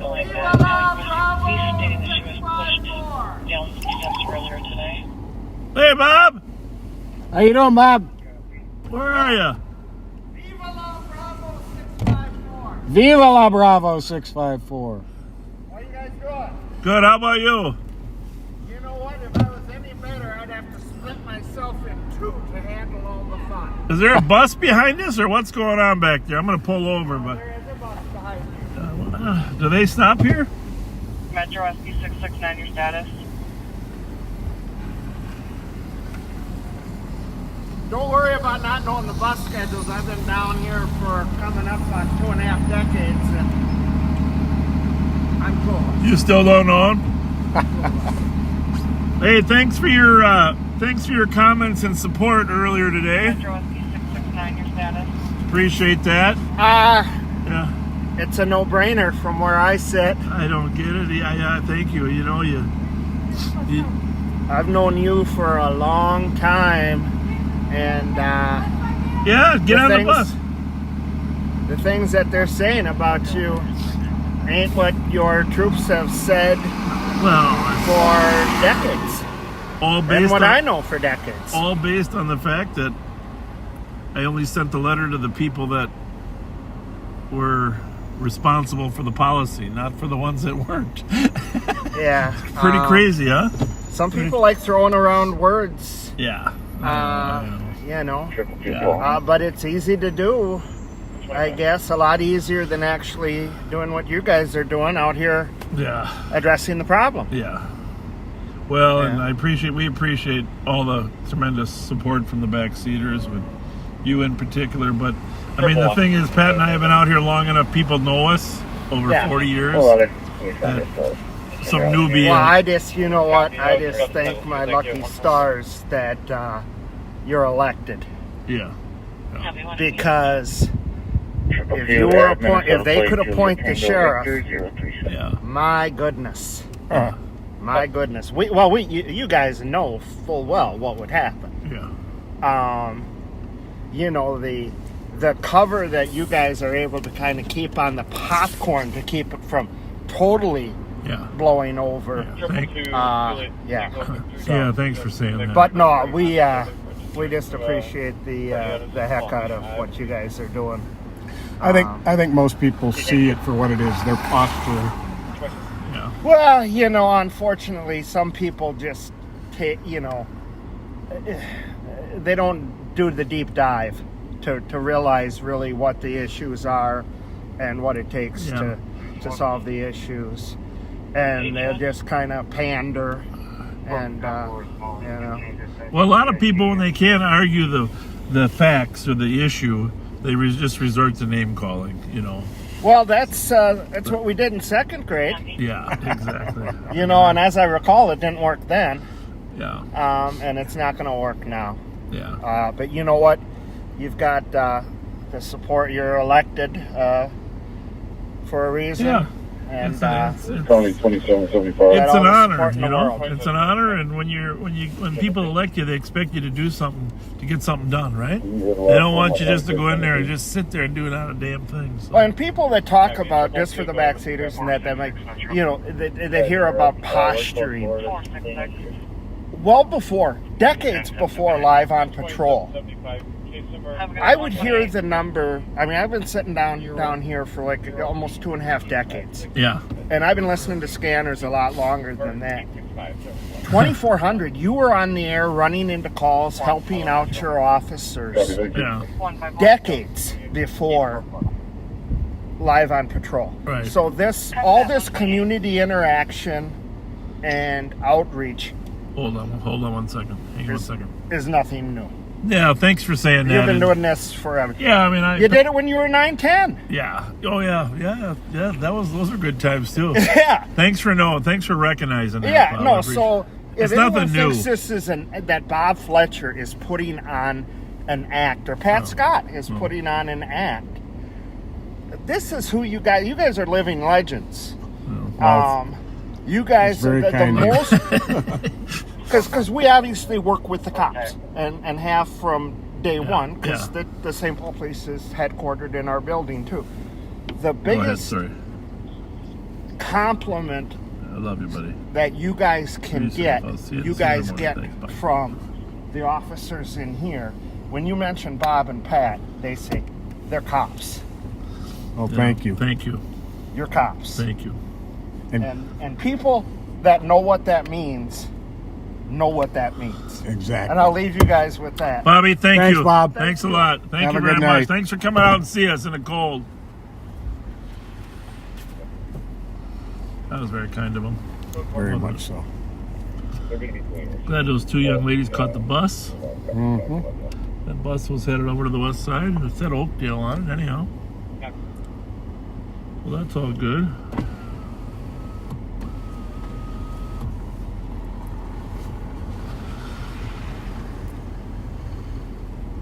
A lot of our backseaters, just when Bob was talking, they really appreciate him, you know? Absolutely. Yeah.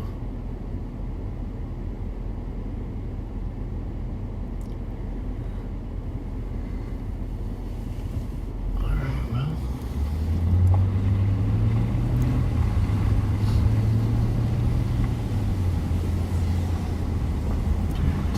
well, Bob Fox, if you can hear us, this is a great comment that somebody just made about you. It says, I don't know this guy, but I like him 100%. He's a quality person. Yeah, Bob Fox is a quality person. Well put. And he's been, like he said, he's been around here long enough to know bullshit when he sees it. Oh.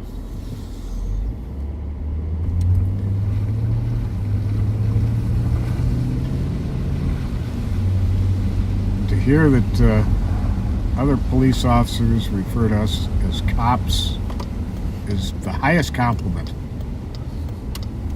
a cop can receive. Well, I appreciate Bob noting that even in my first 16 years, I was out on the street. And then when I went back to St. Paul for 3 years, I was working as 910, which was the watch commander on the street. So it's nice to have somebody that actually paid attention to your work history, you know? Mm-hmm.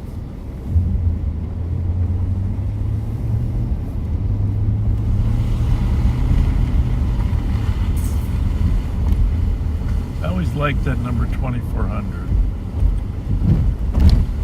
because, well, the county has the 2000s, 21, 22, and 24, and now 25s. But I always liked 2400 because it just implied you're working 24 hours a day, right?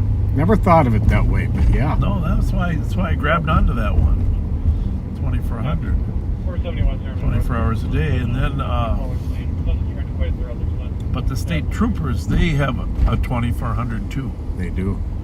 And they tried to talk me out of giving it up when I came back.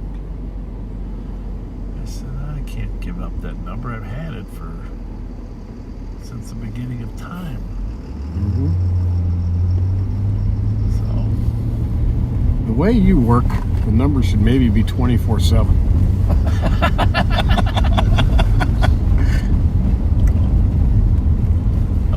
Having a number that's a little shorter. Nah, I think it's perfect.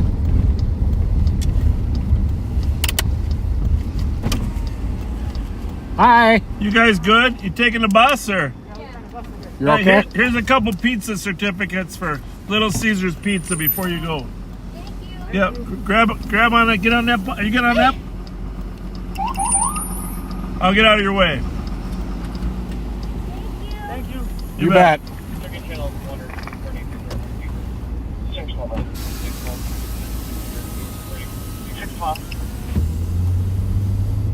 They have 2 dogs? I think so. Did you have a 60 or 70 car meet with them? Well, this is the thing, you know, when we see families like that out with stuff, it seem like nice people, right? And they're, you know, normal, they're just down on their luck. Exactly. Polite? Very. I don't know. It just bothers me. It shouldn't be. It just shouldn't be. There's our old police station there.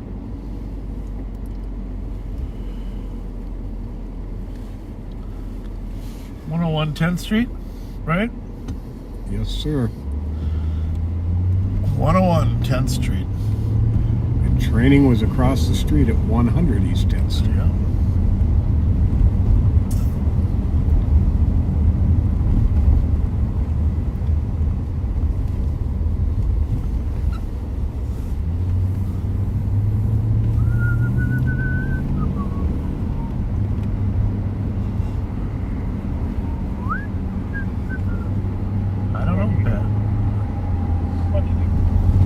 Got them surrounded. Yep. Scared them indoors.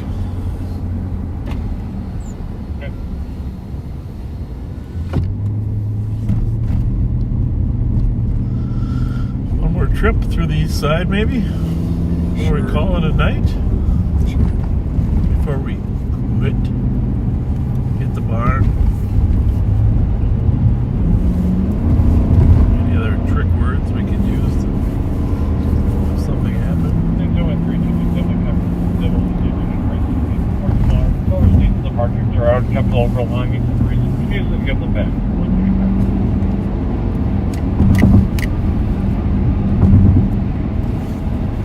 Extreme weather protection, weathertech.com. Health partners, time savers. Video visits, online scheduling, mobile check-in. How am I doing? You're doing great. Just drive around and read the billboards.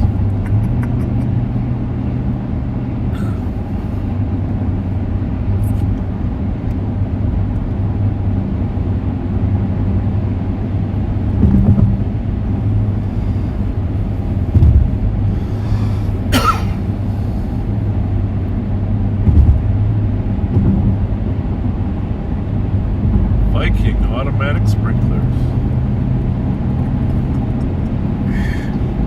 Get some advertisement for these local businesses as long as we're driving by, huh? Either that or we're getting McPunchy.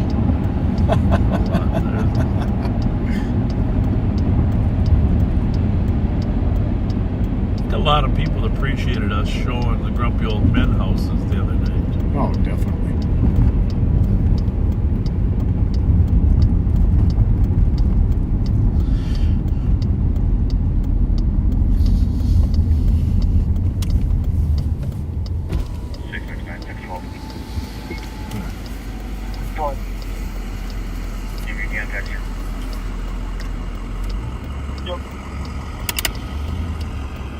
You good? Okay. You bet. So there's a positive mental attitude, right? Mm-hmm. Big smile on her face. Yep. But in reality, she's walking along the freeway, right?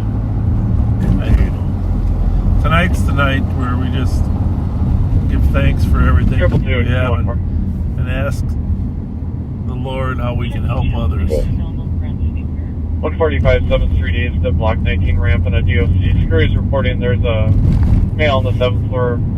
He was going to leave. Also threatened to kill the cop and had his hands in his pockets. No weapons were seen, however. He describes a black male. He's 40, thin build, 6 foot, wearing a dark jacket. So we apologize that Nicole was on vacation this week, but I do have an announcement for those of you that are still paying attention, still awake. On Friday, next Friday, we are going to do a 12-hour marathon. We've never done a 12-hour. We've actually done one 11-hour, but we've never done a 12-hour marathon. We're gonna start with a 12-hour marathon starting at Friday at 3 o'clock. 3 o'clock, and we're gonna alternate between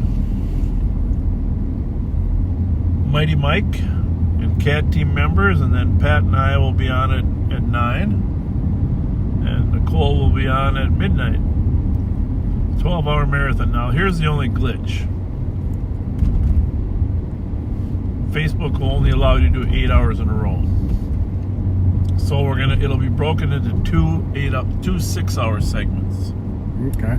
12-hour segment, a 6 and a 6. So Mighty Mike, CAT team, and then a 10-minute break, and then Bob and Pat and Nicole. 12-hour marathon next Friday. Should be fun and exciting. We'll try to do something we've never done before. 213. Can you give our that is a call back and see if she's still at the... Spread the word. 12-hour marathon next Friday.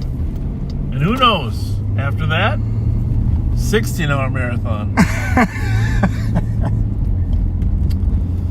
We'll start with the 12. See how we do. Got enough trained officers on the camera, we can do a 24-hour marathon. Pat, why are you not saying 2400, 24/7. I like it. 2400, 24/7.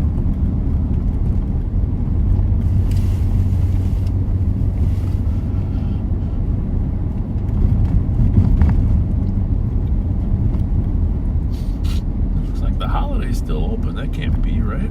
Oh, just the outside. 213, I got voicemail and call back to the cop. 213, copy.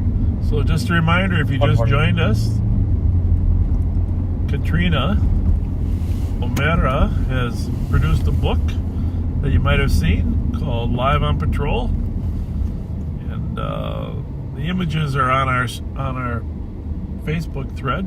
If you're a YouTube viewer, you can go to the Facebook Live on Patrol and you can see the images. And she's created a website, liveonpatrolbooks.com, liveonpatrolbooks.com. 89. And she's selling the Live on Patrol book, which if you got kids that are Live on Patrol fans, it'd be kind of fun. Or if you're just a Live on Patrol fan, 141. hang out of that book until we hook up with you and get a picture. Put that in there. And since we spoke with Katrina earlier tonight, She has instituted international shipping for the book. liveonpatrolbooks.com. Yeah. About 80% of our viewers are from the United States, but 75 to 80, but a big chunk from other countries.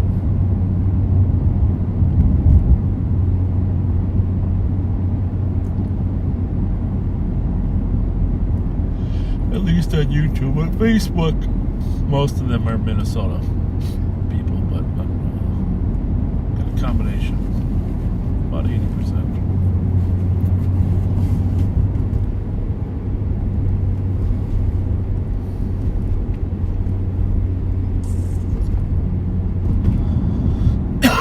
Well, one more drive down Frost Avenue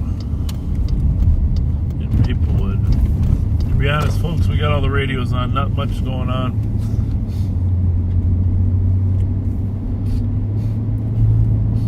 My grandchildren are in town tomorrow for a little activity. I want to try to catch them. Oh, fun. So, I'm looking forward to that. So I think in a few minutes we'll wrap it up, Pat. That sounds like a plan.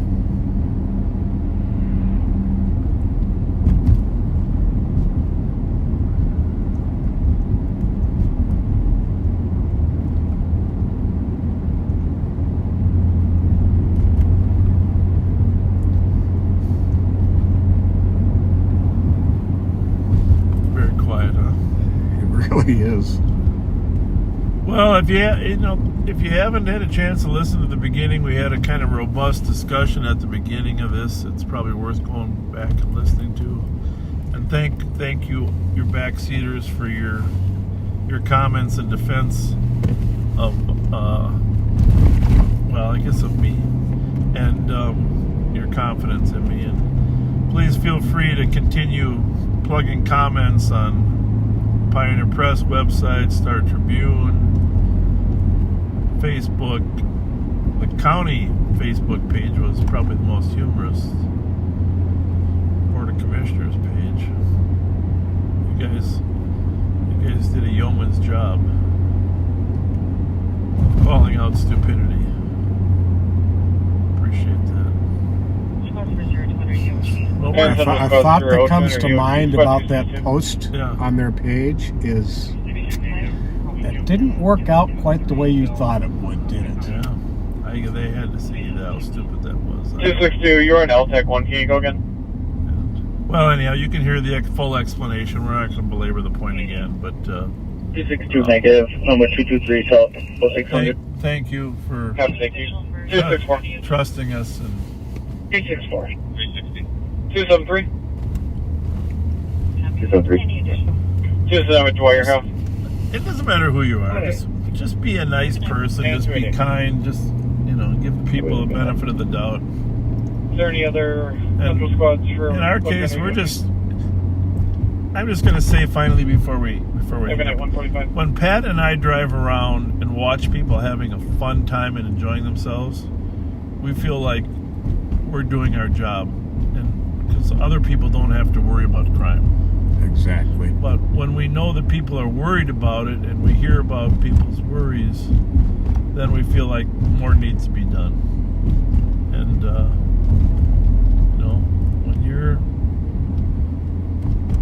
when this public is enjoying themselves, things are good. When they're fearful, we have to improve. So that's our job. It's our job to make sure everybody else can go about their lives having an enjoyable life. Spot on. So we're going to let you go. Thanks for everything.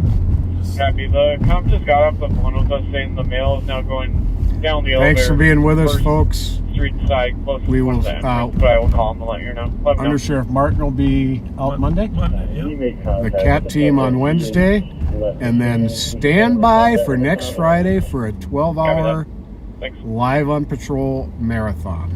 3 p.m. to 3 a.m. Keep being kind, okay, folks? Have a great weekend. We'll see you next time we go live.